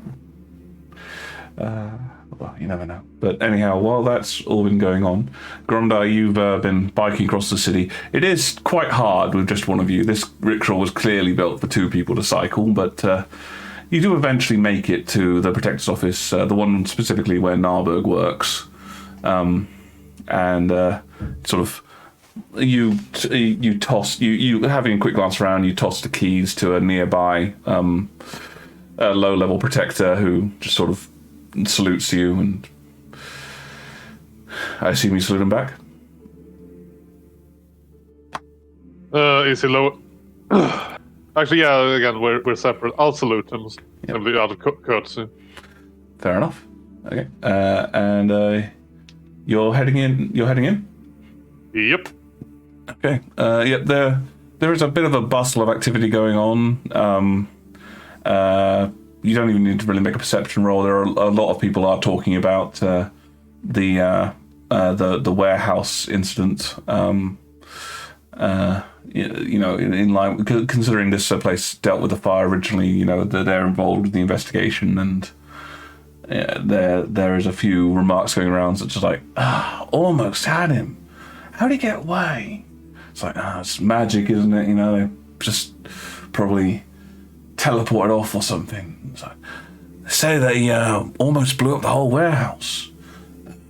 And a couple of civilians, he hypnotized them and made them do horrible things.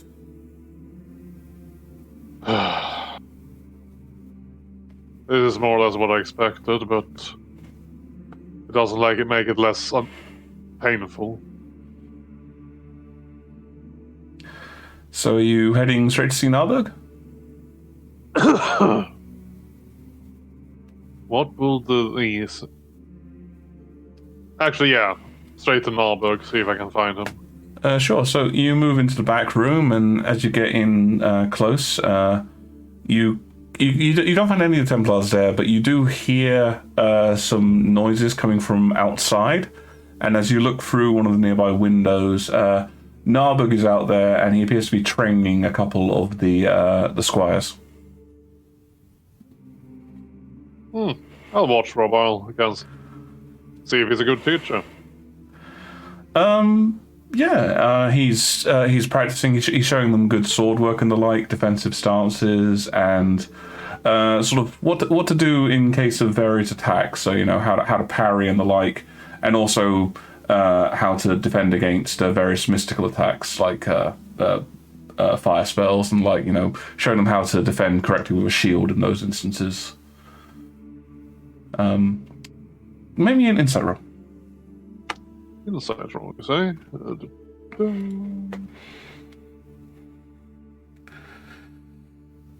Let's see. 15. So there's a group of 4 squires out there which Narberg is training. You think that while a couple of them are definitely paying attention and trying to emulate what he says, the other 2 are just dossing. They're sort of looking at him, and whenever his back is turned to them, you are seeing a bit of a smirk. Gonna note down their faces for later to inform him. He might already know, but... No. And yeah, so after a few minutes, after a little bit, there's sort of a break in the training. He sends them off to get water. What do you do? Well, it might be the time to have a talk with him, so as they head in, I'm going to head out to him. Okay. Yeah, you make your way out through the outside, and as you open the door, Narberg turns. It makes a noise as it opens. Narberg turns and goes, "Gromda!" Narberg. Didn't expect to see you again so soon. It's been that kind of day. Gromda, one of these days, you're going to throw your back out sighing that much. Shots fired. Well, out of character was me standing up for a moment, because I feel like I do a bit better when I'm standing. That's fair. Okay, back to character. You might excuse me when you've heard of the day. Is there somewhere we can talk a bit more in private? Sure. And he turns to the squires. All right, you lot, bugger off. Go save some lives. Good training. And then he sort of gestures for you to head in with him to a sort of like it's not exactly an office. It's more sort of like a shared area, but it's private. There's a door. Okay, good.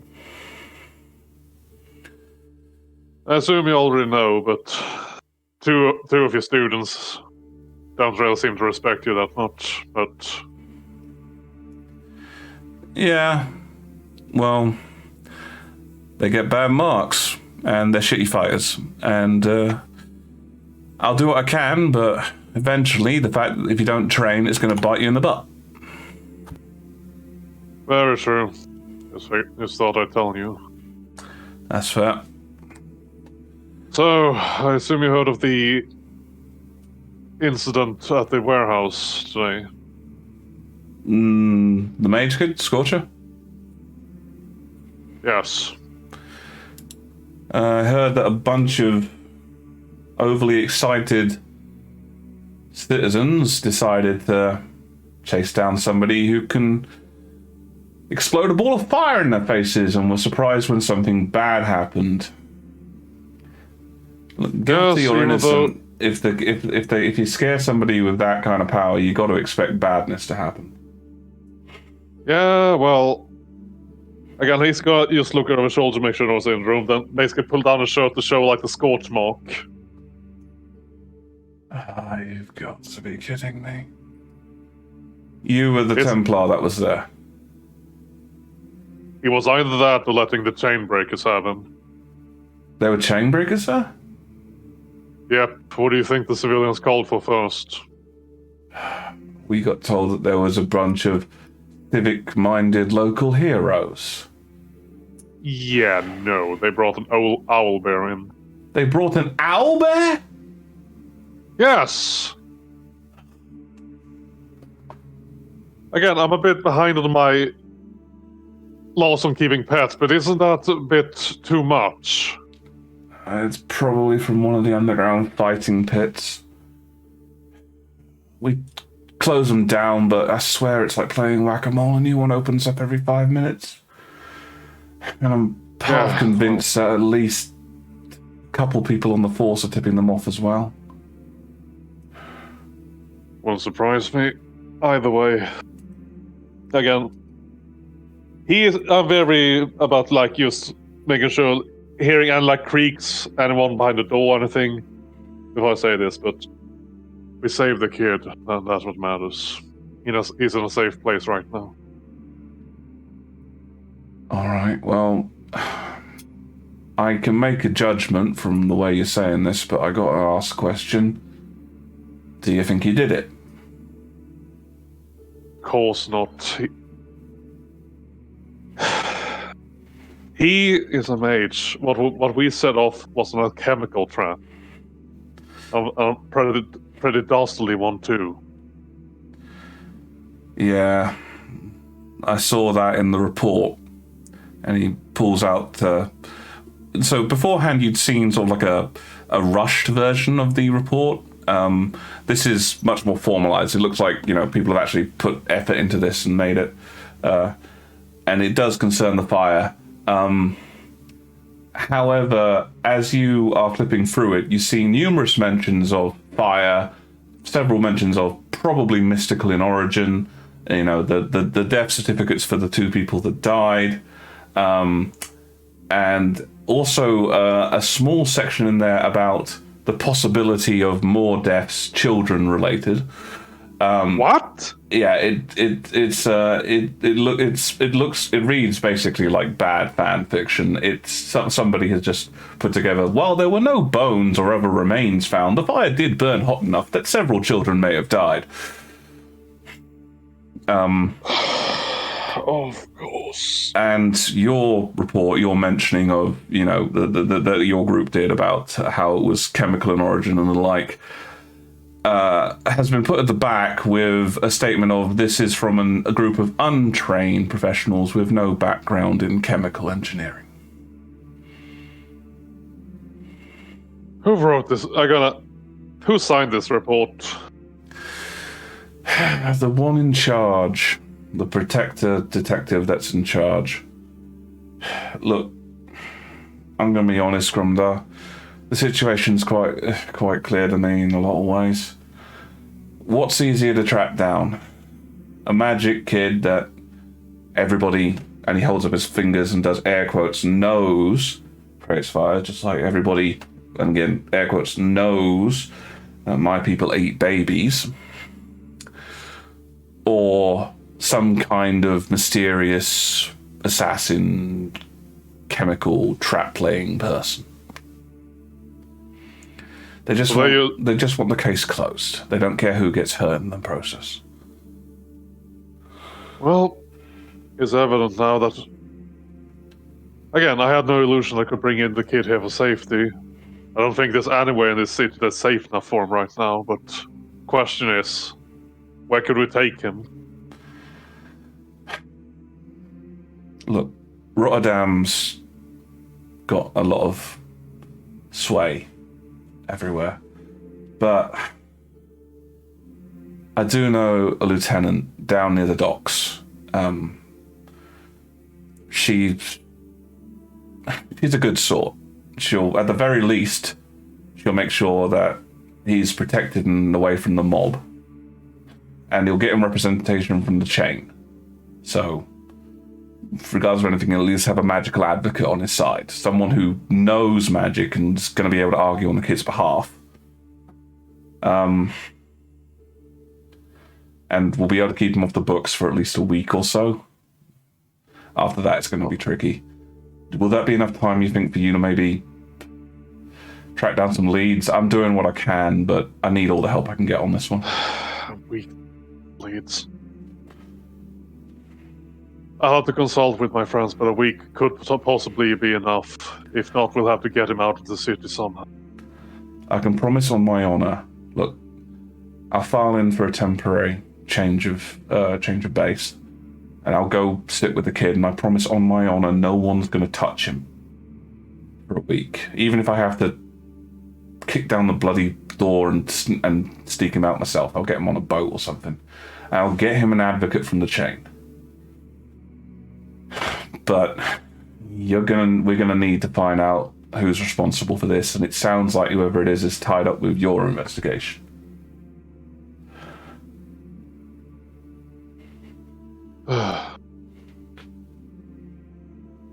What's the name of this lieutenant, so I can ask for her? Marique. Marie, thank you. Yeah. She's her dad's a bit of a legend in the Paraxian force, and her mum's, she's from the good stock, the Harrington stock in Lorendros. They're a lineage of some of the most law-abiding people that I've ever seen, so it's drilled into them.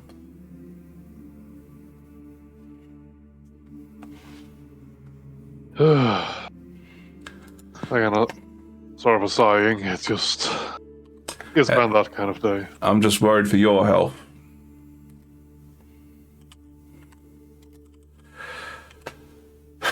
I will go back to my friends and consult with them, but I promise you, we'll make sure the kid is safe, and we'll find. Even if it so kills me, we'll find the lead. Well, yeah, like I say, worst comes to worst, see if you can get a message to me, and I'll make sure the kid gets out all right.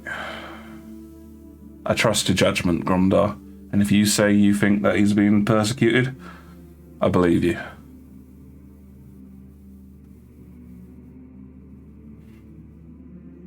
I'll hold up my arm to shake him.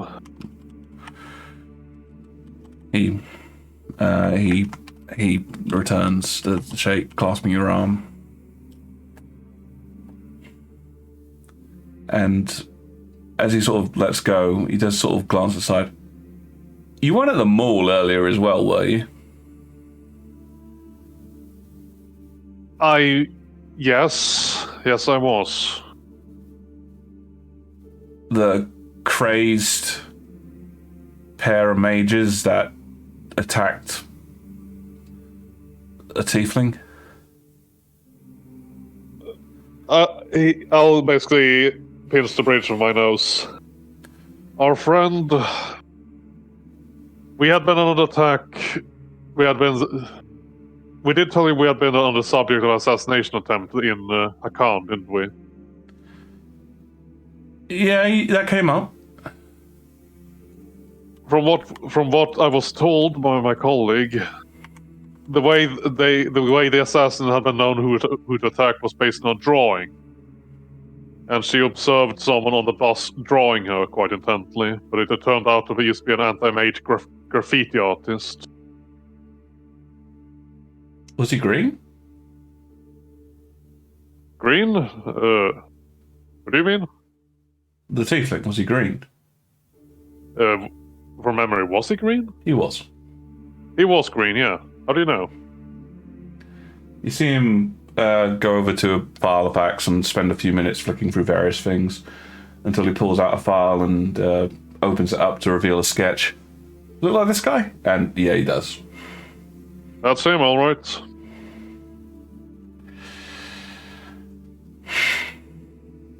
Really wish you'd arrested him, buddy.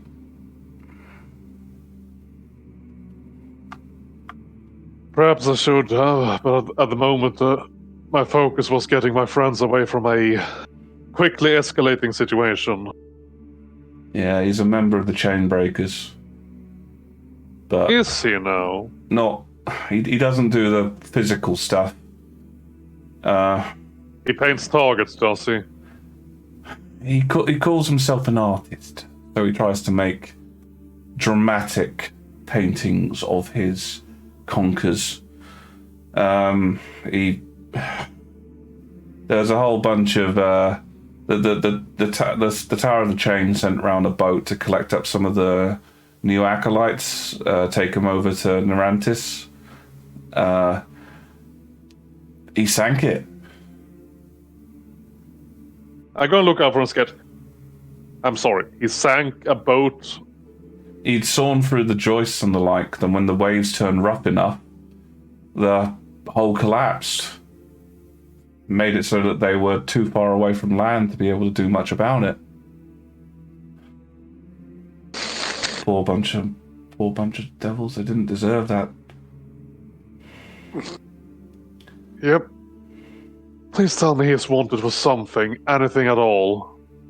Murder, Gromdar, killed a bunch of kids. Yes, but again, he... No, again. Hold on. Okay, come on. Stop. Sorry. Just said it too. Rita, let me talk. Oh. Again, so he's definitely wanted for... What I assumed was that he was suspected for that, but no, it's confirmed that he did it, and he's used to laying low all the time. He bragged about it. Like, we got a couple sources inside the AML. Some good lads, you know. They've it's a hard life being undercover, and they've had to be there for a while. But yeah, they are the ones who got the sketch out.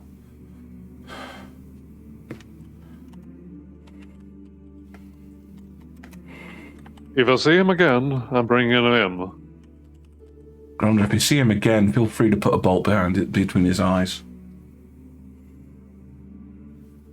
As tempting as that is, actually, again, looking at the station, if I brought him here, they'd probably find some stupid reason to let him go. No, Book does struggle with that. I ain't gonna lie that they're corrupt, but that would be a bit too much of a swing anyway. No, if he comes in, he's gonna hang. But I say that every second that we're not breathing the same air as that bastard is a second well spent. Well. Should warn your friend, though. He tends to... The people he draws, he tends to, hunt.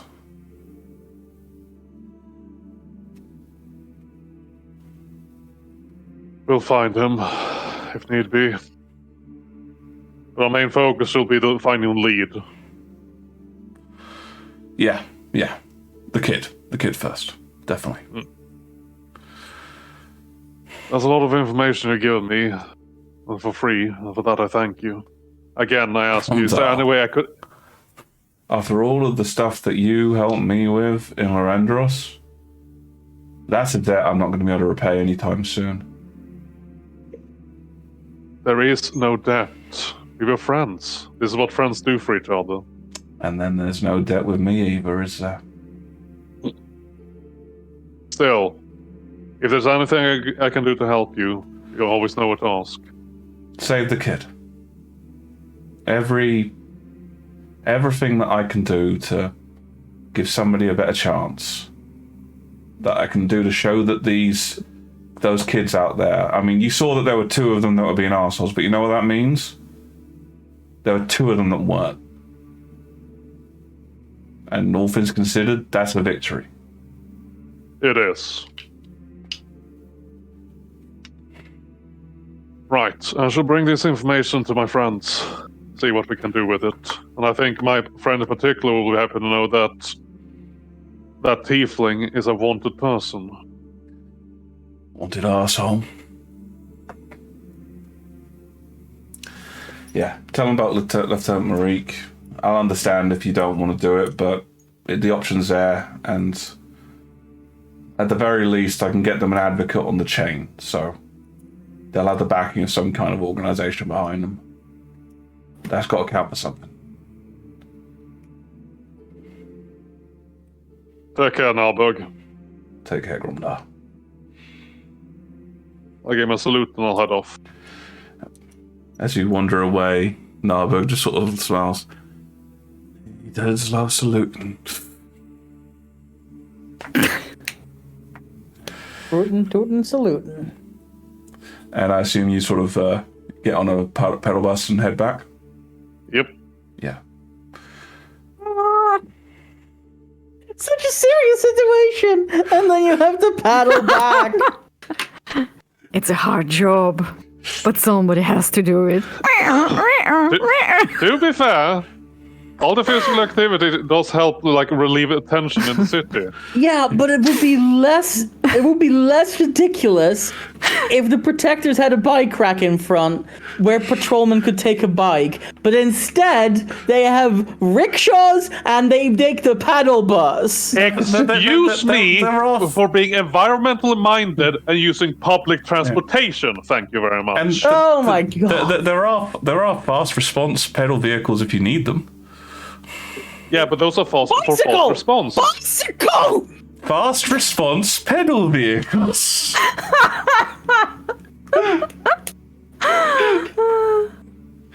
Oh dear. City's driving me mad. Roll for sanity damage. Oh dear. He's already taken lightning and all kinds of damage today. I think if he takes any more damage before Merrick's going to Please explode. no. But yes, you make your way back, sort of. You know, you are basically using the pedal bus to get the frustration out of just hearing all the shit, because just going through the protector's office a couple of times, it's the usual case of, you know, the rumor mill. So somebody says something, somebody else says, you know, oh, I also heard that he did this, and then I also heard that he did that, and it just keeps stacking and stacking and stacking.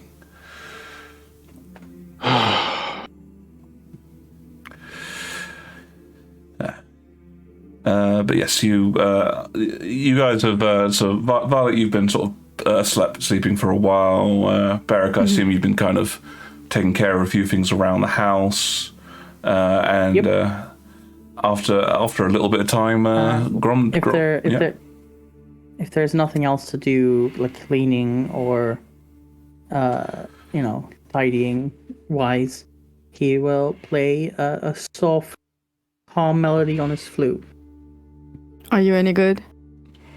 Roll performance, we'll find out.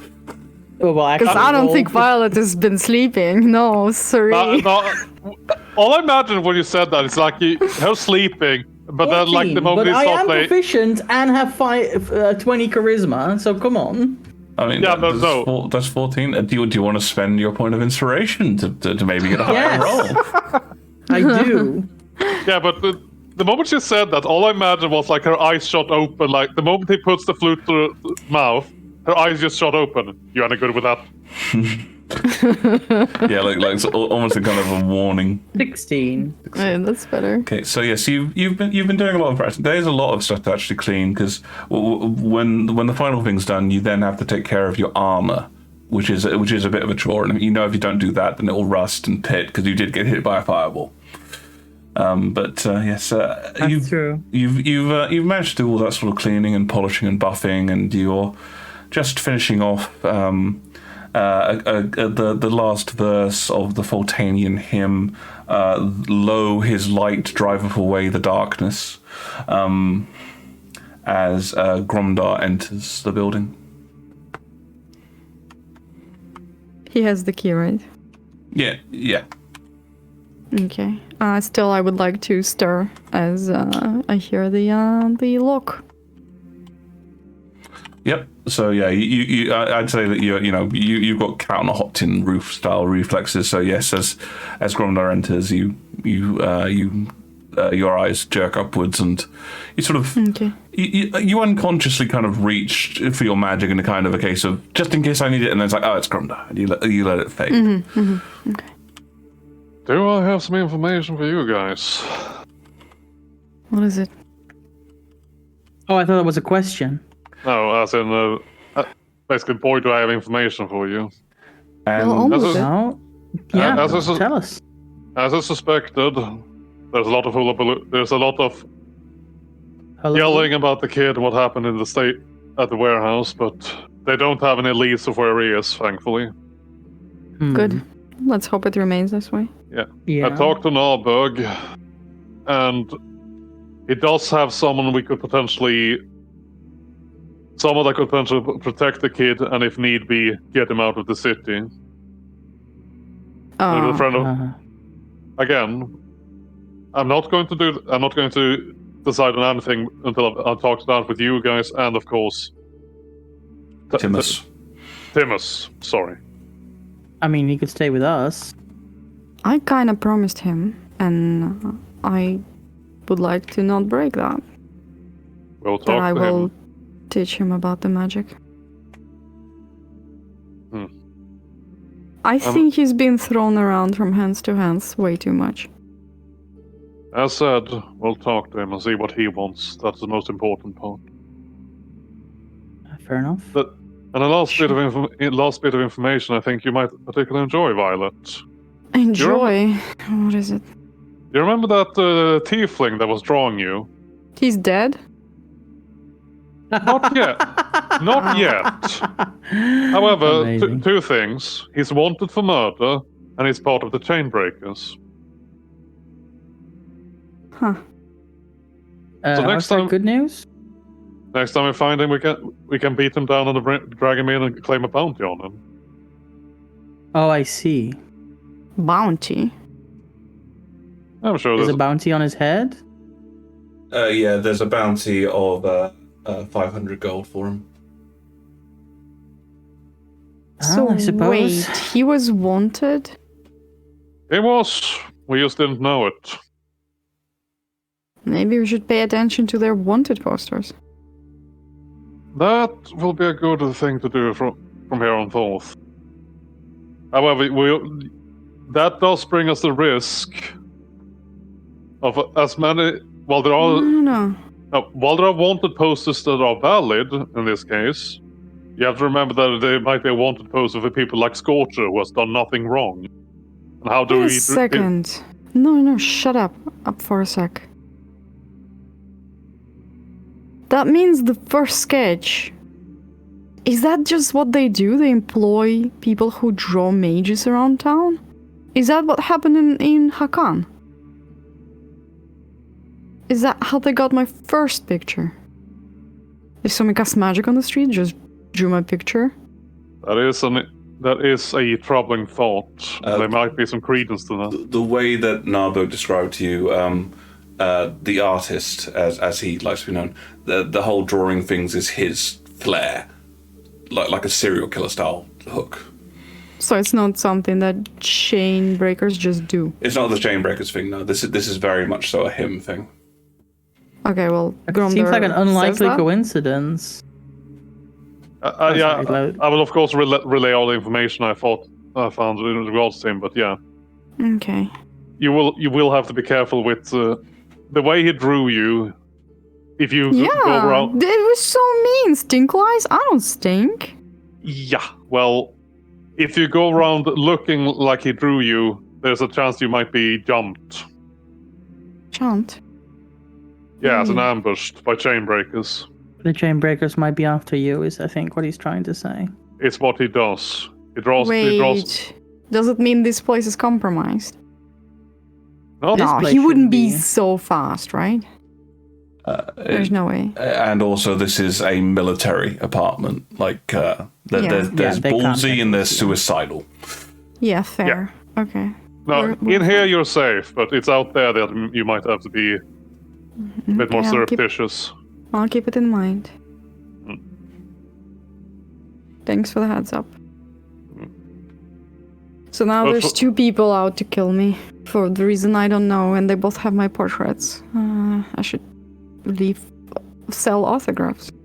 Well, one of them is potentially a shadowy organization with a reach we have no idea of, and the other are a bunch of street thugs. Street thugs, they had an owlbear, Gronder. Yeah, well, that is the strange thing. How did they get that owlbear? Well, Norberg seemed to mention that there are underground fighting rings that they keep closing up, but they sprout up elsewhere. So yeah, that doesn't sound like a gang of kids, okay? It sounds like an organized freaking chain, which is hilarious because they're called chain breakers. You may have a point, but still, I find the Shadow organization, I find the Kraken a bit more disconcerting. I don't find Kraken concerning. When there are people on the loose who actually are trying to kill our asses. Well, mine, apparently. I think that they are connected, but... How? You know, the picture, like... Do you not think it's incredibly odd that twice in a row people get a hold of a picture of you and then they want to murder you? That seems like a pattern to me. It seems like a... Well, Gronder said that that's not connected. Well... No, he said that his contacts say it's not connected, but what do they know? There might be some truth to that. It could be that there are people drawing mages, and they're sent to AML, which is maybe sent full upwards, and they just noticed your picture in particular and decided to take action. Why just me? Wesley was there. He's also a mage. You didn't pedal. Really? That's why? Well... You do recall that he had several things on his drawing book of mages. I mean, that was kind of meta from me to say. I didn't see the pictures, but that seems like the reason, yeah. Yeah, but that's a point to it not being connected, no? Well, the one thing you seem to be doing is that you're looking for the things that they want to keep away from you. I don't know. First, you're telling me it's not connected. Now you're telling me it's connected. Mixed messages. I think we need a rest at this point. Yeah. I would not be opposed to that. It has been a very rough day. Should one of us stay up until Timus wakes? Waking to an empty apartment seems like a scary proposition. Oh, right, the casino. Fuck. Oh, that happens at night. We can't take a rest. We need to go there now. Fuck. Who's gonna take care of Timus while we're there? About that. Tomalin.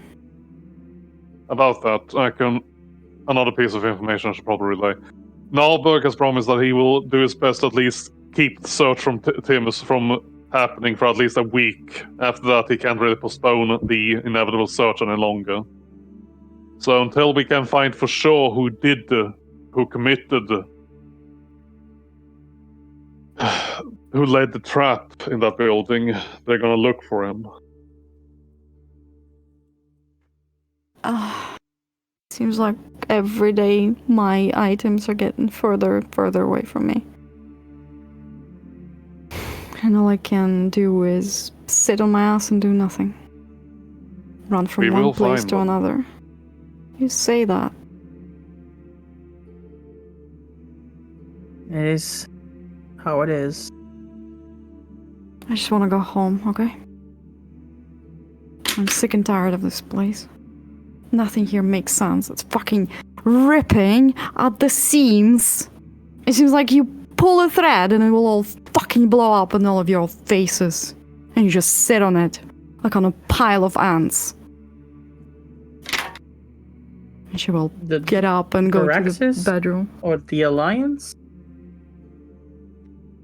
You say those things as Violet storms out. Yep. I'll give her some time, but Wesley and Talon are waiting for us at the casino. And as you're Sorry? And as you're thinking that, you hear a sudden noise at the door, and it swings open, Wesley and Talon standing there going, "I got us into the casino. Who's the kid?" What? That will be the optimal time to call it. Yep, that would be the perfect time to call it, and that's kind of what I was going for. Unless anybody has anything they desperately want to put out right now. No, it's all good. Rita, you anything desperately you want to get out right now, or? No, it's good for now, thank you. Cool beans. Yep. So that is where we shall call it for the evening, and we shall restart with our little group coming in. So I hope that everyone here had fun. I know that we certainly did, and we shall see you all next time at the table.